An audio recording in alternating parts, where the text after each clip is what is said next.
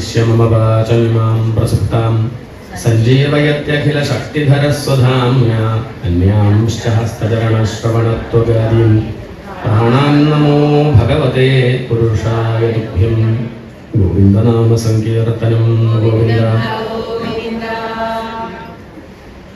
ജ്ഞാനാമൃതം കുടുംബാംഗങ്ങളുടെ ഒരു സംഗമമാണ്. ഇപ്പോൾ നമ്മൾ പലതവണയായി സത്സംഗം നടത്തി അതിൻ്റെ ഒരു സമാപന ദിവസമാണെന്ന്. നാളെയും കൂടിയുണ്ട്. ഏകാദശ സ്കന്ധവും ദ്വാദശ സ്കന്ധവും വായിച്ച് സമർപ്പിക്കുക. നമ്മൾ ദശമസ്കന്ധം അവസാനം വരെ പറഞ്ഞു നിർത്തി. ഇനി പ്രഭാഷണം വേണ്ടത് ഏകാദശ സ്കന്ധമാണ്. ഭഗവാന്റെയും ഗുരുനാഥൻ്റെയും ഒക്കെ അനുഗ്രഹമായിട്ട് കണക്കാക്കുന്നു. യാദർശികമായിട്ട് ഇവിടെ നമ്മുടെ ഗുരുനാഥൻ എത്തിയിട്ടുണ്ട്. ആയിടം കേശവൻ നമ്പൂതിരി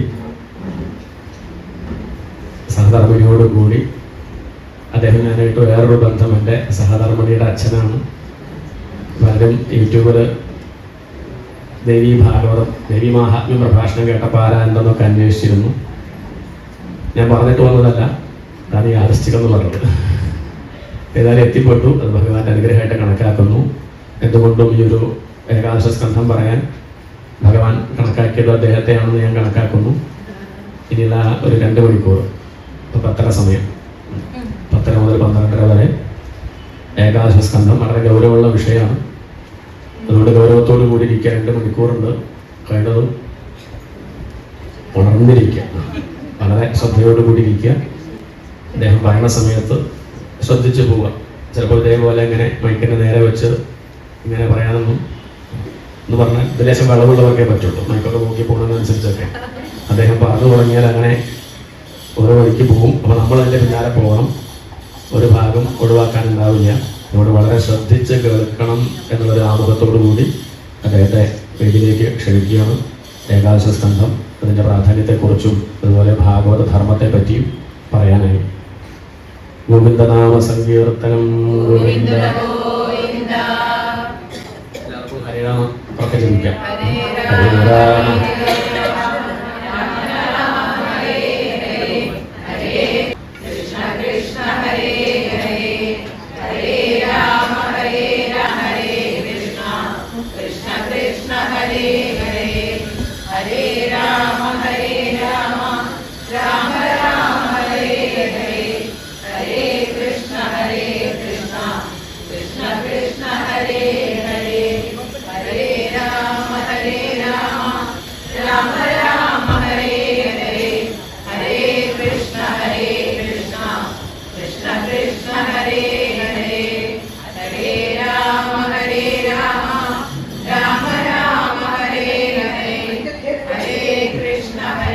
പന്ത്രണ്ടര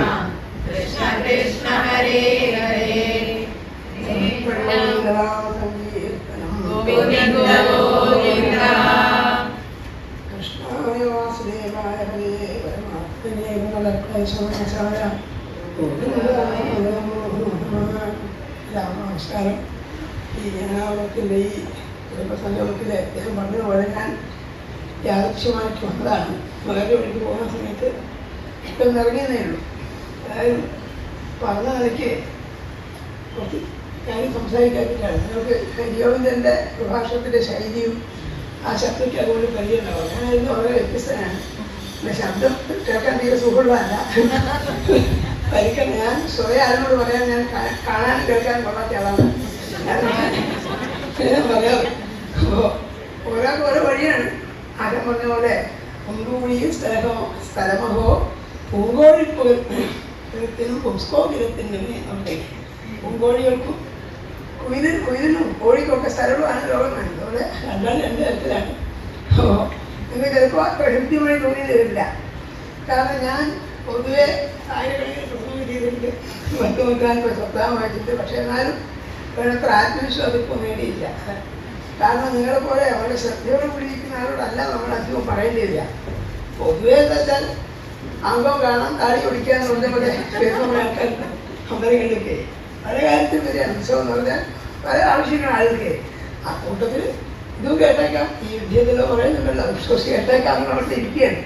അപ്പം അങ്ങനെയുള്ള ആളുകളോട് പറയുന്നുണ്ട് നമ്മൾ വളരെ അടുക്കുഞ്ഞിട്ടേന്ന് പറഞ്ഞ് വിളിച്ചിട്ടില്ല. കാര്യം പറഞ്ഞു നോക്കാം. ഏകാദശ സ്കന്ധത്തില് ജ്ഞാനമാണ് പ്രതിപാദ്യം ആദ്യമേ പറഞ്ഞിട്ടുണ്ട്. ദ്വിതീയ സ്കന്ധത്തില് ഓരോ സ്കന്ധത്തിൽ ലക്ഷണം പറയുമ്പോൾ പറഞ്ഞിട്ടുണ്ട് നിരോധവും മുക്തിരാശ്രയ ആണ്. 10ാമത്തെ സ്കന്ധത്തില് സംസ്കൃതത്തിന് നിരോധമാണ്. അത് കഴിഞ്ഞ് 11ാമത്തെ സ്കന്ധത്തില് മുക്തിയാണ് പ്രതിപാദ്യം പറഞ്ഞത്. അപ്പൊ മുക്തി എന്താണ്? മുക്തി എന്ന് പറഞ്ഞാൽ മോചനം, മോക്ഷം എന്നൊക്കെയാണ്.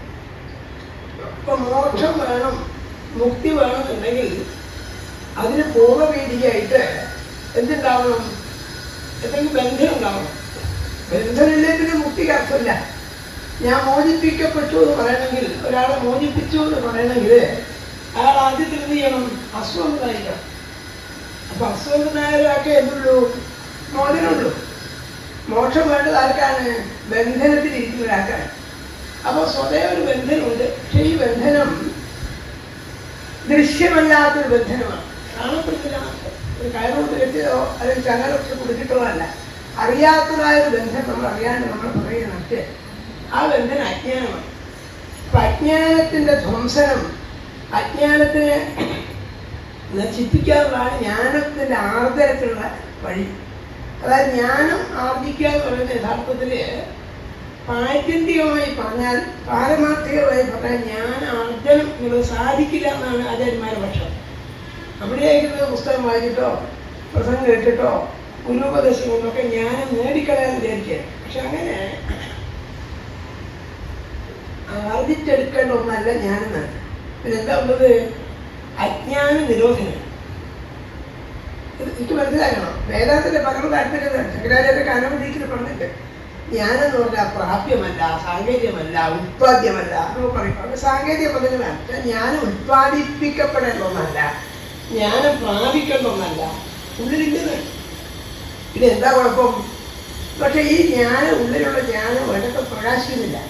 പ്രകാശിക്കാതെ പോകുന്നത് മറവ് മൂടലുകൊണ്ട്.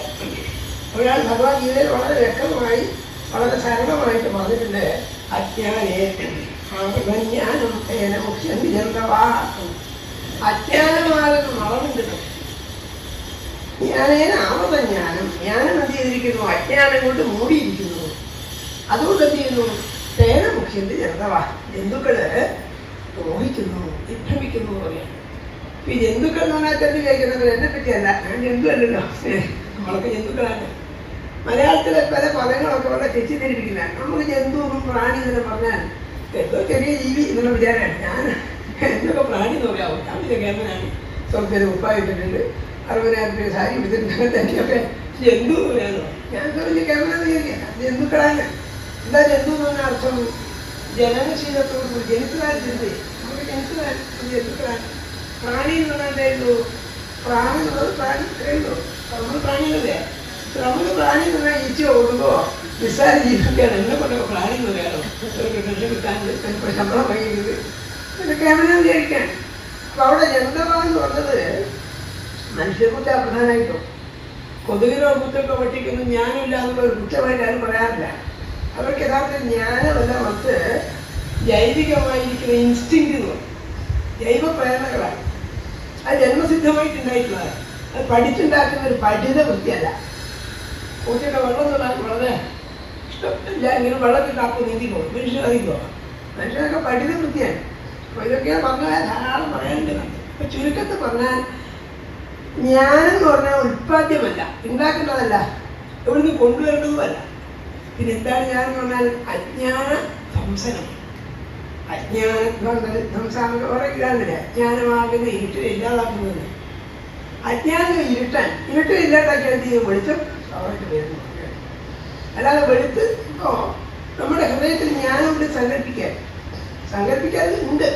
പക്ഷെ ഈ ജ്ഞാനത്തെ മറയ്ക്കാതക്കവണ്ണം, അത് പുറത്തേക്ക് പ്രകാശിക്കാതിരിക്കത്തക്കവണ്ണം പലതരത്തിലുള്ള മൂടലുകൾ മൂടിക്കുക. ഈ പീഠത്തിന് വേറെന്തെങ്കിലും വലിയ താക്കൊണ്ട് കൂടിയാൽ പിന്നെ ഇതിലാണെന്ന് മനസ്സിലാവില്ല. ഇവിടെയൊക്കെ വെളിച്ചമില്ല. ഈ വെളിച്ചത്തിന് വലിയ ശീലങ്ങളോട് മൂടി വെച്ചാൽ വെളിച്ചം പുറത്തു വരില്ല. യഥാർത്ഥത്തിൽ പ്രകാശിക്കുന്നുണ്ടാവാം. പക്ഷെ ആ പ്രകാശം വേറൊരാൾക്ക് അനുഭവവേദ്യമാകാൻ തക്കവണ്ണം പുറത്തു വരുന്നില്ല. ട്യൂബ് വെച്ചാന്ന് വിചാരിക്കാം, 5 വട്ടം രാത്രി അതിന് പൊതി കെട്ടിവെച്ച് അവന് പ്രകാശം കാണണം. പ്രകാശിക്കാത്തതുകൊണ്ടല്ല, അവർ നമ്മുടെ ഓരോരുടെ ഹൃദയത്തിൽ വന്നിട്ട് ഭഗവാൻ തന്നെ ഇരിക്കുന്നുണ്ട്. സത്യോഹൃദ്യപരിജ്ഞതത്വഹൃദിഭീന്ന് ആദ്യം പറഞ്ഞതാണ്. ഭഗവാൻ തന്നെ അത് ഹൃദയത്തിൽ സന്നിധാനം ചെയ്യുന്നുണ്ട്. അത് വലിയവരുടെ ഹൃദയത്തിലേ ഉള്ളൂന്നില്ല. ഏറ്റവും ചെറിയവരിലും ഏറ്റവും നിസ്സാരനും ഏറ്റവും അജ്ഞാനിയിലും എന്തിനു പറഞ്ഞ ഏറ്റവും ഭാവിയിലും പോലും ഭഗവാൻ പ്രകാശിക്കും. പക്ഷെ അത് തിരിച്ചറിയാൻ കഴിയാത്ത വിധം നമ്മൾ എന്ത് ചെയ്യുന്നു? പലതരത്തിലുള്ളതായ ഈ മൂടലുകൾക്കുള്ളിൽപ്പെട്ടിട്ട് പലതരത്തിലുള്ള അജ്ഞാന ബന്ധനമാണ്. അതുകൊണ്ട് അതറിയുന്നില്ലാന്നേ ഉള്ളൂ. ഈ അജ്ഞാനത്തിന് കാരണം എന്താണ്? കാമം, ക്രോധം, ലോകം, മോഹം, മതം, മത്സരം മുതലായിട്ടുള്ള പ്രഖ്യാതങ്ങളായ സംഗതികളാണ്. അപ്പം ഇതിനെ മുഴുവൻ വകഞ്ഞു മാറ്റിക്കഴിഞ്ഞാൽ നേരത്തെ ഈ ട്യൂബ്ലൈറ്റിനായാലും പറഞ്ഞുകൊണ്ട് ഈ കെട്ടൊക്കെ അടിച്ച് ചാട്ടൊക്കെ പുറത്തെത്തി ഞാൻ അവരുടെ പ്രവേശിക്കുന്നത് കാണാം. അവരുടെ ഹൃദയത്തിലുള്ള ജ്ഞാനത്തെ മൂടി വെക്കുന്ന അജ്ഞാനത്തെ നിരാകരിച്ചു കളയുക. അജ്ഞാനത്തെ നിവാരണം ചെയ്യലാണെന്ന് ഞാൻ ഇത്രയുള്ളൂ. അജ്ഞാന നിവാരണമേ ഉള്ളൂ. അതായത് ഞാൻ ഉണ്ടാക്കുന്നില്ല. നിങ്ങളുടെ പുസ്തകം വായിച്ചുകൊണ്ടോ ആചാര്യന്മാരുടെ ഭാഷണം കേട്ടുകൊണ്ടോ ഞാൻ ഉണ്ടായിരുന്നില്ല. ആദ്യമേ ഉണ്ടായിരുന്ന ഞാൻ നിങ്ങൾക്ക് ബോധ്യപ്പെടുത്തുന്നു. അതാണ് താല്പര്യം. അതാണ് ഭാരതീയമായ സങ്കല്പമാണ്. കൊണ്ടാണ് വിവേകാനന്ദ സ്വാമി അദ്ദേഹത്തിൻ്റെ വിഖ്യാതമായ നിർവചനത്തില് വിദ്യാഭ്യാസം നിർവചിക്കുമ്പോൾ പറയും, education is the manifestation of perfection already in man. മനുഷ്യന്റെ ആദ്യമേ തന്നെയുള്ള സമ്പൂർണതയുടെ പൂർണ്ണതയുടെ സാക്ഷാത്കാരമാണ് വിദ്യാഭ്യാസം. വിദ്യ കൊണ്ട് പുതുതായിട്ട് ഉണ്ടാക്കുന്നതല്ല, പഠിപ്പിച്ചോളോ പുസ്തകം വായിച്ചോളൂ ഉണ്ടാവുകയല്ല. ആദ്യമേ ഉണ്ടായിരുന്ന ആൾറെഡി ഇൻ മാൻ എന്ന് പറഞ്ഞാൽ ആദ്യമേ ഉണ്ടായിരുന്നതാണ്. നമ്മൾ തിരിച്ചറിഞ്ഞില്ലാന്നോ? പഴയ ഒരു വിവേകാനന്ദ സ്വാമിയുടെ കഥ പറയും. പണ്ട് ഒരു സിംഹത്തിൻ്റെ കുട്ടി ആട്ടുകൂട്ടത്തിലോ മറ്റോ പെട്ടുപോയി. അങ്ങനെ പല കഥകളുണ്ട്. അപ്പോൾ ഈ സിംഹക്കുട്ടി എന്ത് ചെയ്യുന്നു? അത് വളർന്നു നോക്കി ആടുകളുടെ ഓട്ടത്തിലായാലും ആടിനെ പോലെ നടക്കുന്ന സാധുവാണ് വിചാരിക്കുന്നു. അതിൻ്റെ യഥാർത്ഥത്തിൽ മൃഗരാജ പദവിയോ ഈ സിംഹത്തിൻ്റെതായ ശൗര്യവീര്യങ്ങൾ എനിക്കുണ്ടെന്ന് മനസ്സിലാക്കുന്നില്ല. ആ സാധുവരിക്കാൻ. അപ്പോൾ ഒരു സിംഹത്തെ കണ്ടപ്പോൾ അതിന് സങ്കടം തോന്നി. ഞങ്ങളുടെ കൂട്ടത്തിൽപ്പെട്ട ഒരുത്തൻ ഇങ്ങനെ ദുർബനായി ഇച്ഛയായി ഒന്നും കൊള്ളാത്ത ഇരിക്കുന്നുള്ള വിചാരത്തിന് വേലാക്കാരനെ പിടിച്ചുകൊണ്ടു. ഇതൊക്കെ കഥയാണ്. അല്ല സിംഹം വിചാരിക്കുമോ സിംഹം ആട്ടുകാരി പിടിച്ചോണ്ടില്ല. അങ്ങനെ പിടിച്ചുകൊണ്ടുപോയിട്ട് ഒരു കിണറ്റിലേക്ക് നോക്കാൻ പറ്റും. കിണറ്റിൽ നോക്കിയപ്പോൾ സിംഹം ആട്ടുകൂട്ടി മനസ്സിലായി തൻ്റെ ശരീരം ഈ സിംഹത്തിൻ്റെ പോലെയാണ്. താൻ ഈ വർഗത്തിൽപ്പെട്ടതല്ല എന്ന് മനസ്സിലായപ്പോൾ അത് ചെയ്തു സിംഹത്തിനെ പോലെ ഗർജിച്ചു. അവർ നമ്മൾ പലപ്പോഴും ഞാൻ അജ്ഞനാണ്, ഞാൻ വിഡ്ഢിയാണ്, ഞാൻ കൊള്ളാത്തവനാണ്, ഞാൻ പാപിയാണെന്ന് അനേക തരത്തിലുള്ള തെറ്റായ പരികല്പന കൊണ്ട് ഞാൻ ദുഃഖിക്കുകയാണ്. അപ്പം അതിനെ ഇല്ലാതാക്കാനുള്ള വഴി എന്താണ്? ശരിയായതിനെ ബോധിപ്പിക്കലാണ്. അപ്പം ശരിയായതിനെ ബോധിപ്പിച്ച് കഴിയുമ്പോൾ ഇപ്പോൾ വിളക്ക് കൊളുത്തിയാണ്ട് ചെയ്യുന്നു ഇരുട്ടില്ലാണ്ടാവും. അല്ലാണ്ട് ഇരുട്ടിനെ പോകാൻ വേണ്ടി കുറേ അടിക്കുകയോ ചെയ്തോ ചെയ്യേണ്ട കാര്യമില്ല. വെളുത്ത് വെച്ചാൽ ഇരുട്ട് തനിയുണ്ടാവും. ഒരു അജ്ഞാനം അവിടെ പോയി മനസ്സിലാവില്ല. അപ്പം ജ്ഞാനപ്രകാശം വന്നു കഴിഞ്ഞാൽ അജ്ഞാനം തന്നെയില്ല. അതിനുവേണ്ടി ഈ ഉപദേശം എന്ന് പറയാനാണെങ്കിൽ ആമുഖായിട്ടൊക്കെ പറഞ്ഞത്. ഇനിയുള്ള അധ്യായങ്ങളിൽ ആദ്യത്തെ അധ്യായത്തിൽ യാദവംശത്തിൻ്റെ നാശത്തെക്കുറിച്ച് പറയാൻ അതിനുള്ള ഹേതുവൊക്കെ പറഞ്ഞു വെച്ചു. എന്നിട്ട് ഈ അധ്യായത്തിൽ ഈ ഏകാശത്തിൻ്റെ ഒടുവിൽ ഇതുപോലെ നാശം ഭഗവാന്റെ ഈ ലോകത്തു നിന്നുള്ള വിട്ടുപോക്കൊക്കെ പറയും. അതിന് തുടക്കത്തിൽ എന്ത് പറഞ്ഞു? ആ സമയത്താണ് ഉപദേശങ്ങളൊക്കെ ഉണ്ടായത്. അവിടെ ആദ്യം പറഞ്ഞിട്ടാൽ കൃത്വാദൈത്യമതം കൃഷ്ണസ്വരാമോ ഇങ്ങോട്ട് തുടങ്ങിയാണ്. ഈ രാമകൃഷ്ണന്മാരെന്ത് ചെയ്തു? യാദവന്മാരോട് കൂടിയിട്ട് ഈ കുരുക്ഷേത്രത്തിലൊക്കെ പങ്കെടുത്തിട്ട് ഈ ദൈത്യവധം അനവധി ദുഷ്ടരാജാക്കന്മാരെയും ദുഷ്ടന്മാരൊക്കെ വധിച്ചു. എന്തിനാ ഭഗവാൻ അവതരിച്ചത്? ഭൂഭാരം തീർക്കാനാണ്. ഭൂമിനും ധാരാളം പ്രളയവതിനായിട്ട് കൃഷ്ണനായി വന്നു കൃഷ്ണാഹരി ഇതൊക്കെ അങ്ങനെയുള്ള ഭഗവാൻ എന്ത് ചെയ്തു വെച്ചു? ഭൂവോ അവതരത്യധാരണ്യവിഷ്ടഞ്ജനയങ്കരിയും തന്റെ ഭാരങ്ങളൊക്കെ ഒരുവിധം തീർന്നു തോന്നിയെങ്കിലും എങ്ങനെയാണ് സാധിച്ചത്? കൃത്വാനിമിത്തമിതരേടരഥ സമേതം ഹത്വാൻ ക്ഷിതിഭാരവീശ. ഈശ്വരനായിരിക്കുന്ന ഈ കൃഷ്ണൻ ക്ഷിതിഭാരത്തെ ഭൂമിയുടെ ഭാരത്തില്ലാണ്ടാക്കിയാണ്. രാജാവ് തമാശയൊക്കെ പറയാറുണ്ട് അവിടെ ക്ഷിതിഭാര വീശ എന്നുള്ളത്. വല്ലാത്തൊരു വീശയാണ് അവിടെ. ഈശ എന്നാ മതി. അവന് ഗാനവീശ എന്ന് നാരായണി തരിക കുറേ അത്തരം വീശ ഉണ്ടെന്നാണ് ഗാനവീശ. ഇവിടെന്താ പറയുന്നത്? ക്ഷിതിഭാര വീശ. ഭൂമിയുടെ ഭാരപ്പുരം വയ്ക്കാന്നൊക്കെ മീശയ്ക്ക് രക്തിണ്ടെന്ന് അർത്ഥം. അങ്ങനത്തെ ഈശ്വരനാണ്. ഈശ്വരനാണ് അത് വാക്കേ. ഈശ്വരൻ എന്ത് വിചാരിച്ചു? ഹത്വാദവൻ നിരകരൽ. നിർവന്മാരൊക്കെ വധിച്ചിട്ട് ആരെ വധിച്ചത്? അനേക ദുഷ്ടരാജാക്കന്മാരെ മഹാഭാരതത്തിൽ കളിപ്പിച്ച് കൊണ്ടു. അങ്ങനെ ഭൂഭാരത്തെ തീർത്തു. പക്ഷെ അങ്ങനെ അനേക രാജാക്കന്മാരൊക്കെ ഇല്ലാതാക്കിയെങ്കിലും തൻ്റെ വംശക്കാരായ യാദവന്മാരെ കൊണ്ട് ഭൂമിക്ക് ക്ലേശം ഉണ്ടാകുന്നു ഭഗവാൻ തോന്നി. ഇത് വെളുക്കാനത്തെ മണ്ടായി നമ്മൾ പറയുന്നുണ്ട്. ഭഗവാൻ അവരിൽ തന്നെ ഈ ദ്രോഹില്ലാണ്ടാക്കാനാണ്. പക്ഷെ ഭഗവാന്റെ കുടുംബക്കാരായ അവര് വലിയ കുടുംബമാണ്. ഇവിടെ നേരത്തെ ദശമത്തിന്റെ ഉത്തരാർത്ഥത്തിന്റെ ആദ്യത്തെ കാണാം. ഭഗവാൻ 16,000 വിവാഹം ചെയ്തു. ഓരോരോ സ്ത്രീയും 10 പുത്രന്മാരുണ്ടായി വന്നത്. അല്ലെങ്കിൽ ഓരോരോ പുത്രിമാരുണ്ടായിരുന്നു. 16,000 പുത്രന്മാരും 1,60,000 പുത്രന്മാരുണ്ട് ഭഗവാൻ ഒരാൾക്ക്. അവരെ മക്കളുമായി. അപ്പോൾ ലോകത്തെ എത്ര വികസിച്ചു. ഇവരാകട്ടെ മഹാ അഹങ്കാരികളായി. കാരണം ഭഗവാൻ രക്ഷിക്കാനുണ്ട് എന്നുള്ളത് ആരെയും പേടിച്ചില്ല, ആരും ചോദിക്കാനില്ല. അപ്പൊ അങ്ങനെ അവരെ കൊണ്ട് തന്നെ എന്ത് ചെയ്തു, ഭൂമിക്ക് ഭാരമായി വരുമോ എന്ന് ഭഗവാൻ വിചാരിച്ചു. താൻ വന്നതിനാണ് ഭൂഭാരം തീർക്കാനാണ്. അപ്പൊ ഭൂഭാരം തീർക്കാൻ തന്നവനായ തന്നെ കൊണ്ട് തന്നെ ഭൂമിക്ക് ഭാരം വർദ്ധിച്ചില്ല മോശല്ലേ. അതുകൊണ്ട് എന്ത് ചെയ്യാം, അതുകൂടി ഇല്ലാതാക്കിയിട്ട് പോകാൻ വിചാരിച്ചു. ആദ്യത്തെ പറഞ്ഞില്ല സഹിക്കാൻ വയ്യാത്തതായ അധർമ്മം, സഹിക്കാൻ വയ്യാത്തതായ അഹങ്കാരം ആരുടെ ഭാഗത്തു നിന്നുണ്ടായി? ഭഗവാന്റെ പിൻഗാമികളായിരിക്കുന്ന യാദവകുലത്തിന്റെ ഭാഗത്ത് നിന്നുണ്ടായി. അവർക്ക് അഹങ്കാരികളായിട്ടുണ്ട്. ഭഗവാൻ വിചാരിച്ചതിനെ അതുകൂടി സംഹരിച്ചിട്ട് ലോകം വിട്ടു പോകാൻ വിചാരിച്ചു.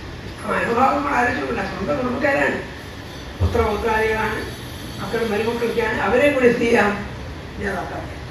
അപ്പൊ എന്താ അവർ അതുകൊണ്ട് പറയുന്നൊരു ഉദ്ദേശം നമ്മൾ മനസ്സിലാക്കേണ്ടത്, ഞാൻ ഭഗവാന്റെ ആളാണ്, ഭഗവാനെ പൂജിക്കുന്ന ആളാണ്, സ്വന്തം ആളാണെന്ന് വിചാരിച്ചിട്ടൊന്നും ഭഗവാൻ രക്ഷിക്കില്ല എന്നർത്ഥം. അത് ധർമ്മത്തെ രക്ഷിക്കുക. സത്യധർമ്മമാണ് ഭഗവാന്റെ സ്വരൂപം. സത്യധർമ്മ സ്വരൂപനായിരിക്കുന്ന ഭഗവാൻ അതിന് വിപരീതമായ, അതിന് അന്യമായ ഒന്നിനെ രക്ഷിക്കാൻ ബാധ്യതയുള്ളവരല്ല. അത് നിങ്ങൾ സ്തുതിക്കുന്നുള്ളതുകൊണ്ടോ നിങ്ങൾ വണങ്ങുന്നുള്ളതുകൊണ്ടോ നിങ്ങളുടെ അന്യായത്തിൽ നിന്ന് ഭഗവാൻ സമ്മതിച്ചില്ല എന്നർത്ഥമാണ്. പലപ്പോഴും പലർക്കും വിചാരിച്ചാണ് ഞാൻ ഭക്തനാണ്, ഞാൻ ഒരുപാട് വെച്ചിട്ട് ഭഗവാനെ കൂട്ടുന്നവനാണ്, തൊഴുന്നവനാണ്, അതുകൊണ്ട് എൻ്റെ കാര്യം നേരെയാവും അങ്ങനെ വിചാരിക്കേണ്ട. നിങ്ങൾ അധർമ്മം ചെയ്താൽ ഭഗവാൻ സ്വന്തക്കാരനാണ് വിചാരിക്കില്ല എന്നർത്ഥം. കാരണം സ്വന്തം മക്കളോടും അങ്ങനെ വിചാരിച്ചില്ല. അതുകൊണ്ട് ഭഗവാൻ വിചാരിച്ചു തൻ്റെ കുലമായിരിക്കുന്ന യാദവ കുലത്തെ കൊണ്ട് ഈ ലോകത്തിനുണ്ടാകുന്ന ഈ ക്ലേശം നിൽക്കാൻ എന്താ വഴി എന്ന് ആലോചിച്ചു. എന്തിനൊരു കാരണമുണ്ടേ. എല്ലാ കാര്യവും എന്താണ്, കാരണത്തിനുണ്ടാവില്ല. അതിന് കാരണം ഉണ്ടാക്കാൻ വേണ്ടി ഭഗവാന്റെ തന്നെ സങ്കല്പനുസരിച്ച് യാദവ കുലത്തിന് ഒരു ശാപം വന്ന് വിട്ടു എന്ന് പറയാം. ആ ശാപത്തിന്റെ കഥ അവിടെ പറഞ്ഞു. എന്താ ചെയ്തത്, ഒരിക്കല് ഈ ധാരാളം മനുഷ്യന്മാര് ഈ ദ്വാരകരെ കിടക്കിടകെ വരും. കാരണം ഭഗവാന്റെ അവതാരതയോട് കാണാൻ വേണ്ടിയിട്ട് ഭഗവാൻ എപ്പോഴാണ് ഈ ലോകം വിട്ടുപോകുന്ന അറിയില്ല. കുറെ കാര്യം 100 വർഷമായി ഭഗവാൻ അവതരിച്ചിട്ടേ. അപ്പൊ അതുകൊണ്ട് ഈ മനുഷ്യന്മാരെ നിങ്ങള് ഭഗവാൻ ആരാധിക്കാൻ വേണ്ടി ഇടയ്ക്കിടെ തുടർച്ചയായി വന്നുകൊണ്ടിരുന്നു. അങ്ങനെ ഒരിക്കലും വരുന്ന സമയത്ത് ഈ ഭഗവാന്റെ മക്കൾക്ക് തന്നെ എന്ത് തോന്നി, അവർക്ക് വലിയ പരിഹാസം. കാരണം ഈ ആൾക്ക് വേറെ പണിയൊന്നുമില്ലേ, മനുഷ്യന്മാർക്ക് ഇതാർക്കാർക്ക് വേറെ പണിയൊന്നുമില്ലേ എന്ന് ചോദിച്ചു. അതുകൊണ്ട് തന്നെ ഒരിക്കല് അവര് പറയാൻ ഏതൊക്കെ മനുഷ്യരാണ്, വിശ്വാമിത്രോ വാസിത കണ്ണോ ധ്രുവാസ അങ്ങിര കശ്യപോ വാമദേവോ വസിഷ്ഠോ നാരദാദയാ. വളരെ കേവലന്മാരായിരിക്കുന്ന പലരും സാക്ഷാൽ ധർമ്മമാരുടെ ഭക്തന്മാരെ അവരുടെ കൂടെ ദ്വാരയിലേക്ക് വരികയും, ദ്വാരയിലേക്ക് വരുന്ന സമയത്ത് ഭഗവാന്റെ മകനായ സാമ്പൻ, ഈ സാമ്പൻ ജാമ്പവതിയുടെ പുത്രനാണ്. ജാമ്പവതിയെ നിങ്ങൾക്കറിയാം, ജാമ്പ എന്ന് പറഞ്ഞ പ്രസിദ്ധനായ രക്ഷവാനുണ്ട്, കരടിക്കൊരുക്കനാണ്. കാരണം മകളാണ്. ആ ചാപല്യമൊക്കെ ഉണ്ട്. പലരിക്കലും പുരാണത്തിൽ കാണാം. എപ്പോഴൊക്കെ സാമ്പനെ പറ്റി പറയുമോ അപ്പോഴൊക്കെ സാമ്പോ ജാമ്പവതി സുധാന്ന് പറയും. ജാമ്പവതിയുടെ പുത്രനെ ഇടയ്ക്ക് ഓർമ്മിക്കും. ആ അപകടം വ്യത്യാസം. അങ്ങനെയുള്ള ആളെ എന്ത് ചെയ്തു, ഈ ബാക്കി പുത്രന്മാർ കൂടിയിട്ട് ഒരു സ്ത്രീയുടെ വേഷം കഴിച്ചു. ഇത് ഗർഭിണിയാന്ന് ധരിച്ചിട്ട് ഈ മനുഷ്യന്മാരുടെ വഴിക്ക് നിർത്തി. എന്നിട്ട് മനുഷ്യന്മാർ ചോദിച്ചില്ല, ഇവൾ സ്വരിച്ചിരിക്കുന്നതാണ്, ഇവൾ ആരാ പ്രസവിക്കുക, ആണിനാണോ പെണ്ണിനാണോ എന്ന് ചോദിച്ചു. അങ്ങനെ എന്താ ചോദിച്ചത്, ഇത് വർഷാക്കൾ അജീവിക്കുന്നില്ല. കാരണം അവള് സ്ത്രീയുമല്ല ഗർഭവുമില്ല, വെറുതെ വയറൊക്കെ എന്തെല്ലാം വെച്ച് വെച്ചിണ്ടാക്കിയതല്ലേ, അരി കൊടുത്തിട്ട് നിർത്തിയതല്ലേ. അപ്പൊ എന്ത് പറഞ്ഞാലും ആര് വിദ്യാവും മനുഷ്യന്മാരെ വിദ്യാവത്തെ ആണെന്ന് പറഞ്ഞാലും വേണ്ട. കാരണം അവൾക്ക് ഗർഭമില്ല, സ്ത്രീയുമല്ല. അപ്പൊ ഇങ്ങനെയുള്ള അവരെ അപഹസിക്കാതെ കൊണ്ട് ചോദ്യം ചോദിച്ചപ്പോ മനുഷ്യന്മാർ ത്രികാലജ്ഞാനികളായ ആളുകളാണ്. അവർക്ക് ഈ അപകടവും ഈ തെമ്മാറ്റൊക്കെ വേഗം മനസ്സിലായി. അവർക്ക് ദേഷ്യം വന്നിട്ട് അവരെന്ത് പറഞ്ഞു, നിങ്ങൾക്ക് യഥാർത്ഥത്തില് നിങ്ങൾ ചോദിച്ച ഒരാളും പെണ്ണുണ്ടാവുക എന്താണ്ടാവുക, മുസലം കുലനാശനം, ഒലയ്ക്കാ ഒലയ്ക്കണം. ദേഷ്യം വിളിച്ചാൽ നമ്മൾ ഒലക്കാന്ന് പോയില്ല, അതുപോലെ ആണോ വേണോ എന്ന് ചോദിച്ചല്ലോ, ആണില്ല പെണ്ണില്ല എല്ലാം ഉണ്ടാവുന്നത് ഒലക്ക ഉണ്ടാവുന്നത്. അതുകൊണ്ട് എന്തുണ്ടാവും? കുലനാശനം. നിങ്ങളുടെ കുലത്തെ യാദവ കുലത്തെ നശിപ്പിക്കാൻ പ്രാപ്തിയുള്ളതായ അതിന് കാരണമായി തീരുന്ന വലിയൊരു ഇരുമ്പൊലയ്ക്ക് അവസരിച്ചാണ്. അവര് നിസ്സാരാന്ന് വിചാരിച്ചിട്ടുണ്ടാവും. പക്ഷേ ഈ വസ്ത്രവും വയറ്റത്തെ കെട്ടുമോ കഴിച്ചു കഴിഞ്ഞപ്പോൾ എന്താണ് അവര് ഒരു ചെറിയ ഇരുമ്പൊലക്കാണ് കിട്ടിയില്ല. അതൊക്കെ പന്ത്രണ്ട് ഒന്നും ഉണ്ടാവുന്നില്ലല്ലോ. കൊടുക്കാനും പിടിക്കുന്നവരെ അവർക്ക് കേട്ടില്ല. അവർ ചെറുതായിരിക്കണം. അത് കിട്ടി. അപ്പോൾ അവരാപ്പടെ പരിഭ്രമിച്ചു. കാരണം ഇത് വലിയ നാശത്തിലേക്കാണ് ചിലർക്ക് തോന്നി. ഇമാർക്കും ഭരിച്ചല്ലോ. അപ്പോൾ എന്താ ചെയ്യേണ്ടതെന്ന് ചോദിക്കാൻ വേണ്ടി ഉഗ്രസേനാണ് രാജാവ്. കംസന്റെ പിതാവ് ഉഗ്രസേന ഉണ്ടായിരുന്നു. ഉഗ്രസേനോട് വന്നു. ഉഗ്രസേന പറഞ്ഞാലും ഇതുകൊണ്ട് ലാഭത്തില്ലാതിരിക്കാൻ വേണ്ടിയിട്ട് അത് എന്ത് ചെയ്യാം, രാഗി പൊടിച്ചിട്ട് കടലിൽ കളയാം. അതിന് രാഗണമെങ്കിൽ ഒരു മറ്റും പിടിക്കണ്ടേ. അങ്ങനെ പുളിയോട് രാഗി രാഗി രാഗി ഒരു കഷ്ണം ബാക്കിയായി അതവര് കടലിലേക്ക് എറിഞ്ഞു. കടലിലെത്തുന്നതായി ഈ ഇരുമ്പിന്റെ കഷ്ണം ഒരു ഉക്കുവൻ മത്സ്യം പിടിക്കുമ്പോൾ കിട്ടി. മത്സ്യം വിഴുങ്ങി ആഹാരവസ്തു എന്ന് വിചാരിച്ചിട്ട് മത്സ്യത്തിന് ഉക്കുവ പിടിച്ചു. ഉക്കുവന് ഈ ഇരുമ്പിന്റെ കഷ്ണം വയ്ക്കുമ്പോൾ അതായത് ഒരു കൊല്ലന് ഇരുമ്പ് പൊടിക്കാതെ കൊടുത്തു. അയാളതുകൊണ്ട് വലിയൊരു അമ്പുണ്ടാക്കി. ഈ അമ്പ് കൊണ്ടാണ് നമ്മൾ പിന്നെ ദശമത്തിന്റെ അവസാനം ഏകാദശത്തിന്റെ അവസാനം കാണാം ഒരു വേട്ടൻ ഭഗവാനെ തന്നെ ഈ ഇതൊക്കെ ഉണ്ടായിരുന്നു. അവിടെ ചുരുക്കി പറയാണ് ഭഗവാന്റെ യഥാർത്ഥത്തിൽ എന്താ വിചാരം? യാദവന്മാർക്കൊക്കെ ഈ കൊണ്ട് നാശം ഉണ്ടാവുമെങ്കിൽ ഞാനത് അത് ഒഴിഞ്ഞു പോകണ്ടേ, ഞാനാണോ നേതാവ്? നേതാവിന് വലിയ കഷ്ടത്തിന് കിട്ടിക്കൊണ്ട് വിചാരിച്ചിട്ടാണ്. ബാക്കി പൊടിയെ കിട്ടിയപ്പോൾ അതായത് തമാശ. ബാക്കിയൊക്കെ ഇരുമ്പ് രാഗി പൊടിച്ചപ്പോ പൊടിയാണ് കടൽ തലി കണ്ടത്. ഭഗവാനെന്ന് കിട്ടി വലിയ കഷ്ടത്തിന് കിട്ടി. ഭഗവാനെന്ന് ഞാൻ ആപത്തായിട്ടൊന്നും വിഷമമായിട്ട് വിചാരിച്ചില്ല. ഞാനാണ് സ്വീകരിക്കുന്നത് വിചാരിച്ചു. ഇത്രയും അവിടെ പറഞ്ഞു വെച്ചു. എന്നിട്ട് പറഞ്ഞു യഥാർത്ഥത്തിൽ ഈ രാമരാമത്തിൽ നിന്ന് യാദവ കുലത്തെ രക്ഷിക്കാൻ വേണമെങ്കിൽ ഭഗവാൻ സാധിക്കുമായിരുന്നു. എന്തിനു സാധിക്കുന്ന ആളാണ്? എല്ലാ വിധികളെയും മറികടക്കാൻ കഴിയുന്ന ആളാണ് ഭഗവാൻ. ശാപത്തെ മറികടക്കായിരുന്നു. പക്ഷെ ഭഗവാൻ ഇച്ഛിച്ചില്ല. എന്തുകൊണ്ട്? നഷ്ടമായിക്കോട്ടെ ബുദ്ധിയില്ലാത്ത വിചാരിച്ചാണ്. അത് നമ്മൾ ശ്രദ്ധിക്കേണ്ടതാണ്. ഭഗവാന്റെ ആ ഒരുപക്ഷെ ക്രൂരം എന്ന് പറയാവുന്ന ഒരു നിഷ്പക്ഷരായി. നമ്മളെ നിഷ്പക്ഷത എന്താണ്? നമ്മളെ സ്വന്തക്കാരാന്ന് കാണുമ്പോൾ നമ്മൾ കുറച്ച് നയും. എന്താണ് കറുത്ത പക്ഷം എന്നാലും കാഞ്ഞിരം വിറകാകിലും എന്താണ് പിന്നെ കറുത്ത വറ്റി എന്നാലും കേശവൻ കൂടെ ഉണ്ടെങ്കിൽ ദോഷമില്ലേറ്റുമേ പറഞ്ഞാണ്. പണ്ടൊരാളെ ഒരു പുരോഹിതനവൻ 1000 തന്നെ കിട്ടുന്ന കേസ്. അപ്പൊ ആൾക്കാരും കൂടി പരാതി പറഞ്ഞപ്പോ പുരോഹിതന്റെ വിദ്യതാണ് ഇയാളെ മകനാ കേശവനെ.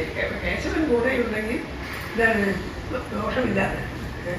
അതുപോലെ സ്വന്തക്കാരെ വരുമ്പം ന്യായമൊക്കെ മറന്നു പോകുന്നു. എന്റെ മക്കളാണല്ലോ, എന്റെ കുടുംബമാണല്ലോ, ഭഗവാനെ വിചാരിച്ചില്ല. അതുകൊണ്ടാണ് ആദ്യം പറഞ്ഞത് ഭഗവാനെ സംബന്ധിച്ചോളം എന്റേതാണല്ലോ എന്ന് വിചാരിച്ചിട്ട് അന്യായത്തെയോ അധർമ്മത്തെയോ അക്രമത്തെയോ ഒന്നും ഭഗവാൻ സഹിക്കില്ല. അത് നമ്മളിപ്പോൾ ഓർമ്മിക്കുന്നതാണ്. അതുകൊണ്ട് ഞാൻ ഭഗവാന്റെ സ്വന്തം ആളാന്ന് വിചാരിച്ചിട്ട് ചെയ്താന്ന് വിചാരിക്കും. ആ ഒരു ബോധ്യം എപ്പോഴും ഉണ്ടാവണം. ഈ ഭഗവത് പരിചര്യങ്ങളോ ഭഗവത് കീർത്തനങ്ങളോ ഭഗവത് സമരികളോ ഒക്കെ തന്നെ നമ്മൾ ഏതെങ്കിലും അക്രമത്തെയോ അന്യായത്തെയോ മൂടി വെക്കാൻ സാധനമല്ല. അതിന് സാധൂകരിക്കാനുള്ളതുമല്ല. അത് ഭഗവാൻ സമ്മതിച്ചില്ല. അതുകൊണ്ടാണ് അവസാനം അദ്ദേഹത്തിനുള്ളവർ പറയുന്നുണ്ട് ഭഗവാൻ ജ്ഞാപകവാർത്ഥ ഈശ്വരോ വീരതന്യഥാ. സാക്ഷാൽ ഈശ്വരനെ ഈശ്വരനായ അർത്ഥം കർത്തും പകർത്തും അന്യഥാകർത്തും ശക്ത. ചെയ്യാനും ചെയ്യാതിരിക്കാനും മറ്റു തരത്തിൽ ചെയ്യാൻ സാധിക്കുന്ന ആളാണ് ഈശ്വരന്. പക്ഷേ അങ്ങനെ ഈശ്വരൻ്റെ ഒരു വിശേഷം നമുക്കിതൊക്കെ കൂടി സാധിക്കുമോ? അതൊക്കെ ചെയ്യാം, അല്ല ചെയ്യാതിരിക്കാൻ അത്രേ പറ്റുള്ളൂ. ഭഗവാൻ വേണം എന്ത് ചെയ്യാം? ചെയ്യാനും കഴിവുണ്ട്, ചെയ്യാതിരിക്കാനും കഴിവുണ്ട്, മറ്റൊരു തരത്തിൽ ചെയ്യാൻ സാധിക്കും. വല്ലപ്പോഴേക്കില്ല മറ്റൊരു വിധം ആയിരുന്നിരിക്കണം. അങ്ങനെയൊക്കെയുള്ള ഭഗവാൻ എന്ത് ചെയ്തു? ജ്ഞാതോവി അറിയെങ്കിൽ കൂടിയാണ്. എന്താ അറിയുന്നത്? ശാപത്തിന്റെ വൃത്താന്തങ്ങളൊക്കെ അറിഞ്ഞു. തന്റെ മക്കൾക്ക് ശാപം കിട്ടിയതറിഞ്ഞു. ഈശ്വരനുമാണ്. പക്ഷേ കത്തുന്നയിച്ചം വിപ്രശാപം കാലൂക്കന്നോദന. പക്ഷെ കാലത്തിനനുസരിച്ച് എന്താണ് സംഭവിക്കുന്നത് സംഭവിച്ചുകൊള്ളട്ടെ എന്ന് വിചാരിച്ചിട്ട് കാലരൂപിയായിരിക്കുന്ന ഭഗവാൻ, അവൻ കാലസ്വരൂപനാണ്. മതേക്കും പറഞ്ഞത് കാലസ്വരൂപനാണ് ഈശ്വരൻ നിർണ്ണയം എഴുതും. അപ്പൊ കാലസ്വരൂപിയായ ഭഗവാൻ എന്ന് വിചാരിച്ചു കത്തുന്നയിച്ച വിപ്രശാപം. വിപ്രശാപത്തെ മറ്റൊന്നാക്കാൻ ആഗ്രഹിച്ചില്ല എന്ന് പറയാനോ നമ്മുടെ ശാപം ഉണ്ടായോ? അവരൊക്കെ അങ്ങനെ നടന്നോട്ടെ വിചാരിച്ചു. അതിന് വേറൊന്നാക്കാൻ ശ്രമിച്ചില്ല. വേണമെങ്കിൽ ഭഗവാൻ ചെയ്യാം, വിപ്രശാപത്തെ മറികടക്കാമായിരുന്നു. അത് നയിച്ചിട്ടില്ല. വേണമെങ്കിൽ സാധിക്കും, പക്ഷെ വേണമെന്നില്ല. ഇതിവിടെ നോക്കാനത് അസംഖ്യരായതുകൊണ്ടാണ്. സ്വന്തം വംശക്കാരാണ്, സ്വന്തം പരമ്പരകളാണ്. എന്നാലും അന്യായത്തിൻ്റെയും അധർമ്മത്തിൻ്റെയും സജ്ജന നിന്ദയുടെയും മാർഗത്തിലാണ് അവർ സഞ്ചരിക്കുന്നത് കണ്ടപ്പോൾ എല്ലാ ആവശ്യം വന്നു കഴിഞ്ഞത്. ഇത് പറഞ്ഞുകൊണ്ടാണ് ഏകാസ് തുടങ്ങുന്നത്. നമ്മൾ ചിന്തിക്കണം. ചെറിയ അധ്യായമാണെങ്കിൽ അത് 24 ലോകയുള്ളൂ.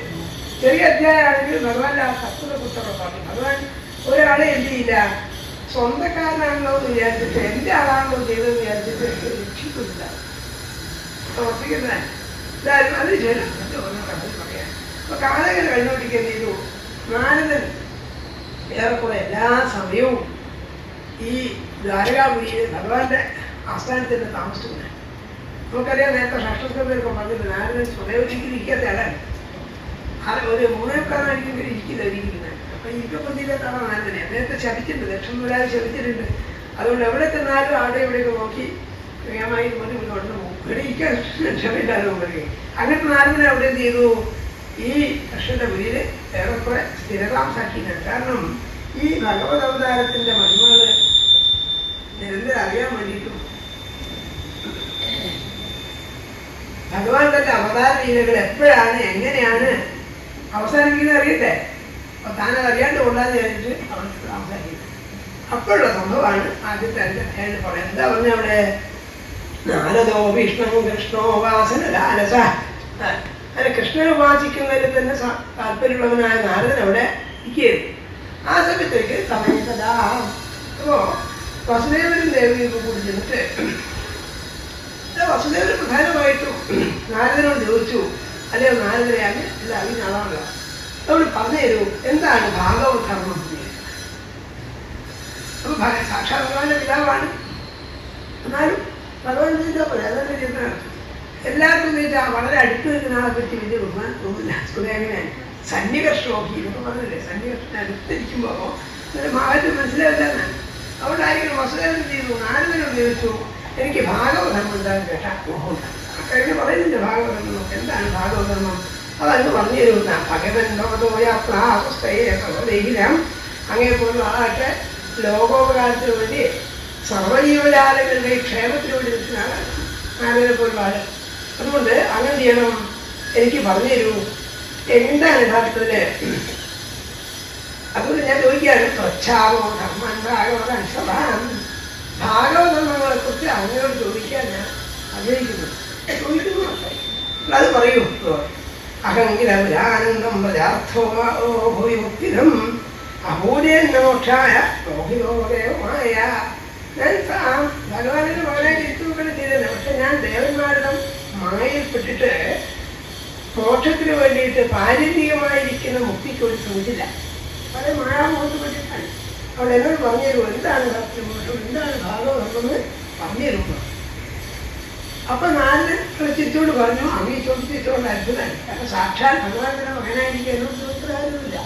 എന്നാലും ചോദിച്ചെനിക്ക് ഞാൻ പറയാം പറഞ്ഞിട്ട് പറയുന്നതാണ് ഈ 4 അധ്യായങ്ങളുള്ള ഈ അതിനാണ് നിമി നവയോഗി സത്താന്ന് പറയുന്നത്. അപ്പൊ നാരദനൊക്കെ അറിയുന്നതാണ്. പക്ഷെ നാരദൻ എന്ത് ചെയ്തില്ല, ഞാൻ പറഞ്ഞു തരാമെന്ന് പറഞ്ഞ് തുടങ്ങാനായിരുന്നു. അതേ ഉടനെ പറഞ്ഞു, അതേ വസുദേവനെ ഈ ചോദ്യം പണ്ട് നിമിരാജാവ് നവയോഗികളോട് ചോദിച്ചിട്ടുണ്ട്. പണ്ട് നിമിയുടെ കഥ നാമസ്കന്ധത്തില് പറഞ്ഞിട്ടുണ്ട്. നിമി ഇക്ഷ്വാകുവംശത്തിൽ പറഞ്ഞ അവസാനത്തെ രാജാവായിരുന്നു. നിമി ഒരു യാഗം കഴിക്കുന്നതിനകത്ത് പ്രശസ്തമായിട്ട് തെറ്റിപ്പിക്കലൊക്കെ ഉണ്ടായി 500 കൊല്ലം നിൽക്കുന്ന യാഗം ചെയ്തു കാണാം. അതാണ് നിമിയെ പറ്റി അവിടെ പറഞ്ഞത്. ആ നിമിരാജാവ് വലിയ യാഗം നടക്കുന്നത് യാദൃശ്യമായിട്ട് എന്ന പോലെ പറയാൻ കാരണം യഥാർത്ഥത്തിൽ ഒന്നും യാദൃശ്യമായിട്ട് വരുന്നില്ലാണ്, ഈശ്വരത്തിനനുസരിച്ചാണ്. ആ നിമി യാഗം നടത്തിക്കൊണ്ടിരിക്കുന്ന കാലത്ത് നവയോഗികളോട് ചെന്നു. നവയോഗികളെ പറ്റി പഞ്ചമസ്കന്ധത്തിൽ പറഞ്ഞിട്ടുണ്ട്. ഋഷഭദേവന്റെ മക്കളായിരുന്നു. 100 മക്കളിലായാലും 81 പേര് മഹാബ്രാഹ്മണരായിപ്പോയി, 9 പേര് നവയോഗികളായിപ്പോയി അവിടെ പറഞ്ഞിട്ടുണ്ട്. ആ 9 ആളാണ് കവിർ ഹരി അന്തരീക്ഷ പ്രബുദ്ധ വിപ്പലായന ആറുനോട്ടോടെ കലഭാരന ഇവിടെ കലഭാരന 9 ആളുണ്ട്. ഈ 9 ആൾ നവയോഗികൾ. അവര് കാറ്റുപോലെ വെട്ടും കിടന്നില്ലാതെ യാതൊരു ക്ലേശമില്ലാതെ ഇപ്പോൾ സഞ്ചരിച്ചുകൊണ്ടിരിക്കുന്നവരാണ്. അങ്ങനെയുള്ള ഈ സപ്തർഷികള് ഈ നവയോഗികള് നിമിയെ അനുഗ്രഹിക്കാൻ വേണ്ടിയിട്ട് യജ്ഞങ്ങളുടെ സൽകൃത്യങ്ങളാണല്ലോ അവർ ചെന്നു. അപ്പൊ ആ നിമിരാജാവ് അന്ന് വലിയ ചക്രവർത്തി പോയി. വലിയ രാജാവ് ചക്രവർത്തിയാണ്. നിമി ചക്രവർത്തി എന്ത് ചെയ്തു, ഈ നവയോഗികളെ പൂജിച്ചിട്ട് അവരോട് ചോദിച്ചു ഈ ചോദ്യം ഭാഗവത ദിവസം അന്നത്തെ ഇത് ആ നവയോഗ്യത പറഞ്ഞ മറുപടി ഞാൻ പറയായിപ്പോ ഞാനല്ലേ ഇത് പുരാണത്തിന്റെ സമ്പ്രദായം എന്തൊക്കെ ചോദ്യം ചോദിച്ചാൽ ഉടനെ ചെയ്യും പണ്ട് ഇന്നയാൾ ഇന്ന കാലത്ത് ഇങ്ങനെ പറഞ്ഞില്ല ഞാൻ പറയാം അത് കേട്ടാൽ പ്രത്യക്ഷത്തിന് നമുക്ക് അയ്യാക്കി ഒന്നും അറിയില്ലേ അതുകൊണ്ടല്ല അത് നമുക്ക് വിനയം കൊണ്ട് പറയാണ് അത് നമ്മൾ ശ്രദ്ധിക്കണം ഇങ്ങനെ ചില പാഠങ്ങൾ കൂടി ഭാഗങ്ങൾ പഠിക്കണം അതിന്റെ താല്പര്യം അങ്ങനെയാണ് ഉദാഹരണത്തിന് സപ്തമസ്കന്ധത്തിലെ ഈ ദൃഷ്ടിന് നാരനോട് ചോദിക്കുന്നത് അത് നിങ്ങൾ കേട്ടതാണ് സപ്തമസ്കന്ധത്തില് അപ്പോൾ നാരൻ ഉടനെ പറഞ്ഞതാണ് എനിക്ക് ഈ സനാതനമായ ധർമ്മത്തെക്കുറിച്ച് കേൾക്കാൻ ആഗ്രഹമുണ്ടെന്നാണ് ഇവിടുത്തെ പറഞ്ഞത് ചോദ്യമിച്ഛാമി കേൾക്കാൻ ആഗ്രഹമുണ്ടെന്ന് അപ്പൊ എന്താണ് ഈ നാരൻ ചെയ്തത് അപ്പോൾ നാരൻ ഈ രീതിയെ അവതരിച്ചത് എന്താ പണ്ട് നാരായണ മനുഷ്യനെ ഈ ഉപദേശിച്ചില്ല അത് ഞാൻ പറയാം എനിക്കറിയാവുന്നൊരു ഭാവം കാണിച്ചില്ല നാരായണ മുഖാശ്രമം നാരായണന്റെ മുഖത്ത് നിൽക്കുന്നത് ഞാൻ പറയാറ് അപ്പൊ ഇത് പറയുന്നത് നമുക്കൊരു ഭാഗം കൂടിയാണ് എല്ലാവരും നീന്താതെ ജോലിയിലാണോ ഒക്കെ എനിക്കറിയാം ഞാനാരാ കേരളം ജോലിയിലൊക്കെ ഞാൻ മനസ്സിലാവും അങ്ങനത്തെ ഒരു കാണിക്കില്ലാർത്ഥം നാരദൻ യഥാർത്ഥ നാരദ തന്നെ ആധ്യാത്മിക രീതി ഉപദേശിക്കുന്നതെന്ന് അർത്ഥം നാരദ രീതി നാരദൻ സർവശാസ്ത്രം പഠിക്കുന്ന ആളാണ് ഈ ഉപനിഷത്തിൽ കാണാം ഛാന്തോക്യം പഠിച്ചിട്ടുണ്ട് നാരദൻ എന്തൊക്കെ പഠിച്ചിട്ടുണ്ട് ഒരിക്കല് സനൽകുമാര മഹർഷി നാരദനെ ദുഃഖിതനായിരിക്കുന്നത് കാണുന്നത് അപ്പൊ സനൽകുമാരൻ ചോദിച്ചു എന്താണ് ഈ ദുഃഖിതനായിരിക്കുന്നത് കാരണം അറിവുള്ളവർ ദുഃഖിക്കില്ല എന്ന് നേരം പറയുന്നുണ്ട് യഥാർത്ഥമായ അറിവ് നേടിയാൽ ഒന്നിനും പിന്നെ ദുഃഖിക്കേണ്ടതില്ല അപ്പൊ അങ്ങേക്ക് എന്താ ദുഃഖത്തിന് കാരണം ചോദിച്ചപ്പോ നാരദോടെ പറഞ്ഞു അപ്പൊ നാരദനോട് സനൽകുമാരൻ ചോദിച്ചു ഞാൻ എന്തൊക്കെയാ പഠിച്ചതെന്ന് ചോദിച്ചു അപ്പൊ വളരെ സുദീർഘമായ ഒരു ലിസ്റ്റ് വായിച്ച് ലഭിക്കുന്നുണ്ട് ഞാൻ 4 വേദങ്ങൾ ആ ശാസ്ത്രങ്ങൾ ധാരാളം പറഞ്ഞിട്ടുണ്ട് അന്ന് അറിയപ്പെടാവുന്ന എല്ലാ ജ്ഞാനവിജ്ഞാനങ്ങളും നേടിയിട്ടുള്ള നാരദനെ ഇന്ന് നമുക്ക് മനസ്സിലാക്കാം അങ്ങനത്തെ നാരദനാണ് ഇവിടെ ചെയ്യുന്നത് വളരെ വിജ്ഞാനമായിട്ട് പറയുകയാണ് പണ്ട് അവയോഗികൾ ഇങ്ങനെ പറഞ്ഞിട്ടുള്ളത് ഞാൻ പറയാം എന്നുവെച്ചാൽ ഈ അഹങ്കാരം ഉണ്ടാക്കാൻ വേണ്ടിയാണ് അല്ല ഞാനത് പഠിച്ചത് ഭാഗവത്തിലോ അല്ല നമ്മുടെ പൂർവികന്മാരായ ആചാര്യന്മാരോ ഒക്കെ ധാരാളം പറഞ്ഞിട്ടുണ്ടാവും അതൊക്കെ എടുത്തു പറയുക നമ്മൾ ചെയ്യുന്നുള്ളൂ ഇവിടെ പറഞ്ഞാണ് ഭാവം താണിതൊക്കെ എൻ്റെ ബുദ്ധിമുട്ട് കണ്ടുപിടിച്ചാണ് മനസ്സിലായി അത് ശരിയെന്നാണ് പിന്നെ എന്താ ഇതൊക്കെ അതുകൊണ്ട് പൊതുവെ പറയാം ഈ പുരാണങ്ങളിലും ഇതിഹാസങ്ങളിലും ധർമ്മശാസ്ത്ര ഗ്രന്ഥങ്ങളിലുള്ള എല്ലാ പ്രസ്താവനകളും തന്നെ പുനഃപ്രസ്താവനകളാണ് വീണ്ടും വീണ്ടും പറയാ ചെയ്യുന്നത് പുതുതായിട്ടൊന്നും പറയല്ല പണ്ടേ ഉള്ളത് എടുത്തിട്ട് പറയാതെ ചെയ്യുന്നത് അങ്ങനെ റീസ്റ്റേറ്റ്മെന്റാണ് അവിടെ പണ്ട് കൊണ്ട് ഞാൻ പറയാം ഇതൊക്കെയാണ് അതിൻ്റെ താല്പര്യം കണ്ടത് അപ്പൊ അതിൻ്റെ ഉപക്രമം പറഞ്ഞു പണ്ടെന്ത് ചെയ്തു ഈ നിമിരാജാവ് ഗംഭീരമായ യാഗം ചെയ്യുന്നുണ്ടായിരുന്നു ആ യാഗത്തിന്റെ സ്ഥലത്ത് അല്ലാതെ പാരമ്പര്യപ്പെടുന്ന അപ്പൊ നമ്മൾ നേരത്തെ കേട്ടിട്ടുണ്ട് അർത്ഥത്തിലൊക്കെ ഉണ്ട് ആ സ്വയംഭൂവിന്റെ പരമ്പരപ്പെട്ടായിരുന്നു ഋഷഭന്റെ മക്കളായ നവയോഗികൾ അവരെന്ത് ചെയ്തു നിമിയുടെ യോഗത്തിലെ യാഗസ്ഥലത്തേക്ക് ചെന്നു നവാഭവൻ മഹാഭാഗാമനയോഹ്യർത്ഥകംസിന ശ്രവണ വാദരചന ആത്മവിദ്യ വിശാരദ ആത്മവിദ്യയിൽ വിശാരദന്മാരായിരുന്നു അവർ വാദരചന കാറ്റുപോലെ കാറ്റെങ്ങനെയാണ് ഒരു തടസ്സമില്ലാതെ സഞ്ചരിക്കുന്നത് അപ്പോൾ സഞ്ചരിക്കുന്നത് കാറ്റിൻ്റെ ഒരു പേര് തന്നെ വായുവിന് സദാഗതി എന്നാണ് ഇപ്പോൾ സഞ്ചരിക്കുന്നവരാണ് ഈ നവയോഗികൾ അവരവിടെ എത്തിക്കൊള്ളുന്നത് അവരുടെ പേര് അവരുടെ കവിഹരീരർത്ഥ ക്ഷപ്രബുദ്ധരായന നാഗനോത്തോഷ നിർമ്മിള ശമസക്കരഭാജന ഇങ്ങനെ 9 ആളുകൾ ഈ നിമിയുടെ യാഗസ്ഥലത്ത് എത്തിച്ചേർന്നു. അപ്പോഴ് ആ നിമി വളരെ ബഹുമാനത്തോടുകൂടി എഴുന്നേറ്റ് നമസ്കരിച്ചിട്ട് പറഞ്ഞു, അല്ലയോ മഹാത്മാക്കളെ, നിങ്ങളെ സാക്ഷാൽ ഭഗവാന്റെ സ്വരൂപങ്ങളാണ് ഞാൻ വിചാരിക്കുന്നത്. അവിടെ ഞാൻ നിങ്ങളോട് ചോദിക്കട്ടെ എന്നുള്ളത് പറഞ്ഞിട്ടുണ്ട്. അദ്ദേഹം പറഞ്ഞതൊക്കെയാണ് മഞ്ഞേ ഭഗവത സാക്ഷാൽ മധുവൈരിയായിരിക്കുന്ന മധുവിന്റെ ഒരു അസുര വരാട്ടോ. അസുരനെ കൊല്ലാ ചെയ്ത് മധുവിലാണ് ഭഗവാൻ മധുസൂദൻ മുന്നിലുണ്ടായത്. മധുവൈരി എന്നൊക്കെ നമ്മൾ പലപ്പോഴും ചോദിച്ചാൽ മധുസൂദൻ എന്നൊക്കെ പേരിട്ടാൽ മധുവിനെ വിളിക്കുള്ളൂ. അസുരന്റെ പേരെ പ്രയോജനമില്ല. അസുരനെ കൊന്നവല്ല അവരുടെ പേര്. മധുസൂദൻ മുഴുവൻ പറഞ്ഞാൽ ഭഗവാന്റെ പേരാവും അസുരൻ. മധുവിനുള്ള അസുരന്റെ പേരാണ്. അസുരനെ കൊന്നവെന്ന് പറഞ്ഞാൽ ഭഗവാനത്തിന്റെ പേര് മധുവൈരി മധുസൂദൻ എന്ന പേരില്ല. മുരാരി എന്ന് പറഞ്ഞാൽ അങ്ങനെയാണ്. മുരൻ എന്ന് പറഞ്ഞാൽ അസുരന്റെ പേരാണ്. ആ മധുദ്യുഷ മധുശത്തിന്റെ ശത്രുവായ മധുവിനെ കൊണ്ടിട്ടുള്ളവനായ ആ ഭഗവാന്റെ പാർശ്വന്മാരാണ് ഞാൻ വിചാരിക്കുന്നത്. അവിടെ ഞാൻ ചോദിക്കുകയാണ്, ദുർലഭോ മാനുഷോദേഹോ എന്തിനാ ചോദിക്കുന്നില്ലല്ലോ? ഈ മനുഷ്യജീവിതം കിട്ടിയിട്ട് അറിയേണ്ടത് അറിയണമല്ലോ. അതുകൊണ്ട് ഞാൻ ചോദിക്കുകയാണ്, ഈ മസ്തിജീവിതമായിട്ട് ക്ഷണഭംഗമാണ് വേഗം ചെയ്യണ്ടോ? വേഗം ചെയ്യണമെന്ന് പറഞ്ഞാൽ 10-50 വയസ്സിൽ ജീവിക്കുന്നില്ലേ? വലിയ കാലം തോന്നാം. അതുകൊണ്ട് ക്ഷണഭംഗങ്ങളുടെ ക്ഷണത്തെ പണ്ട് സമയത്ത് ക്ഷണത്തിൽ വരാന്ന് പറഞ്ഞത്. അപ്പൊ ഈ ക്ഷണം എന്ന് പറയാൻ കാരണം എന്താണ്? ലോകത്തിന്റെ മൊത്തം ആയുസായിട്ട് വെട്ടി നോക്കിയാൽ നിങ്ങൾ ഈ പറഞ്ഞ 10-90 കൊല്ലത്തെ നിസ്സാര സമയമാണ്. ഈ ലോകം ഇപ്പൊ ഇന്നത്തെ ഈ പ്രപഞ്ചം ഉണ്ടായിട്ട് 1327 കോടി വർഷങ്ങളായി എന്നാണ് കാഴ്ചാകരെ പോലുള്ള ശാസ്ത്രകാരന്മാർ കണ്ടുപിടിച്ചത്. 1327 കോടി വർഷത്തെ നമ്മൾ സങ്കല്പിക്കാനാണ്. അതിനിടയ്ക്കാണ് നമ്മൾ ഈ 10-60 വയസ്സിന്റെ കാര്യം വലിയ കേമായിട്ട് പറഞ്ഞത്. എന്നോടാ പഠിക്കുന്നത്, ഞാൻ ഇത്ര കണ്ടത് തന്നെ 60 വയസ്സായിരുന്നു. 60 വയസ്സിന്റെ ലോകത്തിന്റെ നിസ്സാര കാര്യമാണ്. നമ്മൾ ഈ പൊതുവിനെ പറ്റിയോ മഴപ്പാറ്റിയെ പറ്റിയോ ഭാവം വിചാരിക്കുകയാണ്. അതുപോലെ ഈശ്വരന്മാർ നമ്മളെ പറ്റി വേഗം സമയം നമ്മൾ ജീവിക്കുന്നത് വർഷത്തിലെ ലോകത്തിന് ഇതൊക്കെ അതിന് മുമ്പും ഇതിന് പിമ്പുള്ളവരെ സംബന്ധിച്ചിടത്തോളം നമ്മൾ ആഴ്ചത്തേയുള്ളൂ ക്ഷണമാണ്. പക്ഷെ നമ്മൾ അഹങ്കാരം കൊണ്ട് ഞാൻ ക്യാമറയാണ് ഏറ്റവും കഴിച്ചു കൂട്ടി ഞാനായിട്ടാരും ചെയ്തു വിചാരിക്കുന്നതാണ്. നമ്മൾ ആ ക്ഷണഭംഗുര. അതുകൊണ്ട് ഞാൻ ചോദിക്കുകയാണ് ഇങ്ങോട്ട്, അത് ആത്യന്തികം ക്ഷേമം വെച്ചാമോ. അതുകൊണ്ട് പാവരഹിതന്മാരായിരിക്കുന്നത് നിങ്ങളോട് ഞാൻ ചോദിക്കുകയാണ്. എന്താ ചോദിക്കുന്നത്? സംസാരസ്മിൻ ക്ഷണാഥോപി സത്സംഗം. അതുപോലെ സജ്ജനങ്ങളുമായിട്ടുള്ള സംസർഗം, സജ്ജനങ്ങളായിട്ടുള്ള വ്യവഹാരം എളുപ്പമല്ല. ഇതിന്റെ ഭാഗ്യത്തിന് വേണം. ഇവരിവിടേക്ക് വന്നില്ല. അതുകൊണ്ട് ഞാൻ ചോദിക്കാണ്, എനിക്ക് എന്താ കേട്ടുള്ളത്? ധർമാൻ ഭാഗവതൂന ഇതിന് സുഖേക്ഷണം. ഒരു ഭാഗവത ധർമ്മങ്ങളെ പറ്റി പറയൂ. അതെങ്ങനെ പറയുന്ന ആ പറയുന്ന വിനയ ആലോചിച്ച് നോക്കുന്ന അർജുൻ ചക്രവർത്തി പറയാണ്, യതിന് സുഖേക്ഷമം. ഞാൻ കേൾക്കാൻ അർഹനാണെങ്കിൽ എന്നോട് പറഞ്ഞിരുന്നു. അതിനെ നോക്കണേ, വലിയ രാജാവ് ചക്രവർത്തിയാണ്.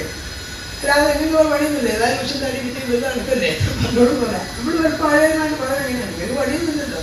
അപ്പോൾ നിങ്ങൾ പറഞ്ഞു ഞങ്ങൾ സൗകര്യമായിട്ട് കേൾക്കാം എന്നുള്ള ഒട്ടേയുള്ളൂ. അത് കാരണം എനിക്ക് പ്രസംഗിക്കാൻ കുറിച്ച് ഞാൻ ഇത്ര മണിക്കൂറാ പ്രസംഗിക്കേണ്ടത്. അവരോട് തിരുവനിക്ക് എത്രയാ പ്രസംഗിക്കുക, ഞങ്ങൾ കുറച്ച് ഞാൻ പോകുന്നു. അതിനെപ്പോൾ പറഞ്ഞോട് കേട്ടാ അന്ന് ബഹുമാനിച്ച് പറഞ്ഞാറേ എത്രയും പറയാം. ഞങ്ങൾ ചെയ്യില്ല, കേൾക്കില്ല.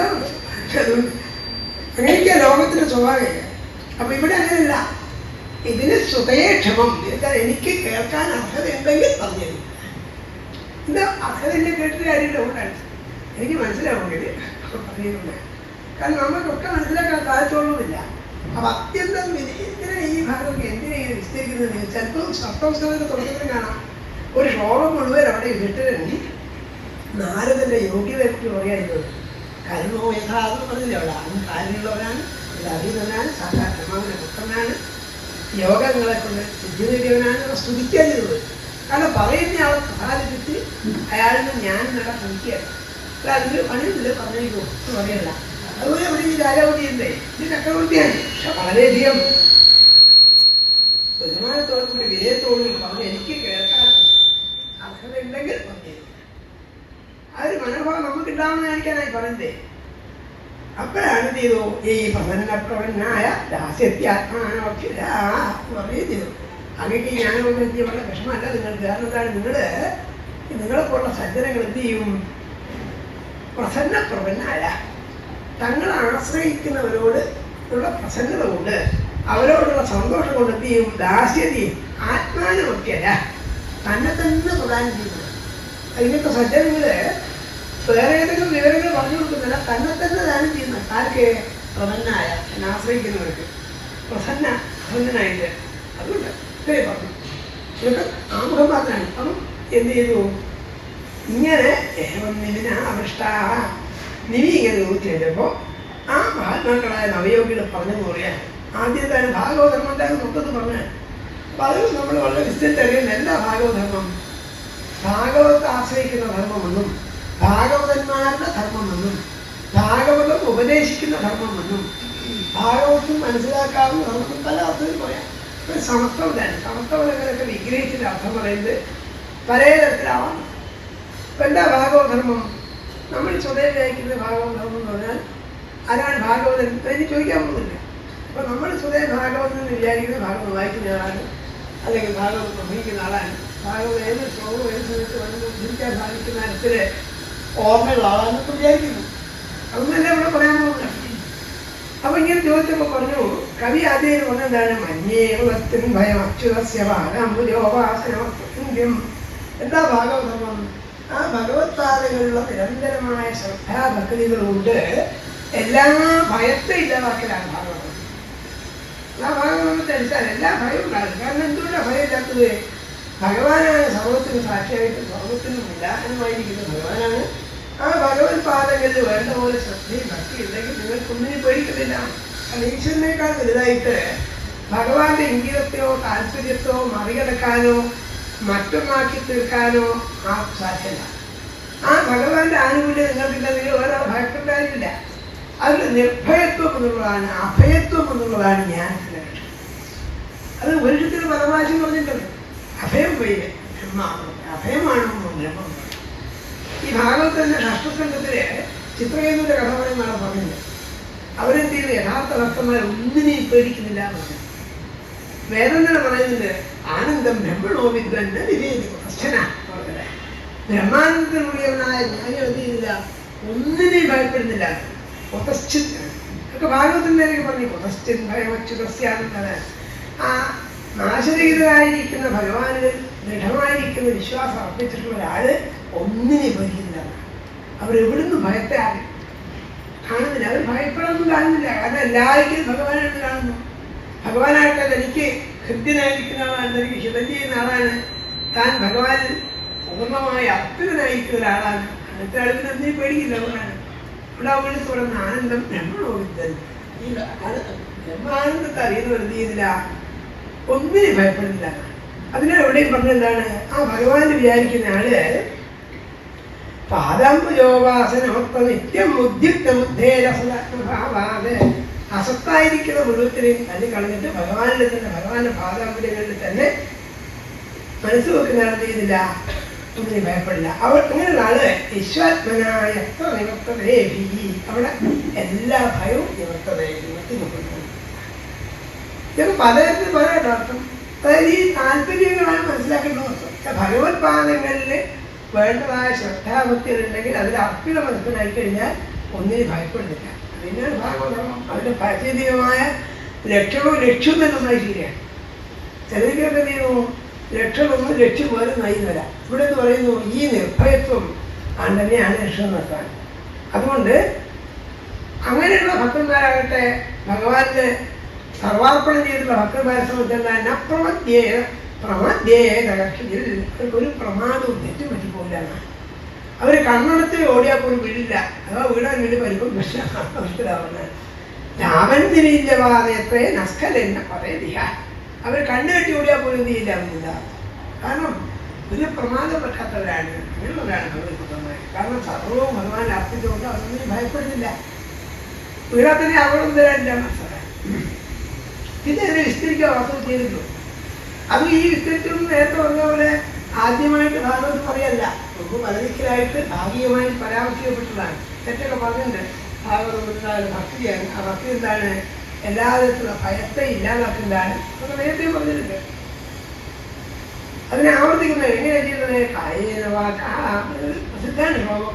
മനസ്സുകൊണ്ടും ശരീരം കൊണ്ടും വാക്കുകൊണ്ടും ബുദ്ധി കൊണ്ടും ഒക്കെ ഭഗവാനെ തന്നെ വിചാരിക്കാൻ എന്ത് ചെയ്യുന്നു, നാരായണയെ സമർപ്പണേത്. ഏതൊന്നിനെയാണോ സാക്ഷാൽ ഭഗവാൻ അർപ്പിച്ചിരിക്കുന്നത് അതിനുള്ളതെന്ന് ഭയപ്പെടുന്നു. ഇതിനാണ് ഭാവം ഒക്കത്തിന് എന്തെന്ന് എന്നുള്ളതായ സമസ്ത ഭാവനകളെയും നിർവിശേഷമായി നിരാകരിച്ചിട്ട് ഭഗവാനെ തന്നെ അർപ്പിച്ചിരിക്കുന്നു. അങ്ങനെയുള്ള ആൾ ഭയപ്പെടുന്നില്ല. കാരണം എന്തുകൊണ്ടാണ് ഭയം ഉണ്ടാകുന്നതൊക്കെ എന്താണ്, ഭയത്തിന്റെ കാരണത്തെ പറയുകയാണ്. ഇതിനെ ഭയം ചെയ്യാതെ രണ്ടാമതൊന്നിൽ നിന്നാണ് ഭയം. എല്ലാ ഭയത്തിനും ഹേതുകൊണ്ടാണ് മറ്റൊരാളിൽ നിന്നാണ്, മറ്റൊരു വസ്തുവിന്റെ സാന്നിധ്യം കൊണ്ടാണ് ഭയം ഉണ്ടാകുന്നത്. അത് ഉപനിഷത്തിൽ പറഞ്ഞതാണ്. ദ്വിതീയാത്മൈ ഭയഭവതി എന്ന് പറഞ്ഞിട്ടുണ്ട്. രണ്ടാമതൊന്നിൽ നിന്നാണ് ഭയം ഉണ്ടാകുന്നത്. നിങ്ങൾ മാത്രമേ ഉള്ളൂ ഭയം ഉണ്ടാവില്ല. പക്ഷെ ലോകത്ത് അങ്ങനെയല്ല നമ്മൾ കാണുന്നത്. ലോകത്ത് അധ്യാപനം പറയുന്നത് ഞാൻ ഒറ്റയ്ക്ക് എനിക്ക് പോയിക്കാൻ പറയുന്നത് പറഞ്ഞെങ്ങനെ ശരിയാവുന്നില്ല. അവിടെ എല്ലാവരും എന്താ പറയുന്നത്, അവരൊറ്റയ്ക്കെല്ലാവരും കാര്യം അതുകൊണ്ടാണ് വേണ്ടിയേ. പുറത്ത് ആളുകൾ വേറെ ഉണ്ട്. അപ്പൊ അവർ തന്നെ എന്തെങ്കിലും അതിക്രമിക്കുമോ, എനിക്ക് അനിഷ്ടമായിട്ട് ചെയ്യുമെന്ന് പേടിച്ചിട്ടായിരുന്നു. ഒരിക്കലും ആരും പേടിയില്ലാതില്ല, പേടിക്കാനൊന്നുമില്ല. അത് നമ്മളിപ്പോ വീട്ടിൽ ഒറ്റയ്ക്കുള്ളൂ എന്ന് പറഞ്ഞാൽ പുറത്താരും അറിയുന്നതുകൊണ്ടാണ്.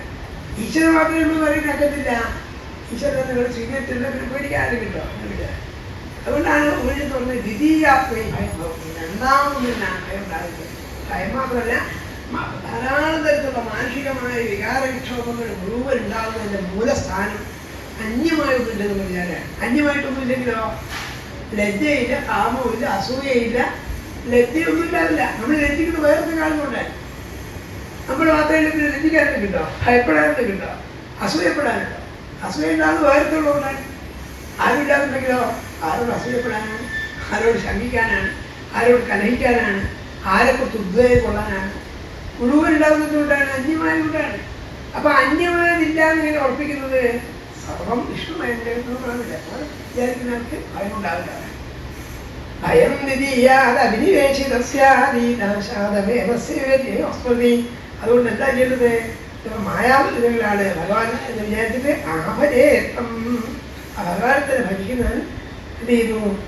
ഈ ക്ലേശത്തിൽ നിന്ന് രക്ഷപ്പെടുക.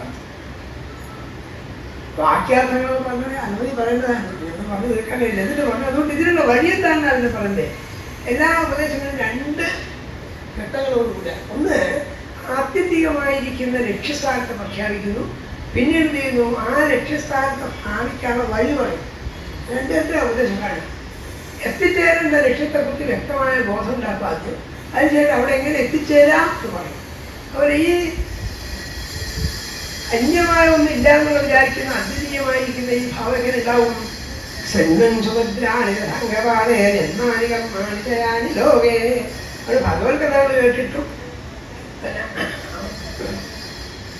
സുഭദ്രാണി രഥാംഗമാണ്.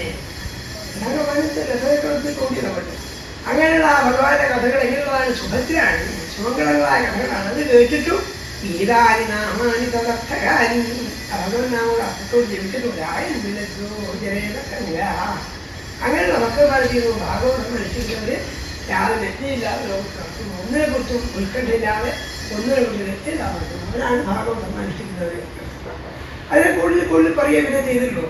അങ്ങനെ രാധാനുരാഗോതുക അത് ഭഗവാനെ തന്നെ അനുരാഗമുള്ള ആൾക്കാര് ഉന്മത്തവൻ നിർത്തിതി വാക്യലോക ഈ ലോകത്തിൽ സ്വയം ആനന്ദിക്കുന്നു, പാട്ടുപാടുന്നു, നൃത്തം ചെയ്യുന്നു. ഇതൊക്കെ പ്രഹ്ലാദനെ പറ്റി പറഞ്ഞിട്ടുണ്ട്. ലോകത്ത് വിചാരിക്കുന്നതിനെ കുറിച്ച് അവർ ഉത്കണ്ഠപ്പെടുന്നില്ല. ആളുടെന്താ അഭിപ്രായം പറയാനുള്ളതിനെ കുറിച്ച് ദുഃഖിക്കുന്നില്ല. അങ്ങനെയുള്ളവരാണ് ഭാഗവധർമ്മം അനുഷ്ഠിക്കുന്നത്. ആ ഭാഗവധർമ്മം എന്ന് പറഞ്ഞാൽ അതാണ്. എല്ലാവരും വേണ്ടിയിട്ട് ഭഗവാന്റെ താത്ത മനസ്സ് വെച്ചിട്ട് ഒന്നിനെ കുറിച്ച് ഉത്കണ്ഠയില്ല, ഉദ്വേഗമില്ല, അസൂയയില്ല, അഭിമാനമില്ല.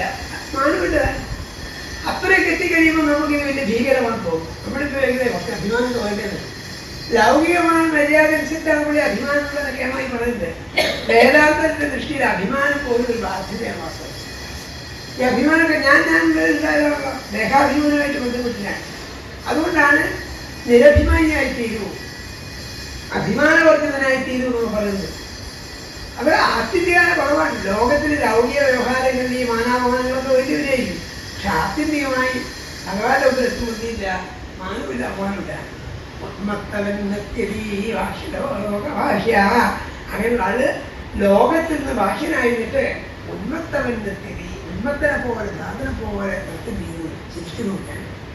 അങ്ങനെ പ്രഹ്ലാദനെ പറ്റി പറയാൻ പറഞ്ഞിട്ടുണ്ട്. പ്രഹ്ലാദൻ ഭഗവാൻ വിചാരിച്ചത് ചെയ്യുന്നു, ചിലപ്പോ ചിരിക്കുന്നു, ചിലപ്പോ കരയുന്നു എന്ന് പറഞ്ഞിട്ടുണ്ട്. ഇങ്ങനെയുള്ളവരാണ് നൃത്തം. എന്നിട്ട് പറഞ്ഞു ഭക്തിപരേശ അനുഭവോ വിരക്തി അന്യത്രയേഷത്രികാല. ഇങ്ങനെ ഭഗവത് കഥ കേട്ടിട്ടും ഭഗവാനെ കുറിച്ച് സ്മരിച്ചിട്ടും ഭഗവാനെ കീർത്തനം ചെയ്തിട്ടൊക്കെ ഉണ്ടാകുന്ന ഭക്തി ഒരേ കാലത്ത് 3 കാര്യങ്ങൾ സാധിക്കുന്നതാണ്. പക്ഷെ ചെയ്യുന്ന കാര്യമാണ് ഭക്തി ഒന്ന് ഉപാസിക്കുന്നത്. ഉപാസന എന്ത് ചെയ്യുന്നു? 3 കാര്യങ്ങൾ സാധിപ്പിക്കുന്ന ഏകകാലം, ഒരേ കാലത്ത് തന്നെ. ഇതൊക്കെയാണ്. അതുപോലെയാണ് പ്രവൃത്യമാനസ്യവും തുഷ്ടിപുഷ്ടി ക്ഷുതമായ ഒരു ഭാസം. എന്താ ഈ 3 കാര്യത്തേക്ക് ഊരണം? ഇങ്ങനെ ഉരുട്ടി ഉണ്ണാണ്, ചോറുണ്ണാണ്, ഊണഴിക്കാൻ. ഊണഴിക്കുമ്പോൾ ചെയ്യുന്ന പ്രക്രിയ ഒന്നേ ഉള്ളൂ. ഉരുട്ടി വായനത്തിൽ ചവയ്ക്കുന്ന അർത്ഥം ഒന്നേ ഉള്ളൂ. ഊണഴിക്കാതെ ഒറ്റ ക്രിയ. ആ ക്രിയ കൊണ്ട് എന്തൊക്കെ ഉണ്ടാവും? 3 ഫലം ഉണ്ടാവും. ഒന്ന് ചോറുണ്ടായിരുന്നേക്കുള്ള വിശപ്പ് വേണം. പിന്നെ ഊണഴിച്ചുള്ള സന്തോഷം, സംതൃപ്തിയില്ല. ഇതിനൊക്കെയാണ് വിശപ്പത്തില്ലെങ്കിൽ ഊണഴിച്ചില്ലല്ലോ എന്ന് ആദ്യം കൊണ്ട് ചർച്ച ചെയ്യുന്നില്ല. ഊണഴിച്ചിട്ട് ശീലമായി പോകണ്ടേ? ഊണഴിച്ചില്ലെങ്കിൽ ഊണഴിച്ചില്ലല്ലോ എന്നുള്ള സങ്കടം അത്രയേ ഉള്ളൂ. ആവശ്യത്തിൻ്റെ കാര്യം തോന്നും. അപ്പൊ ആ സന്തോഷം ഉണ്ടാവും, ഊണഴിച്ചുള്ള സംതൃപ്തി ഉണ്ടാവും. പിന്നെ ആ ശരീരത്തിൽ പുഷ്ടി ഉണ്ടാവും. അതാണ് പുഷ്ടി പുഷ്ടി ക്ഷുതമായ ഒരു ഹാസം എന്ന് പറഞ്ഞാൽ. ക്ഷുത്തുള്ളവരെന്ത് ചെയ്യുന്നു? വിശപ്പ് മാറുന്നു, ശരീരത്തിന് പോഷണം കിട്ടുന്നു. പിന്നെ ഊണഴിച്ചുള്ള സന്തോഷം ഉണ്ടാവും. പുഷ്ടി പുഷ്ടി ക്ഷുതമായ ഒരു ഹാസം. ഘാസത്തെ ഉരുവാണ്. ഘാസം എന്ന് പറയുന്നത് ഘാസം വായില്ല. അങ്ങനെ ഘാസിച്ച് കഴിഞ്ഞാൽ എന്തുണ്ടാവും? വിശപ്പ് മാറുന്നു, ഭക്ഷണം കഴിക്കുന്നുള്ള സമുദ്രയ്ക്ക് ഇടയാവുന്നു. പിന്നെയോ ശരീരത്തിൽ പോഷണം ഉണ്ടാകുന്നു. അത് ഭഗവാനെ സേവിക്കുന്നതുകൊണ്ട് അജ്ഞത ഇല്ലാതാവുന്നു, സന്തോഷം ഉണ്ടാവുന്നു എന്നൊക്കെയുള്ള പറയാൻ. അതുകൊണ്ട് അത്യുതാഗ്രം ബലോത്യ ഭക്തം വിരക്തിന് അത് ഭക്തിയാകുന്ന ഉപാധി കൊണ്ട് ഉണ്ടാവും. ഭക്തി ഉണ്ടാവും, വിരക്തി ഉണ്ടാവും. ഭഗവാന്റെ പ്രധാനമായിട്ടാണ് മൂന്ന് കാര്യം സാധിക്കുന്നത്. വിരക്തി എന്നുള്ളതാണ് ഒന്നിനും പ്രത്യേകിച്ച് ആസക്തി ഇല്ലാതിരിക്കാനാണ്. അപ്പോഴും അത് സംശയം ഉണ്ടാവും, ആസക്തിയിലായിട്ട് നമുക്ക് ജീവിക്കാൻ പറ്റുന്നത്. പക്ഷെ ആസക്തി ഒരു പ്രതിബന്ധമായി, ഒരു ചങ്ങലയായി നമുക്ക് വിഷമം ഉണ്ടാക്കി വരാം. ആസക്തി എത്രത്തോളം കുറയുന്നു അത്രത്തോളം ലോകത്തിൽ സന്തോഷം ഉണ്ടാവും. കെട്ടഴിയുന്നതിനെക്കോളം ചെയ്യാൻ നിങ്ങൾക്ക് കൂടുതൽ കൂടി സഞ്ചരിക്കാം. നോക്കിക്കെട്ടിയ പശുവിന് എന്ത് ചെയ്യുന്നു? ചെറിയൊരു വൃത്തത്തെ സഞ്ചരിക്കാൻ കഴിയുള്ളൂ. ഈ കാലിൻ്റെ നീളം കൂടുതലെക്കോളം ഇഷ്ടംപോലെ സഞ്ചരിക്കാം. അത് ബദ്ധനായവൻ എന്ത് ചെയ്യുന്നു? പക്ഷെ മനസ്സുകൊണ്ട് എന്തിനോടൊന്നും ബദ്ധത, ബന്ധനാവസ്ഥ ഉണ്ടാകുമ്പോൾ കെട്ടിയിട്ടവനാണ് മനസ്സുകൊണ്ട് വലയ്ക്ക് ഓടുന്നത്. അതുകൊണ്ടാണ് ആശ എന്ന് പറയുന്നത് എന്താണ്? ആശയാകുന്ന പാശത്തിൻ്റെ അത്ഭുതം എന്താണെന്നൊക്കെ അങ്ങനെ പറയും. ആശയാകുന്ന കാര്യം കൊണ്ട് കെട്ടിയവൻ ഓടുന്നത്. അതാണ് കെട്ടിയ ആൾ നിൽക്കില്ല ചെയ്യാൻ. പക്ഷേ ആശയാകുന്ന പാശം ചെയ്യുന്നു മോഹങ്ങളുടെ വലിയ സാമ്രാജ്യങ്ങൾ കാണിച്ചു. ഇത് കഴിഞ്ഞാൽ വരുന്നു, ഇത് കഴിഞ്ഞാൽ വരുന്നു, തിരിച്ചാൽ നിൽക്കുന്നത് വാങ്ങുന്നു. അവിടെ ആശയാകുന്ന കാര്യം കൊണ്ട് കെട്ടിയവൻ്റെ മനസ്സെപ്പോഴും ഓടുന്നു. കെട്ടിയവൻ ഓടുന്നു. സാധാരണ കെട്ടിയവനിക്ക് നിൽക്കുന്നില്ല. ആശയാകുന്ന പാശത്തിൻ്റെ കെട്ടില്ലാണ്ടിരിക്കട്ടെ. ഇങ്ങനെ എന്ത് ചെയ്യുന്നു? പരാം ശാന്തി ഉപയോഗി സാക്ഷാൽ. ഇങ്ങനെ എല്ലാ ബന്ധനങ്ങളും ഒടുങ്ങിക്കഴിഞ്ഞാൽ എന്ത് ചെയ്യുന്നു? പരാം ശാന്തി ഉപയോഗി, പരമമായ ശാന്തിയെ പ്രാപിക്കുന്നു. തിരിച്ചുപോക്കില്ലാത്തായ, അതായത് വിധിയിൽ വിഷാദിക്കേണ്ടതില്ലാത്ത, പശ്ചാത്തലിക്കേണ്ടതില്ലാത്ത ഒരു ശാന്താവസ്ഥയെ പ്രാപിക്കുന്നു. ഇതിനെപ്പറ്റി അനേക ഗ്രന്ഥങ്ങളിൽ, പ്രകടന ഗ്രന്ഥങ്ങളിലും ഭക്തി ഗ്രന്ഥങ്ങളിലൊക്കെ പറഞ്ഞിട്ടുണ്ട്. നാരദന്റെ പ്രഖ്യാതമായ നാരദഭക്തി സൂത്രം അത് പറയും. എന്ന് പറയും. ഏതൊന്നും ആവർത്തിച്ചു കഴിഞ്ഞാൽ മോഹങ്ങൾ ബാക്കി നിൽക്കുന്നില്ലയോ, ദുഃഖിക്കുന്നില്ലയോ, സന്തോഷിക്കുന്നില്ലയോ ഇങ്ങനെ പറയും. ഏതൊന്നാണോ, ഏതൊരു ഭഗവത് ഭക്തിയാണോ ആത്യന്തികമായി പ്രാപ്യമായത് അത് പ്രാപിക്കഴിഞ്ഞാൽ അവരെന്ത് ചെയ്യുന്നു? ഒന്നും ബാക്കി നിൽക്കില്ല. ഒരാശയില്ലാതിരിക്കും എന്ത് ചെയ്യും? ശാന്തി ഉപേതി. നമുക്ക് അനുഭവം കൊണ്ടറിയാം. പുറത്തെ എന്ത് ചെയ്യുന്നു? ഒരു മുഖവും നടക്കുന്നില്ല. ഉറങ്ങുമ്പോഴേ കാണുന്നുണ്ടോ? ആരിക്കും പരാതി തിരിയുന്നുണ്ടോ? ഇത് നക്കുന്നുണ്ടോ? സ്വാതന്ത്ര്യമുണ്ടല്ലോ. നമ്മളുണ്ടോ എന്ന് നമ്മൾ അറിയുന്നില്ല. ഉറക്കിനെ സുഖമായിരിക്കുന്ന, ദീർഘമായിരിക്കുന്ന, സുദീർഘമായിരിക്കുന്ന നിദ്രയിൽ, അതാണ് സുഷുപ്തി എന്നുള്ളത്. അങ്ങേറ്റ തുറക്കാൻ. അപ്പൊ ഞാനുണ്ടോ എന്ന് മനസ്സിലാവില്ല. ഞാൻ ഇന്നൊരിക്കലാ കിടക്കുന്നത്, ഇഷ്ടമൊക്കെ സ്ഥലമുണ്ട്, ഭയങ്കര ഇഷ്ടം നല്ല ഓർമ്മയുണ്ടാവും. ഞാനുണ്ടോ എന്ന് ഓർമ്മയുണ്ടാവില്ല. ഓർമ്മ കഴിഞ്ഞാൽ ഭൂമി തന്നെയുള്ളൂ. അപ്പൊ എപ്പോഴും ശാന്തിപ്പാണ് ഉപഭോഗങ്ങളൊക്കെ വർദ്ധിക്കുമ്പോഴാണ്. നമ്മളെപ്പോഴും ഉപഭോഗത്തിലാണ് സുഖമുണ്ടെന്ന് വിചാരിക്കാൻ. എല്ലാ ഉപഭോഗങ്ങളും നിരച്ച് കാരണാത്മാവിൽ സ്വയം ലയിക്കുമ്പോഴാണ് ഏറ്റവും കൂടുതൽ സന്തോഷം. അതാണ് ഉറക്കിനെ ഉദാഹരണമായിട്ട് പറയുന്നത്. ലോകത്തെ എല്ലാ ജീവികൾക്കും ഏത് കാലത്തും ഏത് ദേശത്തും ഏറ്റവും വലിയ സുഖം ഉറങ്ങുമ്പോഴാണ്. ഒരു കേരളം തുറക്കുമ്പോഴേ ഉറങ്ങിപ്പോയോ കേൾക്കുന്നു. എനിക്കാ തോന്നുന്നത് ഉറങ്ങുമ്പോൾ കേരളം ഉണ്ടാകുന്നില്ല. ഉറങ്ങുമ്പോൾ ഞാനുള്ള അഹം മുഴുവൻ വിജയിച്ചുപോയി. അത് പരാംശാന്തി. അതുപോലെ എന്ത് ചെയ്യുന്നുണ്ടാവും. അപ്പം വീണ്ടും ചോദിച്ചു, രാജാവ് ചോദിച്ചു, ആ ഭഗവത് ഭക്തന്മാരിങ്ങനെയൊക്കെയാണ് അഥവാ ഭക്തിയുടെ പരമ ലക്ഷണം ഇല്ലാതെ പറഞ്ഞല്ലോ. ആ ഭഗവത് ഭക്തന്മാരുടെ ലക്ഷണം എന്താണ്? അവരെന്തുകൊണ്ട് തിരിച്ചറിയാൻ കഴിയും? ഒരു ലക്ഷണം പറയണ്ടേ? ഇന്നാണ് ഇന്ന് കണ്ടിട്ട് എങ്ങനെ മനസ്സിലാക്കാമെന്ന് ചോദിക്കുകയല്ല. യഥാചരതി ധ്രുവേ ഭഗവത് പ്രിയ. ഭഗവാൻ പ്രിയന്മാരായിരിക്കുന്ന ആളില് എങ്ങനെ സഞ്ചരിക്കുന്നു, എങ്ങനെ സംസാരിക്കുന്നു എന്ന് പറയൂ. അത് കണ്ട് മനസ്സിലാക്കാൻ വേണ്ടിയേ. ലിംഗൈഹി, ലിംഗം എന്ന് പറഞ്ഞാൽ എന്താണ്? അടയാളം നടത്തുക, സൈൻ നടത്തുക. ഏതൊക്കെ അടയാളങ്ങളെ കൊണ്ടാണ് ഭഗവത് ഭക്തന്മാരെ അഥവാ ഭാഗവതപ്രിയന്മാരെ മനസ്സിലാക്കാൻ സാധിക്കുക എന്ന് പറഞ്ഞു പറയാം. ലിംഗത്താണ് അടയാളമാണ്. ആ തത്വത്തിലേക്ക് എത്തിക്കുന്നതൊക്കെയാണ് ലിംഗം എന്നാർത്ഥേ. ഗമേതേതി ലിംഗ. അപ്പൊ ലക്ഷണം പറയാൻ നമ്മളെങ്ങനെയാണ് ഒരു ലക്ഷണം കൊണ്ടാണ് മനസ്സിലാക്കുക. ഒരാളെ കണ്ടുപിടിക്കണം. എന്താ ലക്ഷണം? അയാൾക്ക് ഇന്ന ലക്ഷണങ്ങൾ കണ്ടിട്ടാണെന്നോ, തല നരച്ചിട്ടുണ്ടെന്നോ, ഇങ്ങനത്തെ ലക്ഷണം പറയണ്ടേ? അത് കഷ്ടം പറയുന്നു. അപ്പൊ പറയാണ്, അപ്പൊ നമ്മൾ ശ്രദ്ധിച്ച് കേട്ടിട്ടാണ്. നമ്മൾ നേരത്തെ പറഞ്ഞ പോലെ ഭാഗവത പ്രിയൻ, ഭാഗവതൻ എന്നൊക്കെ കേട്ട് എന്ത് ചെയ്യും? ഭാഗവത പ്രസംഗിക്കുന്ന ആളാണ്, കൂടിയിട്ടുള്ള ആളാണ്. അങ്ങനെയൊക്കെയാണ് ആചാര്യപ്പൻ ലക്ഷണങ്ങൾ. 4 മാല ഉണ്ടാവണം, ഒരു 8 കുടി, നെറ്റിക്ക് സ്ഥലം തച്ചണം, പല കളറും കറുപ്പും മഞ്ഞയും ചുവപ്പുകയും കുറെ കൂടി. ഇത് മോശമാണെന്നല്ലേ ഞാൻ പറഞ്ഞു. വളരെ ഇഷ്ടമാണ്. ഇതിലൊക്കെയാണ് പക്ഷേ ഭാഗവതത്തുള്ള തെറ്റിദ്ധരിച്ച ഭ്രമാണ്. ആന്തരികമായ വിശുദ്ധിയില്ലാത്ത, ആന്തരികമായ ശുദ്ധി നേടുന്ന മോഹം പോലും ഇല്ലാത്ത ആരെന്ത് ചെയ്യുന്നു? ഈ വ്യാജ പ്രമാണങ്ങളൊക്കെ കൊടുത്തത്. അത് കണ്ടിട്ട് ആരും വിചാരിക്കുന്നു ഈ ആകപ്പാടുള്ള വിക്ഷമങ്ങളിൽ പെട്ടിട്ടാണ്. ഇപ്പൊ ഭക്തന്റെ ലക്ഷണം എന്താണെന്ന് പറയാൻ പോകുന്നേ. എന്താ ഭക്ത ലക്ഷണം? ഇപ്പൊ പറഞ്ഞു അവിടെ ഒരു മാറ്റി മനസ്സിലാക്കേണ്ടത് ഈ ഭഗവത് ഭക്തന്റെയോ ഭാഗവതന്മാരുടെ ലക്ഷണം പുറത്ത് വേണ്ട മനസ്സിലാക്കണമെന്നല്ല. അത് സുദീർഘമായിരിക്കുന്ന വളരെ അടുപ്പമുണ്ട് മനസ്സിലാവും. ഒരാൾക്ക് ഈ ഒരു മനോഭാവം ഉണ്ടാവുന്നുണ്ട്, ദൂരെ തന്നെ മനസ്സിലാവുക. ആളെ കുപ്പായങ്ങളുണ്ടോ ശബ്ദം കേട്ടോണ്ടോ മനസ്സിലാവുന്നില്ല.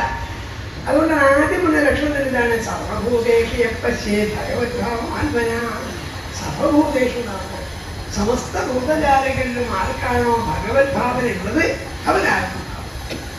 അത് പെട്ടെന്ന് പ്രശ്നം മനസ്സിലാവോ? ഏതെങ്കിലും ഒരു ജീവിതത്തെ സർവഭൂതേഷു, ഭൂതത്തെ ഉണ്ടാകുന്ന ജീവിതം ഇവിടെ ഉണ്ടായതാണ് ഭൂതങ്ങളാണ്. അപ്പൊ സർവഭൂതങ്ങളിലും ഭഗവത്ഭാവം ആർക്കുണ്ടോ അവനാണ്. അല്ല ഭാഗം എന്ന് പറഞ്ഞ പുസ്തകം ഇട്ട് തരികണമെന്നില്ല. ഭക്തന്മാരെ നമുക്കങ്ങനെ ധാരണ ഉണ്ടാവും. നമ്മൾ ചില വളരെ സംഗീതമായ ചില അതിർത്തി രേഖകൾ വരച്ചിട്ടിട്ട് ഇതിനുള്ളിൽ ഇപ്പത്ത് വിടുന്നോ മാത്രമേ ഭഗവത് ഭക്തരുള്ളൂ നമ്മൾ വിചാരിക്കുകയാണ്. ഇപ്പൊ ബൈബിള് അറിയാത്തവരും എന്ത് ചെയ്യാം? പുസ്തകമാകാം. കാരണം ഈ ഗ്രന്ഥത്തോടുള്ള ഭക്തിയോ ഗ്രന്ഥങ്ങൾ വിട്ടടിക്കുന്നതോ ഗ്രന്ഥത്തിന്റെ മനഃപ്പാഠമോ അല്ല ഭക്തി ഉണ്ടാക്കുന്നത്. അത് തത്വമാണ്, സാരമാണ്. ഭാഗവതം എന്നുള്ളത് ഗ്രന്ഥം കണ്ടതേ ഇല്ല, തൊട്ടിട്ടുമില്ല, ആളങ്ങനെ പുസ്തകം ഉണ്ടെന്ന് അറിയുന്നില്ല. എന്നാൽ ആരാവാം? ഭാഗവതമാകാം. മറിച്ച് 1000 ഒരു ഭാഗവതമായിട്ടും സംസ്കാരമോ സദാചാരമോ അന്യനോട് സ്നേഹമില്ലാത്ത ആൾ ഭാഗവതം നേരെ പറയും. ഭാഗവതം അറിയാം ഏത് ഭാഗം എവിടെ വന്ന് ഉദ്ധരിക്കാം, ഇത്രാമത്തെ ശ്ലോകേതാദ്യം പറയണാവും. ഇത്രയും ശ്ലോകം ഉണ്ടായിട്ടേ അത് ദശമത്തിൽ എത്രാമത്തെ അധ്യായത്തിൽ ഇത്ര ശ്ലോകേതാന്ന് ചോദിച്ചാൽ കമ്പ്യൂട്ടർ ഉള്ളവർ പറഞ്ഞു വരാം. പരിചയം നേടിയെടുക്കുന്ന കഴിവാണ്. മോശമൊന്നുമില്ല, പാടില്ലാതൊന്നുമില്ല. പക്ഷെ അതുകൊണ്ടൊന്നും ഭാഗവതനാവുന്നില്ല. കാരണം എന്തെന്ത് ചെയ്യുന്നു നോക്കിയപ്പം ആധുനിക വിവരങ്ങളൊക്കെ ഇല്ലേ, അതെടുത്ത് നോക്കിയാൽ ഒരു തൊട്ട് അതിനകത്ത് എന്തെങ്കിലും വിവരമുണ്ടോ? ഈ വിവരം യന്ത്രമാണ്. അവർ യന്ത്രസമാനന്മാരായിരിക്കുന്ന ആളുകൾ ഏത് സമയത്ത് ഏത് ഉദ്ധരിക്കാം, ഏത് കഥയും പറയാം, ഏത് ഒരു ഉത്തരം പറയാം, ഇത് ചെയ്യാം. പക്ഷെ ഭഗവത് ഭാവന എന്താണ്? ആന്തരികമായിരിക്കുന്ന ഒരു വിശേഷ ബുദ്ധിയാണ്, ഒരു വിശേഷമായ ലോകത്തോടൊരു കാഴ്ചപ്പാടാണ്. അവരെന്ത് ചെയ്യുന്നു? സർവഭൂതേഷാൽപ്പന, സർവഭൂതജാലങ്ങളിലും വലിപ്പച്ചത്വഭേദമില്ലാതെ, സുന്ദരനോ അസുന്ദരനോ ഇല്ലാതെ, തനിക്ക് ഉപകാരം ചെയ്യണമെന്നോ അപകാരം ചെയ്യണമെന്നോ വിചാരമില്ലാതെ സമസ്തരും ഭഗവാൻ കാണുന്നതാകുന്നു. ആദ്യത്തെ ലക്ഷണം പറയാം. ഇത് ആന്തരികമായ ലക്ഷണമാണ്, ബാഹ്യമായ ലക്ഷണമല്ല. പുറത്തുനിന്ന് മനസ്സിലാക്കാനില്ല. പൂർണ്ണാനുഭവത്യാത്മന്വേഷണം ഭാഗവതന്മാരാരാണ്? സമസ്ത ജീവജാലങ്ങളിലും ഭഗവാന്റെ വിചാരിക്കുകയും ആ ജീവജാലങ്ങളുടെ കംശം തന്നെ തന്നിലും ഇത് വിചാരിക്കുകയും എന്ന് പറഞ്ഞാൽ അഭേദത്വം നടത്തും. അങ്ങനെ വിചാരിക്കുന്നതാണ് ഈ ഭാഗവതം. ഇപ്പൊ ഭാഗവതം എന്നൊക്കെ പറഞ്ഞാൽ അനവധിയായിട്ട് അവാർഡ് കൊടുക്കാം. അതാരും കൊടുക്കാം. അതിൻ്റെ വലിയ കട്ടി കണ്ടാൽ ധരിച്ചിട്ട് ഭാഗവതത്തിന് ജീവിതത്തിലുണ്ടാവുന്നില്ല. സ്വാമിമാർ എനിക്ക് വേണ്ടാന്ന് സന്തോഷം കൈവിട്ട് വാഴാം, ഹാരങ്ങളൊക്കെ ചെയ്യാം. എത്ര ഭാഗവതന്മാരും ഭാഗവതങ്ങൾ കേരളത്തിലുണ്ട്. ഈ ഭാഗവതക്കാരെ കൊണ്ട് തടഞ്ഞു വിടാനുള്ള ഭാഗവതന്മാർക്ക് ഇത് കാര്യം കൊടുക്കാനോ അത് IPC വകുപ്പൊന്നുമില്ല. ഇന്നൊക്കെ കൊടുക്കാൻ പറ്റില്ല. സർക്കാർ നിയമങ്ങളോ എന്നിട്ട് ഏത് വിട്ടിക്കുന്നതിനും ഒരു അവാർഡ് കൊടുക്കാം, തീരുമാനം കൊടുക്കാം. റിട്ടയർ വ്യത്യാസം നടത്തില്ല കേട്ടോ. അങ്ങനെയുള്ള ആളുണ്ടാവണം. കാരണം ഇതിനൊന്നും സർക്കാരിന്റെ നിയമങ്ങളൊന്നുമില്ല. ആർക്ക് വേണമെങ്കിൽ അവാർഡ് കൊടുക്കാം. കട്ടി കടലാസിലടിച്ച് മൊമെന്റോ എന്നൊക്കെ പറയുന്ന സാധനം പ്രത്യേകിച്ച് ഉപകാരമില്ലാത്ത കാര്യം വീണാൽ കാര്യത്തെ വെല്ല പോയി ഓരോ സാധനമൊക്കെ കൊടുക്കും. വീട്ടിൽ കൊണ്ടായ സ്ഥലം ഉണ്ടാവില്ല. അതൊക്കെ കണ്ട് ആരും ചെയ്തു പോയിട്ട് ഇതിന്റെ എണ്ണത്തിനനുസരിച്ചാണ് നമ്മൾ യോഗ്യത കാണില്ലേ. ഏതൊക്കെ കിട്ടിയിട്ടുണ്ട് ഇപ്പൊ ഒരാളെ പറ്റി പറഞ്ഞ വേറെ അതിനൊക്കെ ഈ ഏഷ്യക്കാരില്ലേ ഷാള കിടക്കുക ഒരാൾ തുണിച്ചോട്ടിരിക്കുകയാണ്. അപ്പൊ അയാൾക്ക് സഹിക്കാനാണ് ചെയ്യാറുള്ളത്. എന്ന് പറയാൻ ഇയാൾക്ക് ഇത്രയില്ല, എനിക്ക് ഇത്ര ഷാള് കിട്ടിയിട്ടുണ്ട്, ഇയാൾക്ക് 2 ഷാളെ കിട്ടിയിട്ടുണ്ട്. 2 ഷാളിൻ്റെയും നിറവും അതിൻ്റെ മിനുപ്പും അതിൻ്റെ വണ്ണവും അതിൻ്റെ വീതി നോക്കിയിട്ടാണ് നമ്മുടെ യോഗ്യത മനസ്സിലാക്കില്ല. അങ്ങനെല്ലാം ആന്തരികമാണ്. അത് വീണ്ടും പറയാണ് ഈശ്വരേതീനേഷു ബാലിശേഷു സുജാ വിസ്തരി പറയാണ്. ഈശ്വരൻ എന്ത് ചെയ്യുന്നു? ഈ ഭഗവത് ഭഗവാനത്തിനെ വേർതിരിച്ച് വന്നിട്ട് പറയാം. അവര് പറഞ്ഞു പോകുന്നത് ആഗോളമാണ്. സമസ്ത ഭൂതജാലകളിലും ഈശ്വര ഭാവന ആർക്കുണ്ടോ അയാളെ ഉത്തരം പറഞ്ഞു. ഇനി മധ്യമന്മാരെങ്ങനെയാണ്? ലോകത്തിൽ ഉത്തമന്മാർ മാത്രമല്ല ജീവിക്കുക. അങ്ങനെയല്ല ജീവിക്കേണ്ടതും. ഈശ്വരന്റെ കൽപ്പന എന്താണ്? പലതരത്തിലാണല്ലോ. ഇനി മധ്യമന്മാരെന്ത് ചെയ്യുന്നു? ഈശ്വരത്തെ അധീനേഷു ബാലിശേഷു വിശ്വസിച്ച പ്രേമ മൈത്രി ദ്രവോപേക്ഷായ കരോതി സമധ്യമ. മധ്യമന്മാരെന്താ ചെയ്യുന്നത്? ഈശ്വരനെ വിശ്വസിക്കുന്നു, തന്നെപ്പോലെ ഈശ്വര വിശ്വാസികളായിരിക്കുന്ന ആളുകളോട് പ്രേമ മൈത്രി ദ്രവോപേക്ഷ എന്ന് പറഞ്ഞത്. അത് തന്നെപ്പോലുള്ള ആളുകളോട് ആർക്ക് എന്തുണ്ട്? പ്രേമം. ചിലപ്പില്ല എന്നെപ്പോലെ ആളാണ് നമ്മളൊക്കെ മക്കളാണ്, ഇവിടെ ആരുടെ സന്തോഷം ഉണ്ടാവും, മൈത്രി ഉണ്ട്. അതേ ചെയ്യണോ? അത് അധീനേഷോ ബാലിശേഷം. ചുരുക്കത്തിൽ പറയാം, ഓരോ വാക്യം പറയാൻ വിഷമാണ്. അതായത് ഭഗവത് ഭക്തന്മാരായ മറ്റുള്ളവരോടായി പ്രേമമുണ്ട്. ഭഗവത് ഭക്തി നടന്നു കഴിയുന്ന, തൻ്റെ വിശ്വാസം പങ്കിടാൻ തയ്യാറില്ലാത്ത, തൻ്റെ വിശ്വാസത്തിന് അന്യമായിരിക്കുന്ന വിശ്വാസം കൊണ്ട് നടക്കുന്ന ആളോടോ അവർക്കങ്ങനെ വ്യക്തി പ്രേമമൊന്നുമില്ല, ദ്രോഹരിക്കൊന്നുമില്ല, വിദ്വേഷമൊന്നുമില്ല. പക്ഷെ അവർക്ക് എന്തുണ്ട്? ചിലരെ പറ്റി കൃപയുണ്ട്, ചിലരെ പറ്റി ഉപേക്ഷഭാവം. അയാൾ നമ്മൾ കൊടുക്കപ്പെട്ടാലെന്നോ ആയിക്കോട്ടെ. ചിലരോടോ ഭഗവത് ഭക്തന്മാരെല്ലാം നടക്കുന്ന ഒരു ഭാവം ഇങ്ങനെ ആയിപ്പോയല്ലോ, സങ്കടമുണ്ട്. ഇങ്ങനെ പല ഭാവങ്ങളാണ് മധ്യമന്മാർക്കുള്ളത്. തന്നെപ്പോലെ തനിക്ക് സമാനരായിരിക്കുന്ന ഭഗവത് ഭക്തന്മാരുടെ പ്രേമമുണ്ട്, മറ്റുള്ളവരുടെ ഉപേക്ഷാഭാവമുണ്ട്, ചിലരോടോ കാരുണ്യം, കൃപയുണ്ട്. എന്നിട്ട് പിന്നെ അതിനെ വിസ്തരിക്കുകയാണ്. യഥാർത്ഥത്തില് ഉത്തമന്മാരെ പറ്റി അധികം വിസ്തരിക്കുകയല്ല ചെയ്തത്. ആ ഉത്തമ ഭാവത്തിൽ നിന്ന് താഴെ കിടക്കുന്ന ആളെ പറ്റി അധികം പറഞ്ഞു. ഇങ്ങനെ പറയാണ്, ഇനി പ്രാകൃതൻ പറഞ്ഞ മധ്യമനെയാണ്. ഇനി പ്രാകൃതനോ? പലപ്പോഴും സാധാരണ ഉത്തമൻ മധ്യമൻ എന്ന് പറഞ്ഞാൽ മൂന്നാമതായിട്ട് പറയേണ്ടത് സാധാരണ അധമെന്നാണ് പറയേണ്ടത്. പക്ഷെ ഇവിടെ ഒന്നും അധമെന്ന് പറയുന്നില്ല, പ്രാകൃതനെ പറയുന്നത്. അതുകൊണ്ട് വെച്ചാൽ ഭഗവാൻ ഭക്തന്മാരെയോ ഭാഗവതന്മാരെയോ ഒക്കെ മൂന്നായി തിരിച്ചിട്ട് മൂന്നാമത്തെ അധമനാന്ന് പറഞ്ഞാൽ ശരിയുണ്ടോ? സുഖമില്ലല്ലോ. അതുകൊണ്ടായിരിക്കും പലതിക്കും അങ്ങനെ പറയാം. പ്രാകൃതന്മാർ, പ്രാകൃത ഭക്തന്മാരെങ്ങനെയുള്ളവരാണ്? അവര് അർത്ഥന വിഗ്രഹങ്ങളാണ്. വിഗ്രഹങ്ങളിൽ മാത്രം ഭഗവാനെ കാണുന്നവരാണ്. അവിടെ അവർ കൊല്ലപ്പെടേണ്ടവരാണ്, നിന്ദിക്കപ്പെടേണ്ടവരാണെന്ന് പറഞ്ഞില്ല കേട്ടോ. കാര്യം കഷ്ടമാണ്. അവർ പ്രാകൃതന്മാരാണ്. അവരെവിടെയാണ് ഭഗവാനെ കാണുന്നുള്ളൂ? അർത്ഥായാമേവഹരെ പൂജായ ശ്രദ്ധയേണ്ടേ. അവർ ശ്രദ്ധയോടുകൂടി പൂജിക്കുന്നു ആരെ? ഭഗവാൻ. പക്ഷെ എവിടെയാണ് പൂജിക്കുന്നത്? വിഗ്രഹങ്ങളിലാണ്. വിഗ്രഹത്തിനപ്പുറത്ത് ഈശ്വരത്വം ഉണ്ടെന്നോ ജീവജാലങ്ങളിലുള്ളത് ആ ഈശ്വരന്റെ അംശം തന്നെയാണെന്ന് വിചാരിക്കുന്നേ ഇല്ല. ദൈന്യമാണ് അവരുടെ സ്ഥിതി. അവര് പ്രാകൃതന്മാരാണ്. ഭക്തേഷു അന്വേഷു സമർക്കപ്പാണ് സ്മൃത. തന്നെപ്പോലുള്ള മറ്റു ഭക്തന്മാരോടോ സജ്ജനങ്ങളോടോ ബഹുമാനമില്ല, അവരുടെ സ്നേഹമില്ല, കാരുണ്യമില്ല. എന്താ ഉള്ളത്? അവർക്ക് വിഗ്രഹങ്ങളിലാണ് ചെന്നവർ വിചാരിക്കുന്നത്. ഇത്ര ഭക്തന്മാരെ കൂടുതൽ ലോകത്തുള്ളതേ. അതുകൊണ്ട് അവർ പുറത്തേക്ക് ഇറങ്ങിക്കഴിഞ്ഞാലോ സ്ത്രീകളൊത്ത് പോയി, അല്ലെങ്കിൽ ആരംഭത്തിനുള്ളിൽ പോയി പുറത്തിറങ്ങിക്കഴിഞ്ഞാൽ പിന്നെ എന്ത് ഈശ്വരൻ വന്നിരിക്കുന്നു എന്ന് വിചാരിക്കും. പുറത്ത് ഈശ്വരൻ്റെ വിചാരമില്ല. ഈശ്വരത്വം മുഴുവൻ എന്താണ്? ഈ വിഗ്രഹത്തിന്റെ പരിധിക്കുള്ളിലാണ് വിചാരിക്കുന്നവരാണ്. അപ്പൊ അങ്ങനെയുള്ളവർ പല ദൈന്യന്മാരാണ്. അലക്സാണ്ടർ പോപ്പ് ഇംഗ്ലീഷ് രീതിയിലുണ്ട്.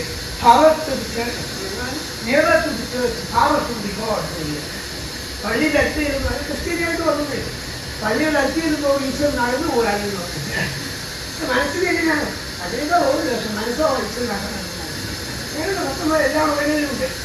ഉള്ളിൽ ചെല്ലുമ്പോൾ ചെയ്യുന്നു ആൾപ്പോലോ ചന്ദ്രത്തിലോ ആയിരക്കണക്കിന് നിലവിളക്കുകളോ സംഘദാതകളോ മണി ശബ്ദം പേരും ഭക്തിയിട്ടുണ്ടാവും. ഭക്തിയുടെ ഡിഗ്രി വരുന്നത് കുറച്ച് കണിക്കുന്നതോ സത്യമില്ല, ഭക്തിയില്ല, ഭക്തി ഒന്നുമില്ല. എന്തിനാണ് അവർക്ക് ചെയ്യുന്നത്? അവർ വിചാരിക്കുന്നത് ഈശ്വരൻ വന്നാൽ വലിയ സ്റ്റോക്ക് കീപ്പറാണ്, എന്തെങ്കിലും രംഗായി കൈവശം വെച്ചിട്ടുണ്ട്. ഈ ഭഗവാൻ പോയിട്ട് അവർ വിശ്വസ് വിചാരിച്ചാണ്. ഭഗവാനോട് പോയി സ്നേഹം കൊണ്ട് സംശയം. ഭഗവാൻ വലിയ ഉടമസ്ഥരാണ്, പലരും ചെയ്യാൻ പറ്റുന്ന ആളാണ്, ചെയ്തു വരാൻ സഹായിക്കുന്ന ആളാണ്. അവിടെ ഭഗവാനെ ധരിക്കാൻ അവർ കൃത്യയെ കാണാവുന്ന ഒരു നേരിയ പ്രതീക്ഷ. തെറ്റാണോ കുറ്റമാണോ അവർ ചെയ്യരുതെന്ന് പറയാൻ നമ്മൾ പറയേണ്ടതില്ല. പക്ഷെ അങ്ങനെ ആളുകളാണ്. അപ്പൊ അവർക്ക് എന്ത് ചെയ്യുന്നു? ഈ ലോഭം ഇടുന്ന കിട്ടും ഭഗവാനെന്ന് വിചാരിക്കുന്നു. ഒരു ഭഗവാനെ ഉപയോഗിക്കുന്നു. കിട്ടില്ല എന്നുള്ളതാണോ? 4 തൊഴിൽ കിട്ടുന്നില്ലെങ്കിൽ അതോടെ നൈരാശ്യം വരും. എന്താ എനിക്ക് ഇതൊക്കെയല്ലേ വന്നു വേണ്ടില്ല. എനിക്ക് വിഷമൊക്കെ ഉണ്ടായിരുന്നു. എത്ര വാൽപ്പായസം കഴിച്ചു, എത്ര ദൈവങ്ങളെ കുറിച്ച് എന്തെങ്കിലും പറ്റിച്ചേർത്തില്ലേ പറയാൻ വിചാരില്ലോ. അതുകൊണ്ട് വെച്ചാൽ എല്ലാം തീർന്നായി. ഒരു തമാശയായിട്ട് പറയുന്നത് ഒരാളെ ഒരു മുസ്ലിമിനെ പറ്റാണ്. ഒരു കഥയാണ്. അയാൾ പള്ളിയിൽ പോയിട്ട് വരാൻ വൈകിപ്പോയി. ഇപ്പോൾ ഭാര്യ വെച്ചെന്താ വൈകിപ്പോയത്? ഇയാൾ പറഞ്ഞു വഴിക്കൊരു പ്രസംഗം കേട്ട് നിൽക്കുകയാണ്. എന്താ വൈകിപ്പോയി? എന്താ പ്രസംഗത്ത് പറഞ്ഞത്? അല്ലാഹു ഇല്ലാന്നാ പറയുന്നത്. പിന്നെ നാസ്തികനാരോ അങ്ങനെയല്ല അയാൾ വെച്ചിട്ടേ.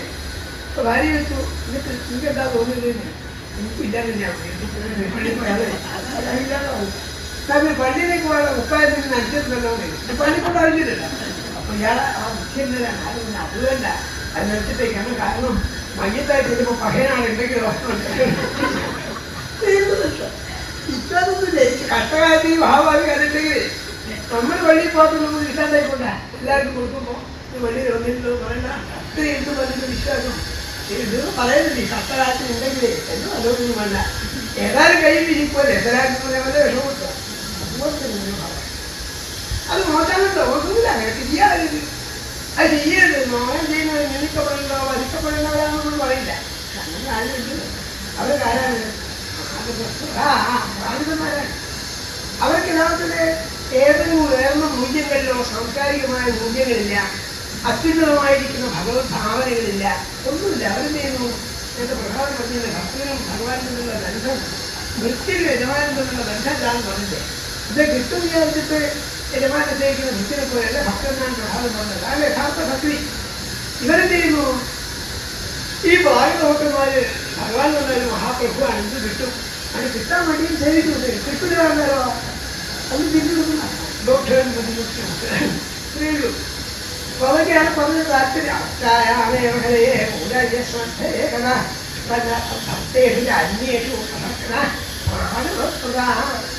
മറ്റ് ഭഗവത് ഭക്തന്മാരോട് ആർക്കെന്നില്ല, സ്നേഹമില്ല. ആരോട് ഒരു കാരുണ്യ ഭാവങ്ങളൊന്നും ഇല്ലാന്നർത്ഥം. ഇങ്ങനെയുള്ള ആള് എന്താണ് പ്രാർത്ഥനമാരാണ്. എന്നിട്ട് വീണ്ടും സദ്ഭക്തന്മാരെ പറ്റി പറയാണ്, ഈ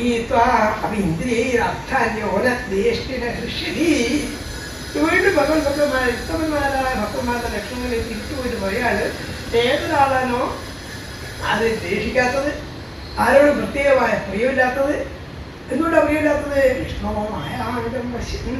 ഈ ലോകം മുഴുവൻ ഭഗവാന്റെ മായാണെന്ന് കണ്ടിട്ട് ആരോടും രാഗവുമില്ല, ദ്വേഷമില്ല. ചിലവർക്ക് ദേഷ്യമില്ലാത്ത എന്തിനും രാഗമില്ലാതെ നിൽക്കുന്നതോ? രാഗം ഉണ്ടെങ്കിൽ എന്തും ഉണ്ടാവും, ദേഷം ഉണ്ടാവും. ബിംബുണ്ടെ പ്രതിബിംബം ഉണ്ടാവും, സ്വാഭാവികമാണ്. കാരണം എല്ലാ നാണയത്തിനും 2 വശം ഉണ്ടാവും. ഒരു വശം വാദിക്കുന്നത് സാധിക്കും, അങ്ങനെ ഉണ്ടാക്കാൻ കഴിയില്ല. ഏത് വസ്തുവിന് 2 ഭാഗം ഉണ്ടാവും. അതുകൊണ്ട് കുറവുണ്ടാവും. അതിന് അകത്ത് പറയാൻ പറ്റുമോ? 2 ഉണ്ടാവും. അപ്പൊ ഈ 2 ഇല്ലാത്തവനെന്ത് ചെയ്യും? അതിനേക്കാൾ ഉപരിയാവണം എന്നാണ്. ഇത് 2 നിഷേധിക്കുക, അതിനേക്കാൾ ഓരോന്നിക്കാൻ കഴിയുക. അതുകൊണ്ട് അവരെന്ത് ചെയ്യുന്നില്ല, ഒന്നിനെയും ദേഷിക്കുന്നുമില്ല, പ്രശംസിക്കുന്നില്ല. ഇനിയും പറയാൻ പോലില്ല. അതുകൊണ്ട് അവരെന്ത് ചെയ്യുന്നു? ഭഗവാന്റെ മായാണെന്ന് കണ്ടിട്ട് നടക്കുന്നവരാണ്. അങ്ങനെയുള്ളവരാണ് ഭാഗവതന്മാർ. അവരെ വീണ്ടും വീണ്ടും വിസ്തരിക്കുകയാണ്. അതിന് വീണ്ടും പറഞ്ഞു, അവരെന്ത് ചെയ്യുന്നു? എല്ലാ ദിക്കിലും സംസാരധർമ്മൈരവിമുഖ്യമാന, സാംസാരികമായിരിക്കുന്ന ലൗകികമായ ധർമ്മങ്ങളിൽ മോഹിച്ചു പോകുന്നില്ല. അവിമുഖ്യമാന, അതൊക്കെ യഥാർത്ഥത്തിൽ വളരെയധികം വിഷയങ്ങൾ പറയേണ്ട വിഷയം. അതായത് ഈ സാംസാരികമായ ധർമ്മം, ലൗകികമായ ധർമ്മം എന്ന് പറഞ്ഞാൽ തീരെ പരിത്തിരിക്കേണ്ടതായ ഒന്നല്ല. പക്ഷെ അതിന് ഭ്രമം വരാണ്ട് മുമ്പ് ഒരു കാരണം പറഞ്ഞാൽ, ഗൃഹസ്ഥരായിരിക്കുന്ന ഒരാള് ഭാര്യാപുത്രാദികളൊക്കെ സംരക്ഷിക്കണം എന്നുള്ളത് ലൗകിക ധർമ്മമാണ്. ആ ലൗകിക ധർമ്മത്തിൽ വളരെയധികം ഭ്രമം കണ്ടിട്ട് അവിടെ എന്ത് ചെയ്തിട്ടും രക്ഷിച്ചതാകും. കട്ടിട്ടോ വഞ്ചിച്ചിട്ടോ ഒക്കെ ഭാര്യയും മക്കളെ കൊട്ടാൻ വേണ്ടിയാൽ നമുക്ക് എന്ത് ചെയ്യാമെന്നാണ് വലിയ കഷ്ടം. അതൊരു മോഹ അന്ധകാരമാണ്. അവിടെ അവിമുഖ്യമാണ്. ഈ സാംസാരികമായ ധർമ്മങ്ങളോ ലൗകികമായ ധർമ്മങ്ങളൊക്കെ ആചരിക്കുന്നുണ്ടെങ്കിൽ പോലും അതിനെന്ത് ചെയ്യുന്നു? അവിമുഖ്യമാണ്. അതിന് മോഹിച്ചു മാത്രമാണ് അത് സദ്ഭക്തന്മാർ. അവരെന്ത് ചെയ്യുന്നു? എപ്പോഴും സ്മൃത്യാഗതേ ഭാഗവത പ്രധാന ഏതൊരാളുടെ മനസ്സിലാണോ കാമകർമ്മ ബീജാന, കാമകർമ്മങ്ങളുടെ കാമം ഉണ്ടാവുന്ന എന്തുകൊണ്ടാണ്? വിധം എന്താ പറയുക, താൻ ഇവിടുത്തെ സമർത്ഥനല്ല, താൻ പൂർണ്ണനല്ല എന്നുള്ള തോന്നലിനാണ്. എനിക്ക് ഇന്നതും കൂടി കിട്ടണം. അപര്യാപ്തതാബോധം. എനിക്ക് എന്തിൻ്റെയോ സ്കേഴ്സിറ്റി, എന്ത് അപര്യാപ്തത എന്ത് തോന്നിയാൽ അപര്യാപ്തതയെ ഇല്ലാതാക്കാൻ വേണ്ടി അത് നേട്ടം വിചാരിക്കും. നേടിക്കഴിയുമ്പോൾ അതിനേക്കാൾ ഉന്നതമായ വേറെ എന്തെങ്കിലും അത് നേട്ടം തോന്നുന്നതും ഇങ്ങനെ എപ്പോഴും മനസ്സിൽ ഉദ്രവിച്ചോണ്ടിരിക്കും. അതൊന്നും ആർക്കില്ല, നോക്കണമില്ല. കാരണം ഇപ്പൊ തന്നെ പൂർണ്ണനാന്ന് വിചാരിക്കുന്നു. നമുക്ക് എല്ലാ കാമവും ഉണ്ടാവുന്ന അപൂർണതയിൽ നിന്നാണ്, പൂർണ്ണതയില്ലാവുന്ന വിചാരം കൊണ്ടാണ്. കാമത്തിന് കർമ്മം ഉണ്ടാവും, കർമ്മത്തിന് വേറൊരു കർമ്മത്തിൽ ജനിക്കും. ഇങ്ങനെ ചെയ്യുന്ന ഇതിന് ശൃംഖലയായിട്ട് ഞാൻ പോകാം. അവിടെ പറയാം, അങ്ങനത്തെ കാമകർമ്മങ്ങൾക്കൊന്നും അവരെന്ത് ചെയ്യുന്നില്ല, പാത്രമായി തരുന്നില്ല. യസ്യജന്മകർമാധ്യന്ന വർണ്ണാശ്രമജാതിഭി, വർണ്ണമോ ആശ്രമോ ജാതിയൊന്നും അവരെന്ത് ചെയ്യുന്നില്ല. അതിലൊന്നും അവർ കുടുങ്ങി പോലെ സജ്ജതയൊന്നും ഒരു പരിമിതരാവുന്നില്ല. അങ്ങനെ പാലാണ് ആര് ഹരേ പ്രിയ എന്നൊരു ഭഗവാൻ പ്രിയപ്പെട്ടതാണ്. അവർക്ക് ഇതെന്താണിത് മറ്റെന്താണെന്നുള്ള വ്യത്യാസമില്ല. ഇവിടെ പറയും അയപ്പരൻ ഇതും വ്യക്തിയെ കേട്ടില്ല, ഇതെന്താണ് മറ്റെന്താണെന്ന് വിചാരിച്ചിട്ട് അകത്ത് ലോകത്തൊന്നും വേർതിരിക്കുന്നില്ല. ഒക്കെ ഭഗവാൻ അത് വിചാരിക്കുന്നുണ്ട്. ഇതെന്താണ് മറ്റെന്താണ് എന്നുള്ളതായ എല്ലാ ചിത്രവിഭ്രമങ്ങളും ഇല്ലാണ്ടാവും. അങ്ങനെ നഗരതി ഭഗവത് പല അനവില്ല ലവനിമിഷം നീ പറയണം. ഈ ലോകത്തിലെ സമസ്ത സുഖഭോഗങ്ങളും നിങ്ങൾക്ക് തരാം എന്ന് പറഞ്ഞാൽ പോലും അവരെന്തിയില്ല, ഭഗവാനെ കുറിച്ചുള്ള ചിന്തയിൽ നിന്ന് വിരമിക്കില്ല, വിട്ടുനിൽക്കില്ല. എന്തിനാണ് പറഞ്ഞത്? അതായത് പലരും ഭഗവാനെ സേവിക്കുന്ന നേട്ടമുള്ളവർ എന്നിട്ടോ കിട്ടുന്നുള്ള മോഹം കൊണ്ടാണ്. അവിടെ കിട്ടില്ല എന്നർത്ഥമില്ല കേട്ടോ. കിട്ടാൻ വേണ്ടിയല്ല ഭഗവാൻ സേവിക്കുന്നത്, ആത്മസന്തോഷത്തിന് വേണ്ടിയാണ്. എല്ലാ തരത്തിലുള്ള മായാമോഹങ്ങളിൽ നിന്നുള്ള മുക്തിക്ക് വേണ്ടിയാണ് നമ്മൾ മനസ്സിലാക്കുന്നത്. അതായത് നിങ്ങൾക്ക് സമ്പത്ത് വേണം, ഭാര്യ വേണം, പുത്രം വേണം, ലോകത്തിലെ യശസ്സുണ്ടാവണം, സുഖമുണ്ടാവണം എന്ന് ഭഗവാൻ പറഞ്ഞത് സാധിക്കും. പക്ഷേ ഈ സുഖമൊന്നും ഇല്ല, എല്ലാവരും നിലവിൽ എത്രയും കിട്ടില്ല എന്ന് പറയാൻ പറ്റില്ല. എന്ത് മോഹിച്ചാലും കിട്ടിയെന്ന് വരാം. പക്ഷെ കിട്ടുന്നൊക്കെ നാളെ ഇല്ലാണ്ടാവുമ്പോൾ അതിനകത്ത് ദുഃഖം ഉണ്ടാവും. കിട്ടിയാൽ തന്നെയും കിട്ടി ഇത്രയിലേ കിട്ടിയുള്ളൂ സങ്കടമുണ്ടാവും. ഇനി മറ്റവർ ഇതിനേക്കാൾ കിട്ടിയല്ലോ സങ്കടമുണ്ടാവും. എന്തെല്ലാം വിഷമമില്ല, ഒന്നും അതല്ല. എനിക്ക് അവരോടൊന്നും വേണ്ടെങ്കിലും മറ്റവർ കിട്ടുന്നത് കഴിക്കാറുണ്ട്. അത്രയും എനിക്കൊന്നും പ്രയോജനമൊന്നുമില്ല, കൊണ്ടുവരാൻ അതിനോട് സാധിക്കില്ല. എന്നാൽ മറ്റവർ കിട്ടിക്കളയുന്നോ സങ്കടം എപ്പോൾ ഭക്ഷിക്കണം, അതിനൊക്കെ വരുന്നില്ലേ. അവിടെ ഈ കാമകർമ്മ വിജയം മുഴുവൻ ഇല്ലാതാവണം. അതുകൊണ്ടാണ് ആദ്യത്തെ അവിടെ പറഞ്ഞത് ത്രിഭുവന വിഭവശേതോ. ഈ മൂന്നിലോകം എന്ന് പറഞ്ഞാൽ ഭൂമിക്ക് മേലെ ഭൂമിക്ക് താഴെ 14 ലോകങ്ങളെയും 3 ലോകങ്ങളായി ചുരുക്കി പറഞ്ഞു. 3 നക്ഷത്രാസംഘത്തിലുണ്ട്. അങ്ങനെയുള്ള ഈ 3 ലോകത്തിലെ വിഭവങ്ങളൊക്കെ കിട്ടുന്നു വന്നാൽ പോലും ഈ സദ്ഭക്തന്മാർ എന്ത് ചെയ്യുന്നില്ല, ഒരു നിമിഷം പോലും ഞാൻ കലതി ഭഗവത് പരാഹരിക്കുന്നത്. ആ ഭഗവത് പാദങ്ങളെക്കുറിച്ചുള്ള ചിന്തയിൽ നിന്ന് ലവനിമിഷം, ഒരു നിമിഷത്തിന്റെ ലേശം ഭാഗം പോലും എന്തിയില്ല, വിട്ടുവെക്കില്ല. അതേസമയം ഈ കാമകർമ്മങ്ങളെ കൊണ്ട് ഭഗവാൻ വിചാരിക്കുന്നവരോ വേറൊരാൾ ഉറപ്പ് കൊടുത്തു, ആ വാക്കിൽ ഇയാൾക്ക് വിശ്വാസം കൊണ്ട് അന്ന് നിർത്തിയില്ല. എന്തിന് കഷ്ടപ്പെട്ട് ഭാഗവും മതി നമുക്ക് അല്ലെങ്കിൽ രാവിലെ എഴുന്നേറ്റ് കുളിക്കുന്നു, അവിടെ ഇവിടെ പോകുന്നു, എന്തിന് കഷ്ടപ്പെടുന്നു, ഞാൻ നിങ്ങൾക്ക് എന്താ പറ്റുന്നത്, ഞാൻ തരാം ഒരാൾ പറഞ്ഞു വിചാരിക്കുക. അയാൾ തരാൻ ശക്തനായി കൂടി അന്ന് ഇയാൾ കുളിയും ജോലി നിർത്തും. അയാൾ വെറുതെ കഷ്ടപ്പെടണോ, ഇയാൾ തരാന്ന് കിട്ടാനായി ചെയ്യുന്നേ. അത് ഭഗവാനെ പ്രത്യേകിച്ചും ഇഷ്ടമൊന്നുണ്ടായിട്ടൊന്നുമല്ല നഷ്ടം. നേരത്തെ പറഞ്ഞത് ഭഗവാൻ വലിയ പ്രഭുവാണ്, എന്തും തരാൻ ശക്തികളാണ്. അതുകൊണ്ട് കിട്ടുന്നതൊക്കെ പോരട്ടെ എന്ന് വിചാരിച്ച് ഭഗവാനെ സേവിക്കുക. ഈ ഭഗവത് സേവയില്ലാതെ എന്തെങ്കിലും കിട്ടുന്നില്ലോ എന്തെങ്കിലും ആകുമോ? പിന്നെ വളരെ കഷ്ടപ്പെട്ട് ഈ മനുഷ്യത്തുമായ കുറിച്ചിട്ട് അവർക്ക് കഷ്ടപ്പെട്ട് പോട്ടെ വല്ല കാര്യമില്ല. ഇതിലങ്ങനെ എല്ലാം ഈ 3 ലോകത്തിൽ വിഭവങ്ങൾ തരാമെന്ന് പറഞ്ഞാൽ പോലും വരുന്നില്ല. എന്നിട്ട് ഇങ്ങനെ കൊണ്ട് പറയാൻ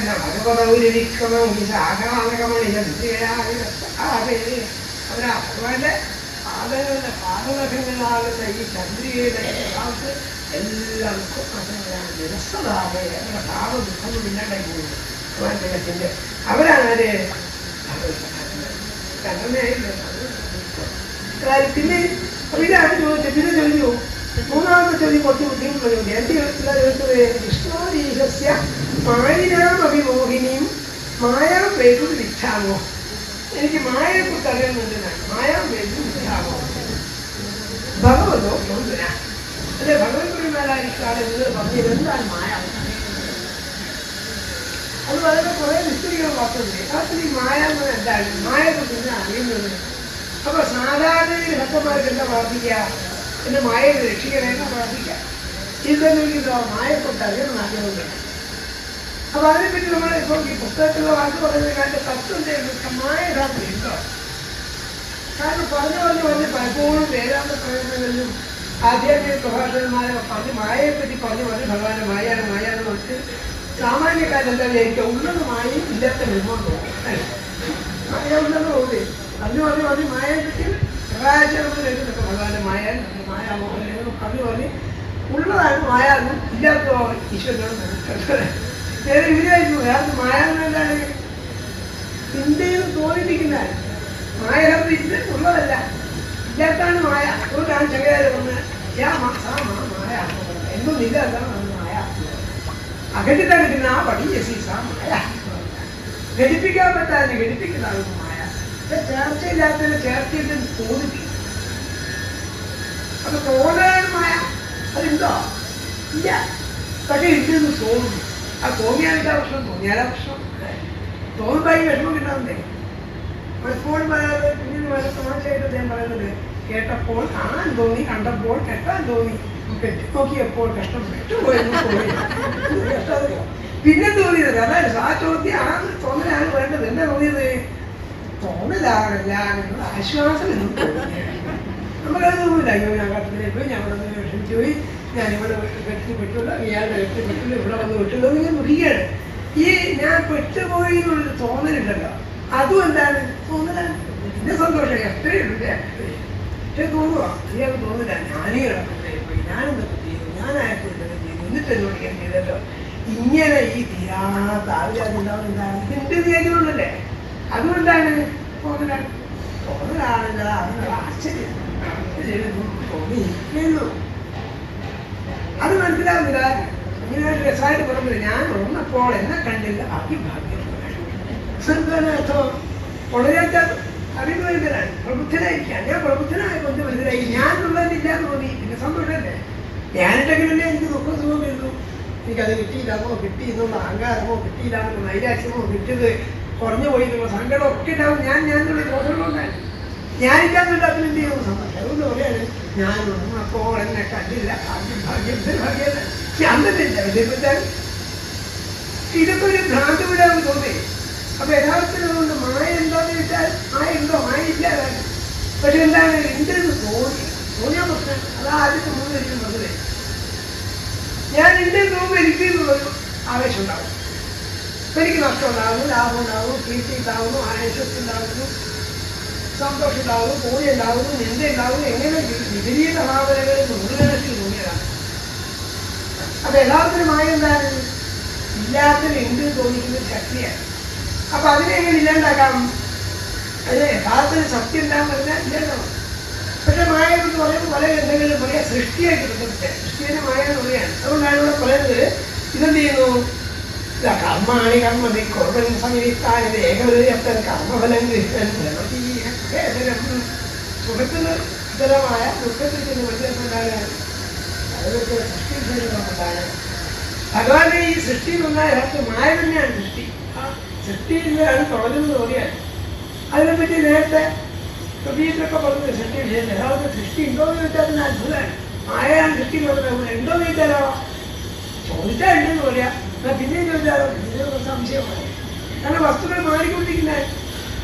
ഇപ്പൊ ഈ പുസ്തകം ഉണ്ടോ എന്ന് ചോദിച്ചാൽ കണ്ണുകാലങ്ങളായില്ലാന്ന് പറയും. പുസ്തകം കാണുന്നില്ല, എടുക്കുന്നില്ല. പക്ഷെ പുസ്തകം ഉണ്ടോ എന്ന് ചോദിച്ചാലോ? പുസ്തകം തന്നെ ആരോപിതമായിരിക്കുന്ന സത്യമാണ്. പുസ്തകം എന്നുള്ളൊരു സങ്കല്പമാണ്. പുസ്തകം എന്നുള്ള വസ്തു നമ്മൾ അതിന് പേര് കൊടുക്കുന്നേനോ.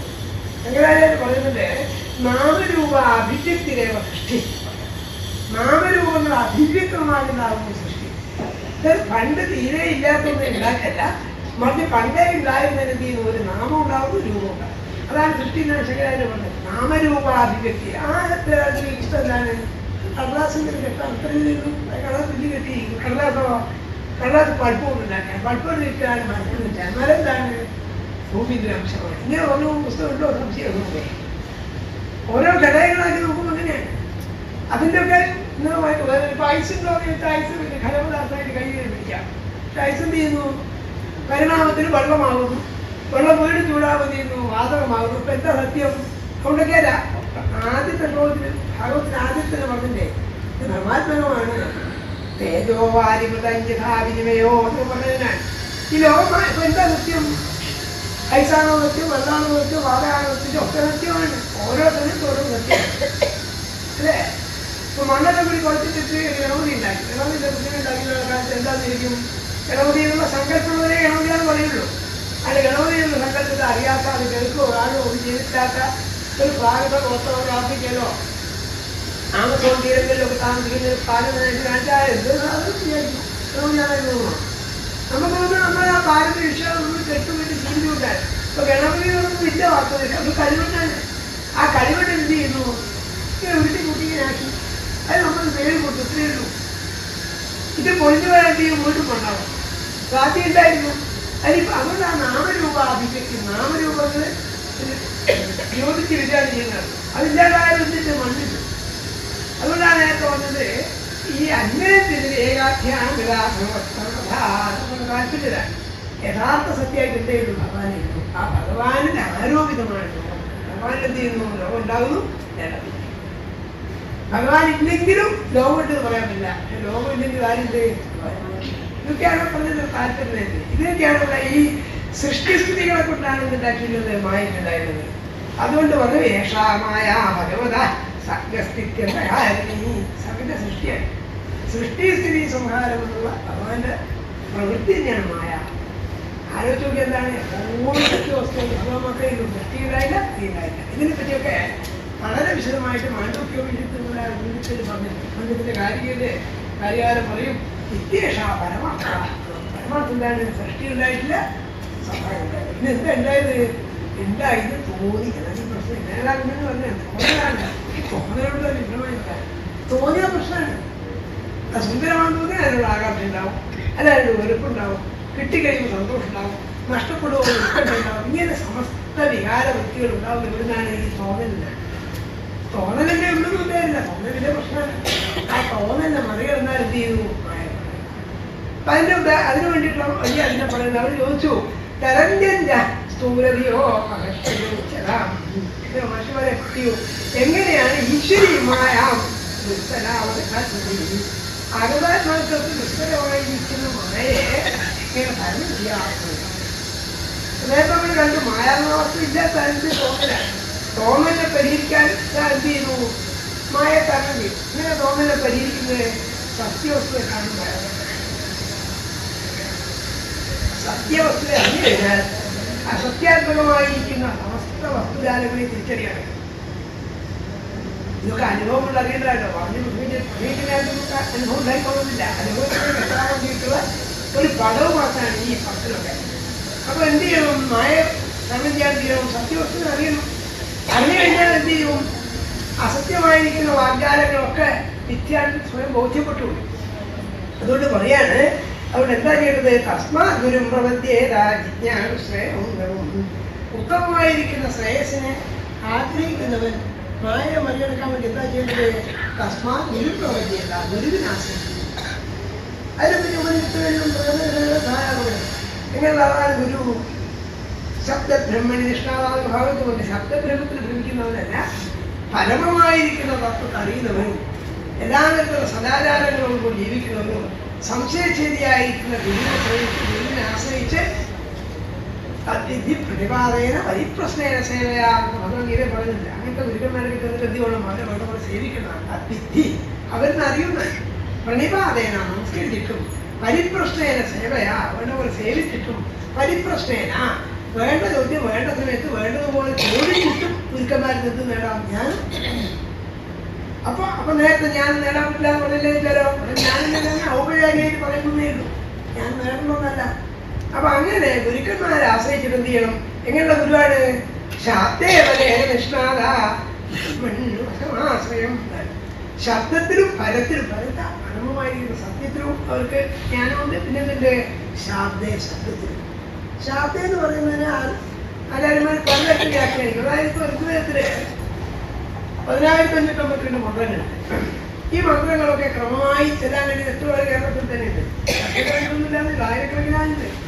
ആദ്യമൂലമായിട്ട് ഏത് ഭാഗമാണ് ചെല്ലാം. പക്ഷെ അവർക്ക് തത്വബോധം ഉണ്ടായിട്ടുണ്ടോ? അത് സംശയമാണ്.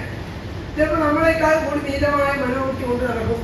സ്വാർത്ഥം ഉണ്ടാവും, ക്രൗര്യം ഉണ്ടാവും, ലജ്ജാകരമായിരിക്കുന്ന പല അധിനിവേശങ്ങളും കൊണ്ട് നടന്നു വരാം. അപ്പൊ അങ്ങനെയുള്ള അതിലൊക്കെ എന്താണ്? ശാബ്ദഭ്രമികളാണെന്ന് വേണം പറയാം. അപ്പൊ ഏതൊക്കെ അറിയാം, ബ്രഹ്മതത്വത്തെ കുറിച്ചൊക്കെയുള്ള പ്രസംഗം ചെയ്യാം, ഒക്കെ ചെയ്യാം. അപ്പൊ എന്താണ്? പരമമായിരിക്കുന്ന തത്വത്തിൽ മനസ്സുറച്ചിട്ടാണ്. ഇവിടെ ഗുരു എങ്ങനെയാണ്? രണ്ടിനും നിഷ്ഠാതരാണ്. പരമമായിരിക്കുന്ന തത്വത്തിലും ശബ്ദബ്രഹ്മത്തിനും നിഷ്ഠാതനായിരിക്കുന്ന ആളാണ് ഗുരു. അതിനുവേണ്ടിയിട്ടാണ് അവർ പറഞ്ഞത് തസ്മാത് ഗുരു പ്രപദ്യേതാ ജിജ്ഞാസുശ്രേയ ഉത്തമം നിഷ്ഠാതം ബ്രഹ്മണ്യമാശ്രയം. ആ ബ്രഹ്മത്തിൽ എനിക്ക് നമുക്ക് മറ്റെല്ലാതരത്തിലുള്ള വികാര വിഭ്രമങ്ങളും ഉപശമിപ്പിച്ചവനാണ്.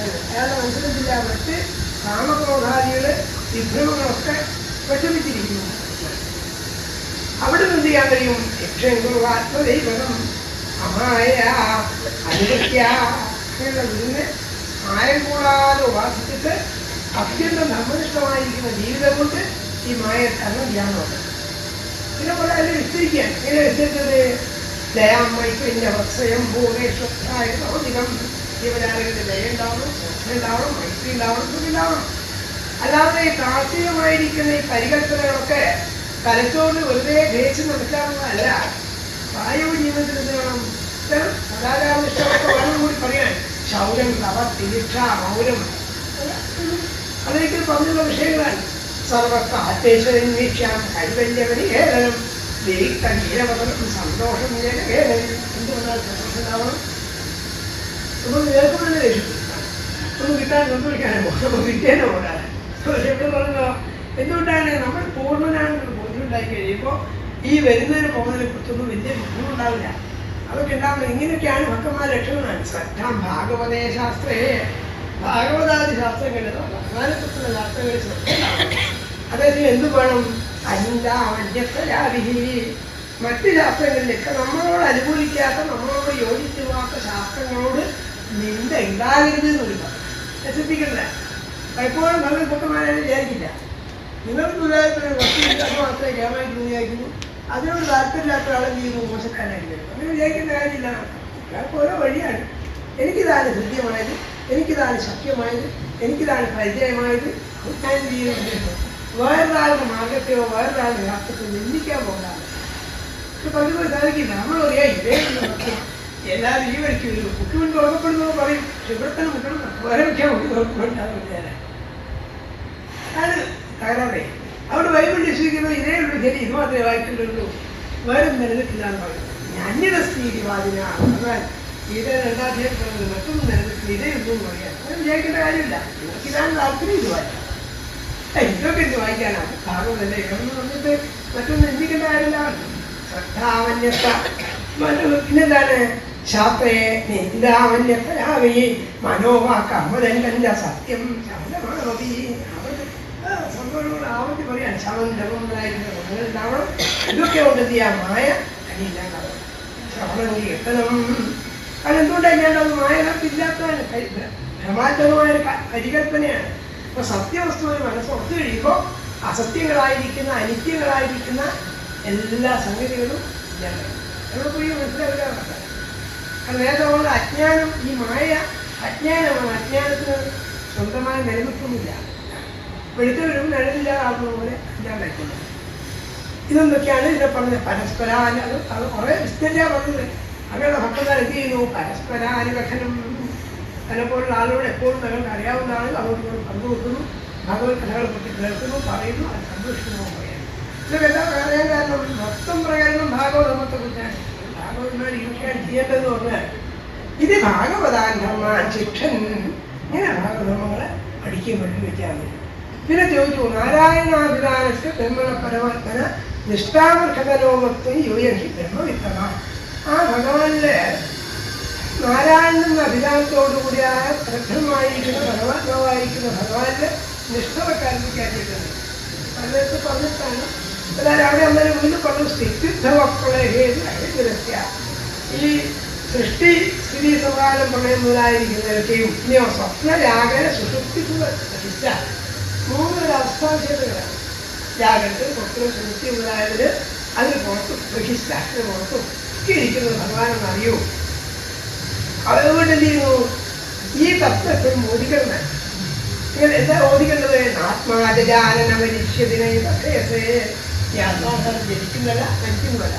അപ്പോൾ സത്യവസ്തുവായിരിക്കുന്ന അത് മനസ്സിലാക്കിയിട്ട് നാം മരിഷ്യതി, ഞാൻ മരിക്കുന്നില്ല.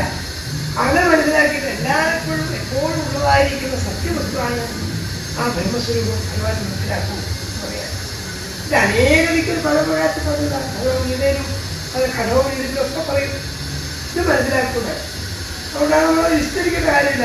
തസ്മിൻ വിശുദ്ധ ഉപലബ്ധിതാത്മതത്വം സാക്ഷാൽ യഥാപരവിശ്രമകാശത്തിൽ അന്ധകാരമില്ലാതായിട്ട് വസ്തുവത്തൊക്കെ വെള്ള പോലെ വെളിവാകുന്നത് പോലെ ഈ കർമ്മ കൈകര്യങ്ങളെ കൊണ്ട് ഭഗവാൻ മനസ്സുമാക്കും. അപ്പോൾ ചെയ്യും ആണ് യഥാർത്ഥമായ നിഷ്ഠ. ഭഗവാൻ നിഷ്ഠ എന്ന് പറയാൻ ഇപ്പോൾ വേണ്ടി സംഭവിക്കും. പിന്നെ ചോദിച്ചാൽ എന്താ വെച്ചാൽ എന്താണ് കർമ്മയോഗം എന്ന് പറയും?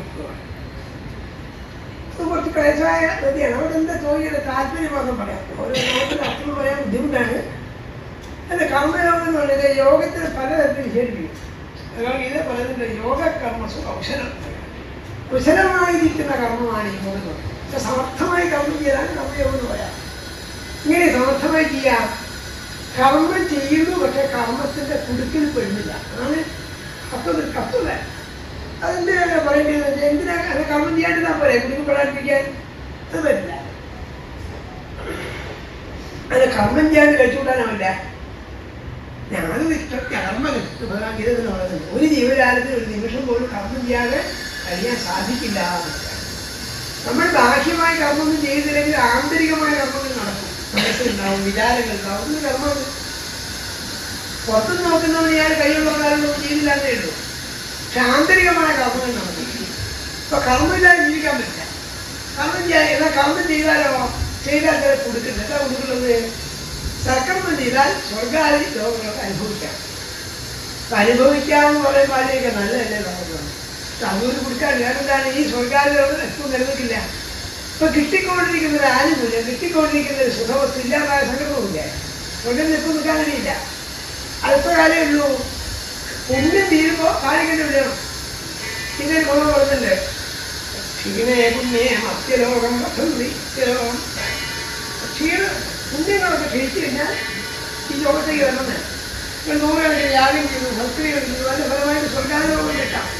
സ്വർഗത്ത് പോയിരിക്കാം, അമർന്ന് കുടിക്കാം, ഉർവശാദി സ്ത്രീരത്നങ്ങളൊക്കെ കാണാം. പക്ഷേ കുറച്ച് നേരം കാണാനേ ഉള്ളൂ. പുണ്യം ചെയ്യുന്നാലോ തല കിട്ടാൻ പോലെ കൊടുത്തു. പിന്നെ ഇവിടെ പേര് കൊണ്ട് കഷ്ടപ്പെട്ട് നടക്കണം. അതിന്റെ കഷ്ടമല്ല. അപ്പൊ സുഖത്തുമില്ലേ.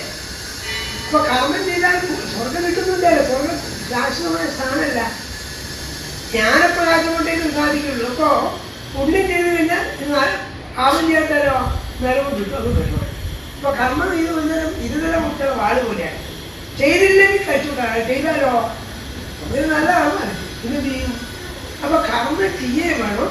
പക്ഷെ കർമ്മത്തിന്റെ കുടുത്തിൽ പ്രധാനിക്ക് അതാണ് കർമ്മയോഗം മാത്രമല്ല. അതെങ്ങനെ ചെയ്യാം? സമസ്ത കർമ്മങ്ങളും എന്റത് എന്നുള്ള അഹങ്കാരം ഉപേക്ഷിച്ചുകൊണ്ടിരിക്കും. ആളും അയാൾ പ്രധാന ഇഷ്ടങ്ങൾക്ക് ഉപയോഗിക്കുക. നിഷ്കാമ കർമ്മം ഉപദേശിക്കാണ്. കാമില്ലാണ്ട് കർമ്മം ചെയ്യൂ. അപ്പൊ കാമത്തെ കുറച്ച് ബുദ്ധിയും ചെയ്യൂ. പറയാൻ എനിക്കുള്ളതാണ്, ഇതിന്റെ ഫലം എനിക്ക് കിട്ടുന്നതാണ്, ഞാൻ ചെയ്തതാണെന്നുള്ള അഭിമാനവും അഹങ്കാരവും മുഴുവൻ ഉപേക്ഷിച്ചിട്ട് ഇതിന്റെ കർത്തവ്യമാണ്. അത് യാതൊരു തരത്തിലുള്ള വികാരക്ഷോഭങ്ങളില്ലാതെ എന്റെ കർത്തവ്യമാരും ഞാൻ ചെയ്യുന്നു വിചാരിക്കുക. ഫലങ്ങളൊക്കെയോ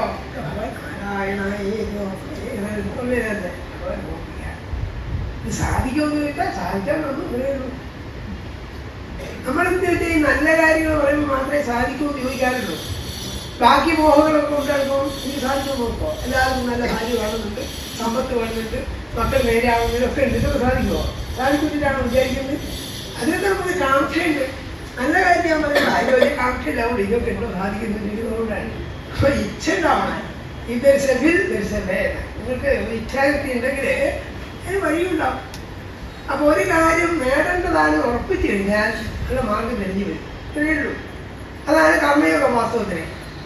അതുകൊണ്ട് ആ കർമ്മയോഗത്തെ ഇങ്ങനെ മനസ്സിലാക്കേണ്ടതാണെന്ന് പറയാണ്. അതായി പറഞ്ഞ കർമ്മകർമ്മേണ്ടി വേദവാദോമനൗകിക. യഥാർത്ഥത്തിൽ ഈ കർമ്മം അകർമ്മം നികർമ്മം പലതരത്തിൽ തിരിക്കും. അത് വിസ്തൃകേടെ പറയാൻ കർമ്മം എന്ന് പറഞ്ഞാൽ നമുക്കറിയാം, വിഹിതമായിരിക്കുന്ന കർമ്മങ്ങൾ വിഹിതമായ മാർഗത്തിൽ ചെയ്യുന്നതാണ് കർമ്മം. അകർമ്മത്തെ കർമ്മം ചെയ്യാതിരിക്കുക. നികർമ്മം എന്ന് പറഞ്ഞാൽ വിരുദ്ധമായ കർമ്മം ചെയ്യലാണ്. വേദത്തിന്റെ വിധികളൊക്കെ 2 തരത്തിലാണ്. ഒന്ന് വിധി എന്ന് പറഞ്ഞാൽ വിധിയും നിഷേധവും. വേദവാക്യങ്ങൾ എന്ന് പറയാം. വേദവാക്യങ്ങൾ ചിലത് ചെയ്യണമെന്ന് നിർദ്ദേശിക്കുന്നതാണ്, ചിലതോ ചെയ്യരുതെന്ന് നിഷേധിക്കില്ല. അപ്പൊ സത്യം ചെയ്യാം, സത്യം പറയണം എന്നുള്ള വിധിയാണ്. അതേസമയം ചിലാന്റെ വിധേയം മദ്യപിക്കരുത് എന്നുള്ള നിഷേധമാണ്. ഇങ്ങനെ നിഷേധത്തിന്റെയും വിധിന്റെയും മധ്യത്തിൽ കുറേ നമുക്ക് പറയാനുണ്ടാവും. കാലദേശങ്ങളെത്തി മാറും. വേദകാലത്തില്ലാത്ത പല സാധനങ്ങളും ഉണ്ടാകുമ്പോൾ ഉപയോഗിക്കാവുന്ന നേരത്തെ നമുക്ക് മനസ്സിലാക്കാമല്ലോ. ലോട്ടറി എടുക്കണമെന്ന് നേരത്തെ പറഞ്ഞിട്ടുണ്ടോ? നിങ്ങൾക്ക് ലോട്ടറി തന്നില്ല. ലോട്ടറി എടുക്കണം അമ്മ ഇരിക്കുമെന്ന് വേഗം വായിക്കാൻ മനസ്സിലാക്കും. മനസ്സിലാവില്ല.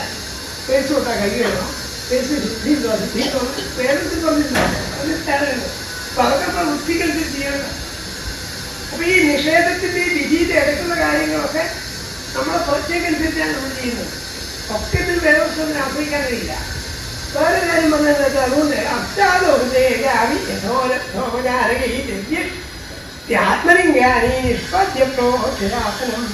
പിന്നെന്തിനാ ഭഗവാനെ കുറിച്ചൊക്കെ പറയുന്നത് പറഞ്ഞാൽ അവരുടെ കർമ്മങ്ങളൊക്കെ എന്ത് ചെയ്യൂ സാധിക്കുന്നതിനനുസരിച്ച് മനഃശുദ്ധിക്ക് വേണ്ടിയാണ് നമ്മൾ വിചാരിക്കൂ. അങ്ങനെ അവിടെ പറയുന്നുണ്ട് യഥാർത്ഥം എല്ലാ കർമ്മങ്ങളുടെയും ആര്യന്തികമായ ലക്ഷ്യത്ത് ഫലത്താണ് ചിത്തശുദ്ധിയാണ്. ചിത്തശുദ്ധിയെ കർമ്മ ദ്രവ്യങ്ങൾ കിട്ടാൻ വേണ്ടി എല്ലാ കർമ്മം ചെയ്യുന്നത്. കർമ്മം ചെയ്യുന്നത് എന്തിനാണ്? ഹൃദയശുദ്ധിക്ക് വേണ്ടിയാണ്. ഹൃദയശുദ്ധി ഉണ്ടായാൽ ജ്ഞാനം ഉണ്ടാവും. ജ്ഞാനാദേവം കൈവല്യം, ജ്ഞാനം കൊണ്ട് മോക്ഷം ഉണ്ടാവും. അവിടെ ഹൃദയശുദ്ധിക്ക് വേണ്ടിയാണ് കർമ്മം ചെയ്യുന്നത്. അത് ലോകങ്ങൾ നേടാനല്ല. സ്വർഗാദി ലോകങ്ങൾ നേടിയാലും നാളെ നഷ്ടപ്പെടും. നാളെ നഷ്ടപ്പെടാതിരിക്കുന്ന രോഗങ്ങൾക്ക് വേണ്ടിയിട്ടല്ല, ഹൃദയശുദ്ധിക്ക് വേണ്ടിയാണ് കർമ്മം ചെയ്യുന്നത്. എല്ലാ പാപം ഉണ്ടാകുന്നതാണ് ഞാൻ ചെയ്യുന്നത് വിചാരമില്ല. ഇത് എത്രയോ ഇത് പറഞ്ഞിട്ടാണ് മഹാഭാരതത്തിൽ ഏതൊക്കെ ആവർത്തി പറയുന്നുണ്ട്. 2 അക്ഷരങ്ങൾ കൊണ്ടാണ് എല്ലാ ഇതും ഉണ്ടായിട്ടുള്ളത്. എന്താണ് മമ? എൻ്റെത് എന്തെന്ന് വിചാരമില്ലാണ്. ദക്ഷരേത്തുഭവേ മൃത്യോക്ഷരം ബ്രഹ്മ ശാശ്വതം മമേതി നമേതി രാ എന്ന് 10-11 ഏതൊക്കെ പറഞ്ഞിട്ടുണ്ട് മഹാഭാരതത്തിൽ. അതായത് 2 അക്ഷരങ്ങളെ കൊണ്ടാണ് എല്ലാ വിഷമവും ഉണ്ടായിട്ടുള്ളത്. മമ എന്നതാണ് എൻ്റെത്, എന്നത് എനിക്കുള്ള വിചാരമുണ്ടായിരുന്നു. ഞാൻ മമ എൻ്റെതല്ലാന്ന് വിചാരിച്ചാലോ എല്ലാ പാപങ്ങളും കൊണ്ട് ദക്ഷത ബ്രഹ്മശാശ്വതം 3 അക്ഷരങ്ങളെ കൊണ്ട് ശാശ്വതമായ ബ്രഹ്മത്തെ പ്രാപിക്കുന്നത്. കൂടാതെ ഏതെങ്കിലും 1000കണക്കിന് മന്ത്രങ്ങളിൽ ഹോമങ്ങളിലൂടെ കാണാം. ആ ഹോമിക്കുമ്പോൾ എന്താ പറയുക? എനിക്ക് കിട്ടുന്നില്ല, ജനിക്കുമ്പോൾ അല്ലാതെ അവരുടെ അത്രയേ സ്വാഹ അത്രയേ ലക്ഷ്മിക്കുള്ളതാണ്, എനിക്കുള്ളതല്ല. പ്രജാപതേ പ്രജാപതേ ഇങ്ങനെ പറയുന്നത് പ്രജാപതിക്കുള്ളതാണ്, എനിക്കുള്ളതല്ല. എന്നാണ് ഹോമകർമ്മങ്ങളിലൊക്കെ പറയുന്നത്. അത് എനിക്ക് വേണ്ടിയിട്ട് മാത്രമേ, എൻ്റെ പ്രാർത്ഥന വേണ്ടിയാണ്, ലോക കല്യാണത്തിന് വേണ്ടി ലോകമംഗളത്തിന് വേണ്ടിയാണ് വിചാരിക്കുന്നത്. അങ്ങനെ കർമ്മം ചെയ്താലോ നിങ്ങൾക്ക് ഒരു ഗുണം കിട്ടുകയും ചെയ്യും. അതപ്പം ഉണ്ടാവുകയില്ല. പക്ഷെ നമ്മളായിട്ട് എനിക്ക് മാത്രം കിട്ടും വിചാരിക്കുന്നവരാണ്. മറ്റൊരു വിട്ടും ചെയ്ത് വിചാരിക്കുന്ന ആളാണ്. എൻ്റെ ഒരു ഭക്തനെ പറ്റി തമാശയായ കഥ. ഞാൻ വലിയ വൈഷ്ണവ ഭക്തനായി. അപ്പോൾ വിഷ്ണുവിന് വേണ്ടിയിട്ട് എന്തോ ധൂപങ്ങളാണില്ല ഈ ഗന്ധദേവിയുടെ പോസ്റ്റ് കാണിക്കുക. അപ്പം എന്നിട്ട് ഈ വിഷ്ണു വിചാരിച്ച് ഇയാളിങ്ങനെ വിദ്യയായി പോകുന്ന വിചാരിച്ചത് വിഷ്ണു സാക്ഷാൽ പരമശിവനോടുകൂടി പ്രത്യക്ഷയിലാണ്. വീഴ്ത്താൻ ചെയ്താൽ വിഷ്ണുവിനാണ് പ്രാർത്ഥിക്കുന്നത്. അത് മറ്റേ വിദ്യാലയം കിട്ടുന്ന എനിക്ക് ഇഷ്ടമില്ല. അത് ഇയാൾ ചെയ്യുന്നു, ശിവന്റെ മുഖം ഒത്തിപ്പിടിച്ചായിരുന്നു. ഈ ഗുണത്തെ പുരുഷന്മാരെ കണ്ടത് ഭഗവാനന്റെ ശേഷം അതുകൊണ്ട് 2 ഒരുമിച്ച് ഒന്നും ചെയ്തു. ശിവനെ കിട്ടുന്നതായ ശിവന്റെ മുഖത്തിന്റെ ഭാഗമാണ് ഒത്തിപ്പിടിച്ചായിരുന്നു. ഞാൻ വിഷ്ണുവിനെ നോക്കിയത് ഇഷ്ടകാര്യം കിട്ടണ്ടെന്ന് വിചാരിച്ചില്ല. അപ്പൊ നമ്മൾ ഈശ്വരന്മാർക്കൂടി ഭേദം കാണുന്നവരാണ്. ഇത്ര പറഞ്ഞാൽ മനസ്സിലാവില്ല. അതിനേക്കാൾ കൂടുതൽ എനിക്കെന്നുള്ള വിചാരത്തോടെ എനിക്കുള്ളതാണ്, എനിക്ക് മാത്രമുള്ളതാണെന്ന് കൂടി വിചാരിക്കുകയാണ്. വേദം പറയുന്നോ എനിക്കുണ്ടാക്കാൻ കഴിയുന്നതല്ല. നമ്മൾ എന്ത് അർപ്പിക്കുന്നുവോ എന്ത് ആസ്വദിക്കുന്നുവോ മുഴുവൻ ലോകത്തിന് പൊതുവായി കിട്ടിയിട്ടുള്ളത് ഈ ബോധ്യത്തോടു കൂടി ചെയ്യുന്നു. ഈ സൗകര്യത്തിൽ നിന്ന് രക്ഷപ്പെട്ട എല്ലാ കെട്ടുകളും പൊട്ടിപ്പോകും. സൗകര്യത്വമാണ് ഏറ്റവും വലിയ കെട്ട്. കാരണം മുറുകി കെട്ടുമ്പോൾ മുറുകി ഇവിടെയാണ്. സൗകര്യത്തുണ്ടാവുക സൗകര്യം പൊയ്ക്കഴിയുമ്പോൾ ചെയ്യുന്നു എല്ലാ വിധത്തിലുള്ള മായാബന്ധനം ഇല്ലാണ്ടാവും. അതൊക്കെയാണ് ഈ പറഞ്ഞത് താല്പര്യം നടത്തും. അതുകൊണ്ട് എന്ത് ചെയ്യണം? ആദ്യാദീരുപകത്യാസാധ്യ സമാഹിത കൃത്യാദിഭിക്കന്യാസോ മൂലമന്ത്രേണ എന്നൊക്കെ പറഞ്ഞതിനാണ്.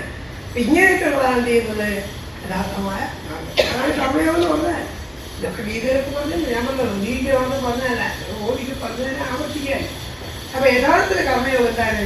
കർമ്മത്തെ എല്ലാ തരത്തിലുള്ള സ്വാർത്ഥതകളിൽ നിന്നും അത്യന്ത സംവിധങ്ങളായിരിക്കുന്ന ഭാവനകളിൽ മോചിപ്പിക്കുകയാണ്. കർമ്മം ചെയ്യുന്നു, പക്ഷെ അതിൻ്റെ ഒരു കെട്ടുപാടുകളും നമ്മൾ ബാധിക്കാതിരിക്കാൻ വേണ്ടി ശുദ്ധമാക്കുന്നത്. ലോകോപകാര കല്യാണമായിട്ട് ലോകോപകാരത്തിനായിട്ട് കർമ്മം ചെയ്യുമ്പോൾ ഈ വിഷമമില്ല. അതാ ഗീതയിൽ പറയുന്നുണ്ട്, ആർക്കാണ് ഈ ബന്ധനമൊക്കെ ഉണ്ടാകുന്നത്? അഹമ്മേദിനുമല്ല കർത്താഹമികമന്യതയാണ്. ഞാനാണ് കർത്താവെന്നുള്ള വിചാരത്തിനാണ് ഉണ്ടാകുന്നത്. ആരാണ് വിചാരിക്കുന്നത്? അഹങ്കാര വിമൂഢാത്മാണ്. അഹങ്കാരം കൊണ്ട് മൂഢനായിരിക്കുന്നവൻ എന്ത് വിചാരിക്കുന്നു? കർത്താഹമികമന്യതേ, ഞാനാണ് കർത്താവെന്ന് വിചാരിക്കുന്നു. നമ്മൾ കർത്താവല്ല.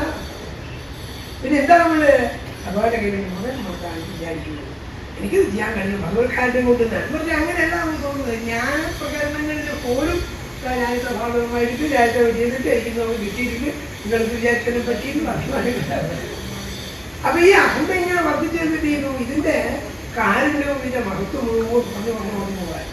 അതുകൊണ്ട് അഹങ്കാര വിമൂഢനല്ലാതെ കർമ്മം ചെയ്യൂ എന്നുള്ളതാണ് താല്പര്യം. അത്രയും പറഞ്ഞു. പിന്നെ എന്ത് ചെയ്തു? ജ്ഞാനിയാനിയ കർമാണി, ഏതൊക്കെ കർമ്മങ്ങളൊക്കെയാണ് ഭഗവാൻ ലോകത്ത് നയിച്ചിട്ടുള്ളത് ചോദിക്കുകയാണ്. ചക്രേകരോധി കർത്താവ് അഹരിസ്ഥാനീയം. അപ്പൊ യഥാർത്ഥത്തിൽ നേരത്തെ ഇത് പറഞ്ഞിട്ടാണ് ഏതൊക്കെ അവതാരങ്ങളൊക്കെ ഉണ്ടാണ് ഭഗവാൻ ഈ കർമ്മങ്ങൾ കഴിച്ചിട്ടുള്ള ചോദ്യത്തിന്റെ അർത്ഥം. അത് യഥാർത്ഥം ഇപ്പം പ്രത്യേകിച്ച് നമ്മൾ പറയണ്ടില്ല, നമ്മുടെ ഭാഗം കേട്ടില്ല. അപ്പൊ മത്സ്യപൂർവാദി അവതാര വിഷയങ്ങളൊക്കെ സ്മരിക്കുകയാണ് വിളിക്കുന്നത്. അവിടെ പറഞ്ഞതാണ് അതാവ്, ആദ്യത്തിൽ നിന്ന് പറയാൻ അതാവ് അഹുൽ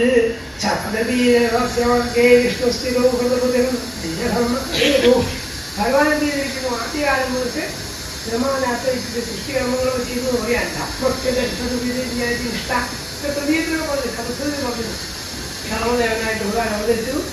അങ്ങനെ ഓരോന്നോരോന്നായിട്ട് പറഞ്ഞ് നരനാരായണനാണ് അവതാരം. എനിക്കാണ് ഭഗവാൻ ധർമ്മത്തെ ലോകത്ത് സ്ഥാപിക്കാൻ ശ്രമിച്ചിട്ടുണ്ടെന്ന് പറയാൻ.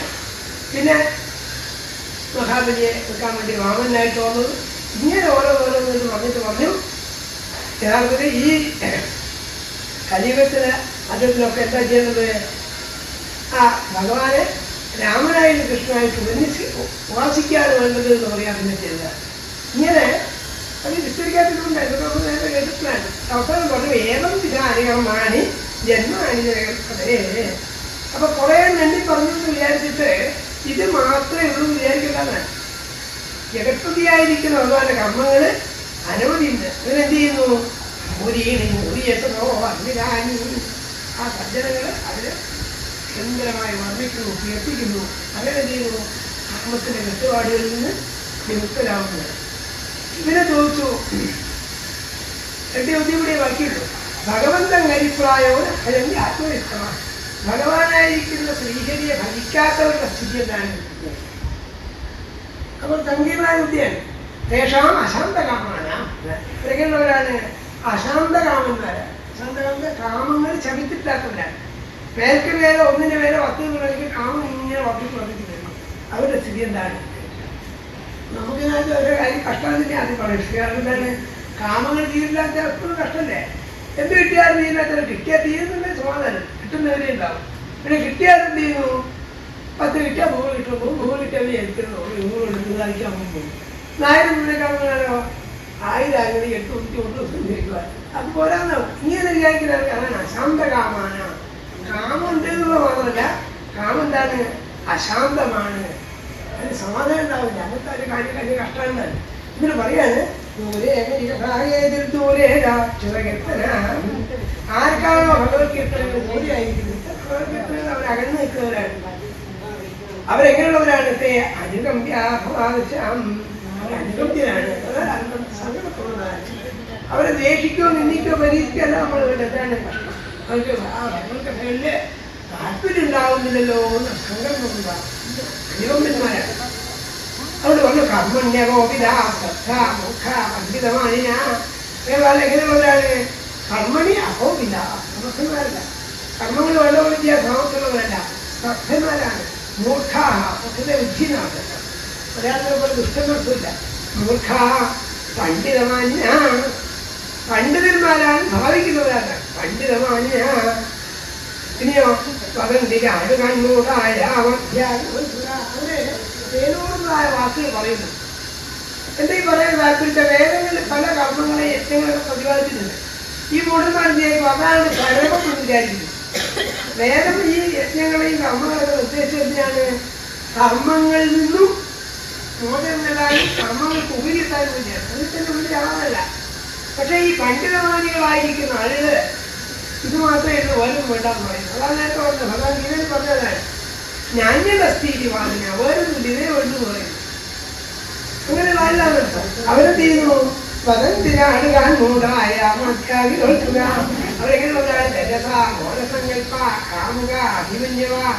ഒരു രാജബുദ്ധിയോട് കൂടിയവരാണ്, മൃഗാത്മീരാത്ത കാമത്തോടു കൂടിയവരാണ്. അവരെന്ത് ചെയ്യുന്നു? ദാംഭിക മാനിന. സ്വയം അഭിമാനികളായി വിചാരിക്കുന്നവരാണ്, ദമ്പം കാണിക്കുന്നവരാണ്. വിഹസന്തി അച്യുതപ്രിയാൻ. ഒന്നും പോരാഞ്ഞിട്ട് അവരെന്ത് ചെയ്യുന്നു? ഭഗവത് പ്രിയന്മാരെ പരിഹസിക്കുകയും ചെയ്യും. ഇങ്ങോട്ട് വേറെ പണിയൊന്നുമില്ല, ഇതിൻ്റെ ചോദിക്കാൻ ഇപ്പം ആദ്യത്തെ 20 നൂറ്റാണ്ടിൽ പണ്ടക്കാരി പുസ്തകത്തിലെ മനസ്സിലാവാത്തവരെ ഷോ കെട്ടിട്ടുണ്ട്. അവർ മനസ്സിലായത് കൊണ്ട് ചെയ്യാമെന്ന് വിചാരിക്കുന്നത്. എനിക്കും ആവില്ല. ഇപ്പോൾ 25 പോരാ. അതല്ല ഇതൊക്കെ പോയി ഇതൊക്കെ കേൾക്കുന്ന വല്ല ആവശ്യമുണ്ടോ? ഇത്രയൊക്കെ കാശ് കളഞ്ഞ് ഇത്ര ആഴ്ച കളഞ്ഞ് ഇതിലൊക്കെ കുറെ പോകുന്നുണ്ടല്ലോ കുറെ ആളുകൾ അവർ പരിഹസിക്കുന്നു. വിഹസം ദക്ഷിണം പറയാൻ തികന്തിരെ അന്യോന്യവാസനം അവർ പറയുമ്പോ ഒക്കെ എന്താ പറയാ മൈഥുന്യം താല്പര്യങ്ങളും മൈഥുന്യപരേഷു കാമാലികളായ നിത്യാദികളായ സമർപ്പിച്ചിട്ടും വിചാരിക്കുന്നു. അവരെന്താ ചെയ്യുന്നത്? അവര് യാതസ്മയേ അന്തര്യേശ്വരൻ ഭജനകളുമായി ഒരു പരിഹാരത്തിൽ തിരിച്ചുകൊണ്ട് എപ്പോഴും നടക്കുന്നതാണ്. അവർ സർവേശ്വരസ്ഥിതം മനോരഥനാനാം പ്രവദന്തി വാർത്തയാ ഇങ്ങനെ കുറേ പറഞ്ഞതാണ്. എന്നിട്ട് പറഞ്ഞു എന്ത് എന്താണ് അവർക്ക് പറ്റുന്ന ദോഷം എന്ന് പറയാൻ വേണ്ടി അതിൻ്റെ ക്ഷോഭം അതുകൊണ്ട് ശ്രദ്ധിച്ച് പറയേണ്ടതാണ്. സമയം പറഞ്ഞ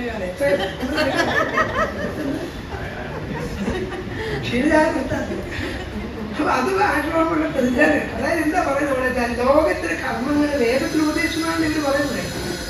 അതാണ് പതന്തി പറഞ്ഞത്. വേദത്തിൽ കർമ്മം ഞാൻ പറഞ്ഞിട്ടില്ല പിന്നെ ചെയ്താൽ ആലോചിക്കണ്ടേ? അതായത് ഈ യാഗാരി കർമ്മങ്ങളൊക്കെ ആത്യന്തികമായി എന്തല്ല പ്രയോജനപ്രദമല്ല എന്നാണ് വേദത്തിന്റെ പരമതാല്പര്യം എന്ന് മനസ്സിലാക്കാതെ വേദത്തിൽ അങ്ങനെ പറഞ്ഞിട്ടുണ്ടല്ലോ എന്ന് പറയും. വേദത്തിൽ പലരും പറഞ്ഞിട്ട് ഇപ്പൊ ഉദാഹരണത്തിന് ക്രിസ്താനം കഴിഞ്ഞ ഭാര്യയെ ഭാവിക്കുമെന്ന് വേദത്തിൽ നോക്കുന്നു. അവിടെ എപ്പോഴും കാണാമെന്നായിരിക്കും നല്ല അർത്ഥം. അത് മനസ്സിലാക്കാൻ സാധിക്കുന്നില്ല. അതിന് ഉദാഹരണം പറഞ്ഞാണല്ലോ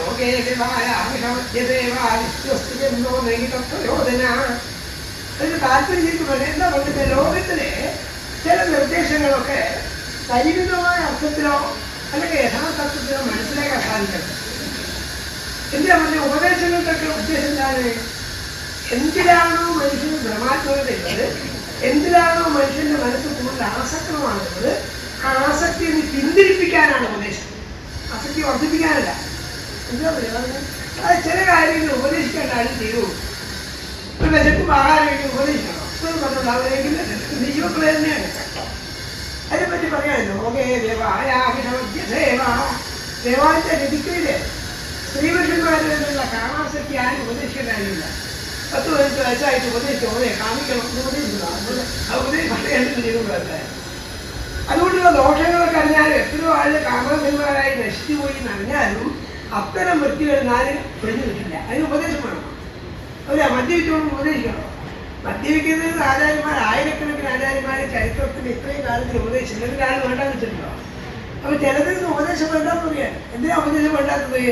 കാമത്തിനോ മദ്യപാനത്തിനോ ഉപദേശം വേണ്ട. കണ്ടുപിടിച്ചോണ്ട് ഉപദേശിക്കണം. അതിലേക്ക് തന്നെ ചെയ്യുവാണ്. ലോകേ ദേവായം ആമിഷം മാംസം എപ്പോഴും ഉപദേശിക്കാനില്ല. അതിനെന്തുണ്ട്? ലോകത്തിന് സ്വാഭാവികമായിട്ടൊരു സന്തോഷം ഉണ്ടാകും. ജന്തോ പ്രചോദന നിത്യാസുജന്തോ പ്രചോദന. ജന്തുക്കൾക്ക് ജീവജാലങ്ങളിൽ നിന്നും ഈ നിത്യാദികളിലും മദ്യപാനത്തിനും മാംസഭോജനത്തിനൊക്കെ സ്വാഭാവികമായിട്ട് ആസക്തി ഉണ്ട്. ഉപദേശിക്കാനായിരുന്നില്ല. ഇനി ഉപദേശത്തിന്റെ ഉദ്ദേശം എന്താണ്? അതിൽ നിന്നൊക്കെ വിട്ടെടുക്കാനാണ് ഉപദേശം പറയാൻ. എന്തിനാ പറഞ്ഞതെന്നറിയാം? ഒന്ന് മനസ്സിലാക്കണം. ഇപ്പൊ വിവാഹം നിത്യാദികൾ വിവാഹം വേദത്തിൽ വിധിച്ചിട്ടുണ്ട് എന്ന് പറഞ്ഞാൽ തന്നെ എന്തിനാ വിവാഹം വിധിച്ചിട്ടുള്ളത്? രതിയിൽ നിന്ന് മുഴുങ്ങി നശിക്കാറില്ല, പിന്നെ കരകയറാനാണ് പറയുന്നത്. ഇതിന് മനസ്സിലാക്കാത്ത പ്രശ്നമാണ്. അതായത് രത്യാദികള് ഇപ്പൊ പിന്നെ സ്വന്തം ഭാര്യയുടെ രതി ചെയ്യാം, ഋതുസ്നാനം കഴിഞ്ഞ ഭാര്യയെ പ്രാപിക്കാന്നുള്ളതിന്റെ അർത്ഥം എന്താണ്? അവളിന് മാത്രമേ രീതി ഉണ്ടാവും. രതിയെ പലതിക്കിലേക്ക് ഒഴുകുന്നതായ ആരോടും തോന്നാവുന്നതായ വ്യത്യാസത്തെ ഒരാളിലേക്ക് വിഹിതമായി ക്രമികമായി കുറച്ചുകൊണ്ടിരാൻ വേണ്ടിയാണ്. എപ്പോഴും കാമാസക്തനായിരിക്കുന്ന ഒരാളെ സംബന്ധിച്ചിടത്തോളം പിന്നെ ആത്യന്തികമായ ആപത്തായി തീരും. അതിനെ കുറച്ചുകൊണ്ടിരാൻ വേണ്ടി ചെയ്യുന്നു. സർക്കറിയായിരിക്കുന്ന ഭാര്യ അത് വിഹിതങ്ങളൊക്കെ നിശ്ചയിക്കുന്നു. ഉപരിതങ്ങളും സ്മൃതിഗ്രന്ഥങ്ങൾ പറയുന്നത് ഇന്ന ദിവസങ്ങളിൽ ഭാര്യ അങ്ങനെ ചെയ്യാം, ഇതൊക്കെ ചെയ്യാൻ പാടില്ല, നമുക്ക് വേറെ ഒരു വിധിയിട്ടൊക്കെ അറിയണമെന്നല്ല. നമ്മൾ തൈത്തിരി വിളിച്ചിട്ടൊക്കെ പറഞ്ഞിട്ടുണ്ട്. വിഹിതങ്ങളായ ദിവസങ്ങളിൽ മാത്രം ഭാര്യാഗമനം ചെയ്യുന്ന പുരുഷൻ സന്യാസിയെ പോലെ ശ്രേഷ്ഠനാണെന്ന് പറയുന്നു. അപ്പൊ വിവാഹം കഴിക്കാൻ സമ്മതിച്ചിട്ട് വിചാരിച്ചിട്ട് എരിവോട് നശിച്ചു പോലെ കൊണ്ട് അതിന് കുറയ്ക്കാനാണ്. അതായത് മനുഷ്യന്റെ ഒടുങ്ങാത്ത കാമാസക്തിയെ നിയന്ത്രിച്ചു നിർത്താൻ വേണ്ടിയാണ് വിവാഹം. ആ പറഞ്ഞിട്ടുണ്ടോ? അതാണ് ഇന്നത്തെ വഴി പറയുന്നത്. വ്യവസ്ഥിതേഷു വിവാഹയജ്ഞ. കാമത്തിന് വ്യവസ്ഥ ഉണ്ടാക്കാൻ വേണ്ടിയാണ് ചെയ്തത് വിവാഹം. അതായത് കാമത്തിന് മുങ്ങിച്ചാവാനുണ്ടാവും. അപ്പൊ അതുകൊണ്ട് ഗൃഹസ്ഥന് പോലും എന്തുകൊണ്ടാണ് ബ്രഹ്മചര്യം വേണ്ടതാണ്. നേരത്തെ കാണാം എല്ലാവരും ഗൃഹസ്ഥന് പോലും ബ്രഹ്മചര്യം വേണ്ടതാണ്.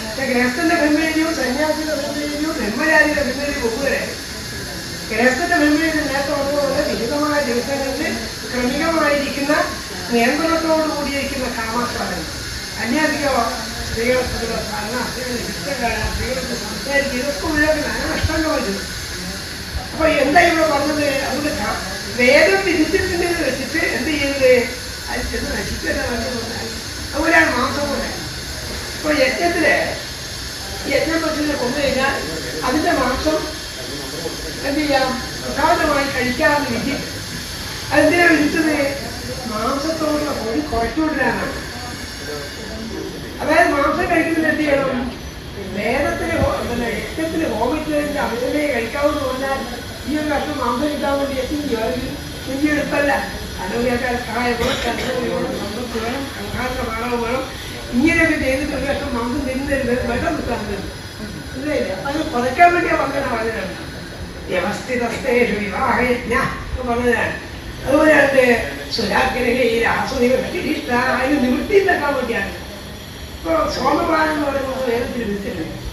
ഈ സോമയാഗങ്ങളിലൊക്കെ സോമം എന്ന് പറയുന്നത് ചെടിയാണ്, ലതയാണ്.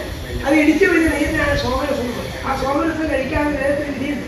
ഇന്ത്യാതെ കൊടുത്തതിന് അർപ്പിച്ചതിന് ശേഷം കഴിക്കാൻ. അതെന്താണ്? ഒരു അരയവത്ത് സോമം കഴിക്കാൻ വേണ്ടി യജ്ഞം ചെയ്യാനാവും. യജ്ഞം വിഷമുള്ളതാണ്. അപ്പൊ അതിന് പേര് തന്നെ കുടിക്കാൻ കിട്ടാൻ വേണ്ടി അങ്ങനെ ചെയ്യും. അതിന് എന്തിനാൻ വേണ്ടിയിട്ട് അവിടെ വെച്ചിട്ടുള്ളത്. അല്ല, വേദം വിധിച്ചിട്ടുണ്ട്, സോമവാരം വിധിച്ചിട്ടുണ്ട് നേരത്തിന് കുടിച്ചാവാനല്ല. ആ കുടി എന്ത് ചെയ്യാനാണ്? നിയന്ത്രിക്കാനാണ്. വിവാഹം അവസാനിക്കാത്തായ കാമത്തെ അഴിച്ചുവിടാൻ വേണ്ടിയിട്ടല്ല, ആ കാമത്തെ നിയന്ത്രിച്ച് ഒരാളിലേക്കും കൃത്യമായ ദിവസങ്ങളിലേക്ക് ഒതുക്കി തീർക്കാൻ വേണ്ടിയാണ്. അതുകൊണ്ട് സ്മൃതികൾ എന്ത് വിധിച്ചു? ആർത്തവത്തിന് എത്ര ദിവസം മുമ്പ് തിരിച്ചു ഭാര്യ കുടിക്കാൻ പാടില്ല. 5 ദിവസങ്ങളിൽ, അമരാത്തോട് ദിവസങ്ങളിൽ, അങ്ങനെയുള്ള മഹത്തായ ദിവസങ്ങളിൽ, പഞ്ചദശി ചതുർദശി ദിവസങ്ങളിൽ ഇങ്ങനെ സ്മൃതികളിലൊക്കെ എത്തു പറഞ്ഞത്. ഇങ്ങനെ കുറേ ദിവസങ്ങളെ എന്ത് ചെയ്യുന്നു? ഭാര്യാഗ്രഹത്തിൽ നിഷിദ്ധങ്ങളായിട്ട് ചിന്തിക്കുന്നു. അങ്ങനെ കാമത്തെ പ്രശ്നമില്ലാൻ വേണ്ടിയാണ് പറഞ്ഞത്. ഇതാണ് നമ്മളെന്ന് പറഞ്ഞത്. അല്ലാതെ വിധിച്ചത് എന്തിനല്ല, അതിൽ ചെന്ന് ചാടി മരിക്കാൻ വേണ്ടിയിട്ടാണ്. അതാണ് ഇപ്പോ ലോകേയമായ പ്രചോദനാണ്. ഇതൊന്നും പ്രചോദനം കൊടുക്കാൻ വേണ്ടിയിട്ടല്ല. എന്തിനാണ്? വ്യവസ്ഥിതസ്തേഷു, അങ്ങനെ വ്യവസ്ഥപ്പെടുത്തിയിട്ട് നിവൃത്തി ഇഷ്ട, അതാണ് ഇഷ്ടമായിരിക്കുന്നത്. വേദനയുടെ താല്പര്യം എന്താണ്? ഇത്തരം ഈ കാമപ്രദായങ്ങൾ അഥവാ ഇത്തരം അത്യാസക്തികൾ നിയന്ത്രിച്ചു നിർത്താൻ വേണ്ടിയാണ് ഇതൊക്കെയാണ് പറഞ്ഞത്. അതായത് വിസ്തരിക്കാറുള്ളത് ധ്യാനപക്ഷോ ഈ ധ്യാനപക്ഷം മറ്റൊന്ന് മണത്തിന്റെ ചെയ്യുന്നുള്ളവരാണ് ഇതൊക്കെ പറഞ്ഞു. അപ്പൊ അവസാനമായ ചോദ്യം ചോദിച്ചു, ഏതൊക്കെ കാലത്ത് ഏതൊക്കെ വർണ്ണത്തോടു കൂടിയാണ് ഭഗവാൻ അവതരിച്ചിട്ടുള്ളത്? നേരത്തെ വന്നിട്ടാണ്, അത് വിശേഷമായിട്ടല്ല. വിസ്തരിക്കുന്ന കസ്മിൻ കാലേസ ഭഗവാൻ കിം വർണ്ണ കീത് ചോദി, ഏതൊക്കെ നടത്തില് ഏതൊക്കെ പ്രവർത്തനങ്ങളെ കൊണ്ടാണ് ഭഗവാൻ ചെയ്യുന്നത്. അപ്പൊ അതൊക്കെ പറഞ്ഞു. എന്താണ് ഉള്ളത്? കൃതന്ത്രേതാപരഞ്ജാഹരിരിത്യേഷു കേശവ. 4 യുഗങ്ങൾ പ്രഖ്യാതാണ്. അതാണ് ഹൃദയവും പ്രേതായവും താപര കരീതം. ഈ യുഗങ്ങളെയും ആദ്യാദിയുള്ള യുഗങ്ങൾ പിന്നീട് പറയുന്നതിനേക്കാൾ എത്തി. അതിനകത്ത് ഹൃദയം എന്ന് പറയുന്നത് 4000 ദേവമൊക്കെ, പ്രേതായമാകട്ടെ 3600, ലാഭനാകട്ടെ 2400. അതിന്റെ പകുതിയിൽ 1200 ദേവവർഷമായിട്ടോ. ദേവവർഷം എന്ന് പറഞ്ഞാൽ ഈ സംഖ്യയെ 300 കൊണ്ട് തിരിക്കണം. അതിന് കഴിവാണ് പുറമേ 400 ദൈവത്തിൻ്റെ അങ്ങനെ യുഗങ്ങളായി തിരിച്ചിട്ടിട്ട് നാനാവർണ്ണ അമിതാക അലോന്നാണ് ഈ യുഗങ്ങളിലൊക്കെ ഭഗവാൻ ചെയ്തിട്ട് നാനാവർണ്ണങ്ങളുണ്ട്. ഹൃദയം എന്ന് പറഞ്ഞാൽ ഹൃദയത്തിമാരുടെ യുഗമാണ്. തപസ്സിന്റെയും ജ്ഞാനത്തിന്റെയും പ്രകാശം ഉണ്ടായിരുന്ന കാലമാണ്. അവിടെ ഭഗവാൻ ശുദ്ധമായിട്ട് നമുക്ക് ഒരു കറുപ്പില്ലാത്തായിരിക്കുന്ന സാധ്യവൃത്തോടുകൂടിയാണ് ചെയ്യുന്നത്. അതൊക്കെ അതിനെ പറയുന്നത്. ഹൃദയ ശുക്ല ചതുർബാഹു 4 കൈകളോട് കൂടിയിട്ടാണ് ഉണ്ടായിരുന്നത്. പിന്നെ ഇങ്ങനെ ഓരോന്നായിട്ട് പറഞ്ഞു. മനുഷ്യ പുസ്തക ശാന്ത മർവൈര സൂര. ആ ഹൃദയത്തിൽ മനുഷ്യരെ വൈകമില്ലാത്തവരായിരുന്നു, ശാന്തന്മാരായിരുന്നു, സാത്വികന്മാരായിരുന്നു പറയാം. പിന്നെ എന്ത് ചെയ്യുന്നു? അതിന് കുറച്ച് രജസ് കൂടിയപ്പോൾ പ്രേതായത്തിൽ വന്നപ്പോൾ അവിടെ തപസ് വളർന്ന ധ്യാനം മുതലാകെ വന്നു ചേർന്നു. അന്ന് ഭഗവാൻ ഹിരണ്യകേശനായിട്ട് സുക്ഷുവാദിവലക്ഷണ യജ്ഞങ്ങൾ വർദ്ധിച്ചുകൊണ്ട് എന്റെ ലക്ഷണങ്ങളായിട്ട് പറയാം. അത് കഴിഞ്ഞിട്ട് എന്ത് ചെയ്തു? ദ്വാപരയുഗത്തിൽ കറുത്തോടു കൂടിയവനായിട്ട് അതാണ് കൃഷ്ണനായിട്ട് പ്രവർത്തിച്ചു. അത് ചില ആചാര്യന്മാരെ മറ്റു ഈ കൃഷ്ണൻ ദ്വാപരം ഒരേ പല ഘട്ടങ്ങൾ കാണിക്കാൻ. കലി എന്ന് പറഞ്ഞാൽ യഥാർത്ഥത്തിൽ കിടക്കുന്നവനാണ്, രാവിലെ നിൽക്കുന്നവനാണ്, മൊത്തം ഗതിയിലേക്ക് ശ്രേയസിലേക്ക് ഗമിക്കുന്നവനാണെന്നൊക്കെ അർത്ഥം പറഞ്ഞിട്ടുണ്ടാവില്ല. അപ്പൊ ഇങ്ങനെ കാലം കഴിയുമ്പോഴത്തേക്കും ഇതിന്റെ ശ്രേഷ്ഠ കൊണ്ടുകൊണ്ടുകൊണ്ടുകൊണ്ടുകൊണ്ടാണ് രാവിലെ ഭഗവാൻ ഇതാ. അതുകൊണ്ട് എന്താണ് ചെയ്യുന്നത്? രാവിലെ കഴിഞ്ഞ് കലി വരുമ്പോഴേക്ക് യജ്ഞാദികളും കർമ്മങ്ങളും തപസ്സുകളും കൊണ്ടുകൊണ്ടുപോയി അതിന് പ്രാധാന്യമില്ലാണ്ടായി. അതുകൊണ്ട് ഈ കലിയുഗത്തിന്റെ കലിയുഗം തുടങ്ങാനായപ്പോഴേക്ക് വിഷ്ണുമായ കലിയുഗം വരിക എന്നോട് പറഞ്ഞു എന്താ ചെയ്യേണ്ടത്? ഈ കലിയുഗത്തില് ഭഗവാന്റെ പൂർണ്ണാവതാരങ്ങൾ എന്ന് പറയാവുന്ന രാമന്റെ കൃഷ്ണന്റെ അവതാരങ്ങൾ സൃഷ്ടിക്കേണ്ടതുള്ളത് അതിന് മന്ത്രം പറഞ്ഞതാണ്, സ്തുതിയാണ്. വന്ദേ മഹാപുരുഷവേദനാരവിന്ദം എങ്ങനെ പറയാനും ജ്ഞേയം സദാ പരിഭവക്താഭീഷ്ടദോഹം തീർത്ഥാസ്പദം ശിവവിരിം ശരണ്യം. ബ്രഹ്മചാരികളാൽ പോയി സൃഷ്ടപ്പെടുന്നതായ ആ ഭഗവാനെ ധരിക്കാവുന്നത്.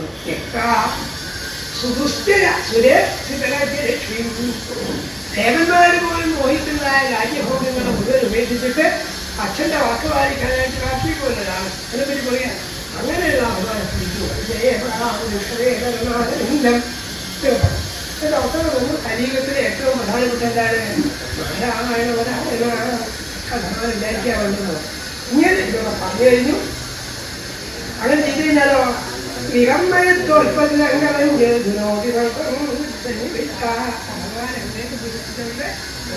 ഭാവകർമ്മങ്ങളും ഇങ്ങനെ പറഞ്ഞു കഴിഞ്ഞു. എന്നിട്ട് ഇതൊക്കെ ആര് പറഞ്ഞു? നാരദൻ ബസ്സുകളിൽ പറഞ്ഞാൽ കണ്ടിങ്ങനെ മുനിരാജാവിനോട് സ്വയോഗ്യത പറഞ്ഞു നോക്കി വെച്ച് ധർമ്മൻ ഭാഗവതായി മിഥിലാരാജാവായിരുന്നു. ആ മിഥിലാരാജാവായി ഇതൊക്കെ കേട്ട് കഴിഞ്ഞപ്പോ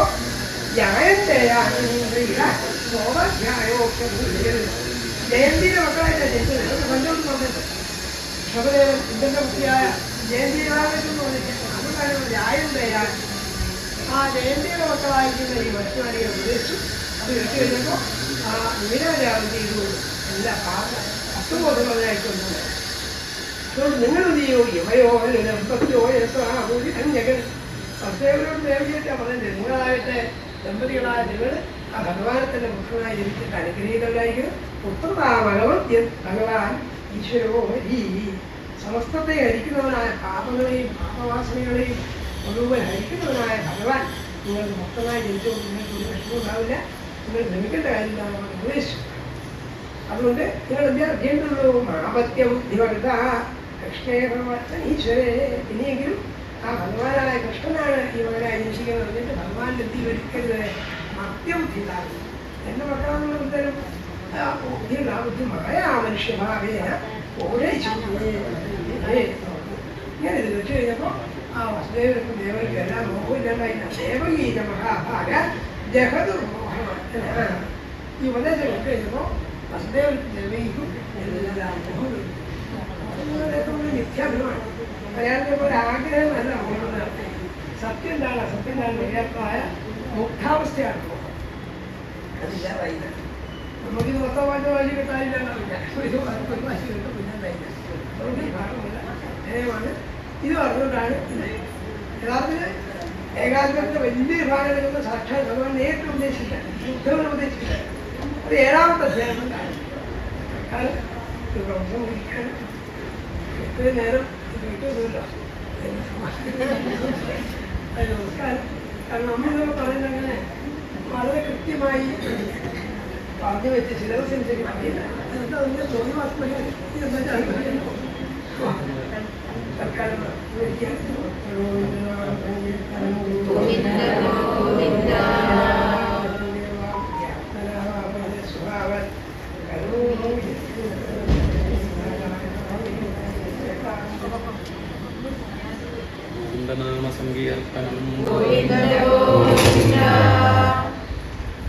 ഇത്രയും നേരം രണ്ട് മണിക്കൂർ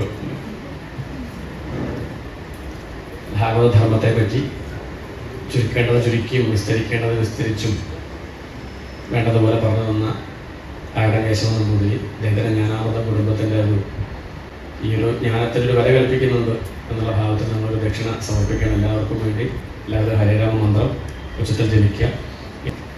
ഗോവിന്ദനാമ സങ്കീർത്തനം ഉച്ചത്തിൽ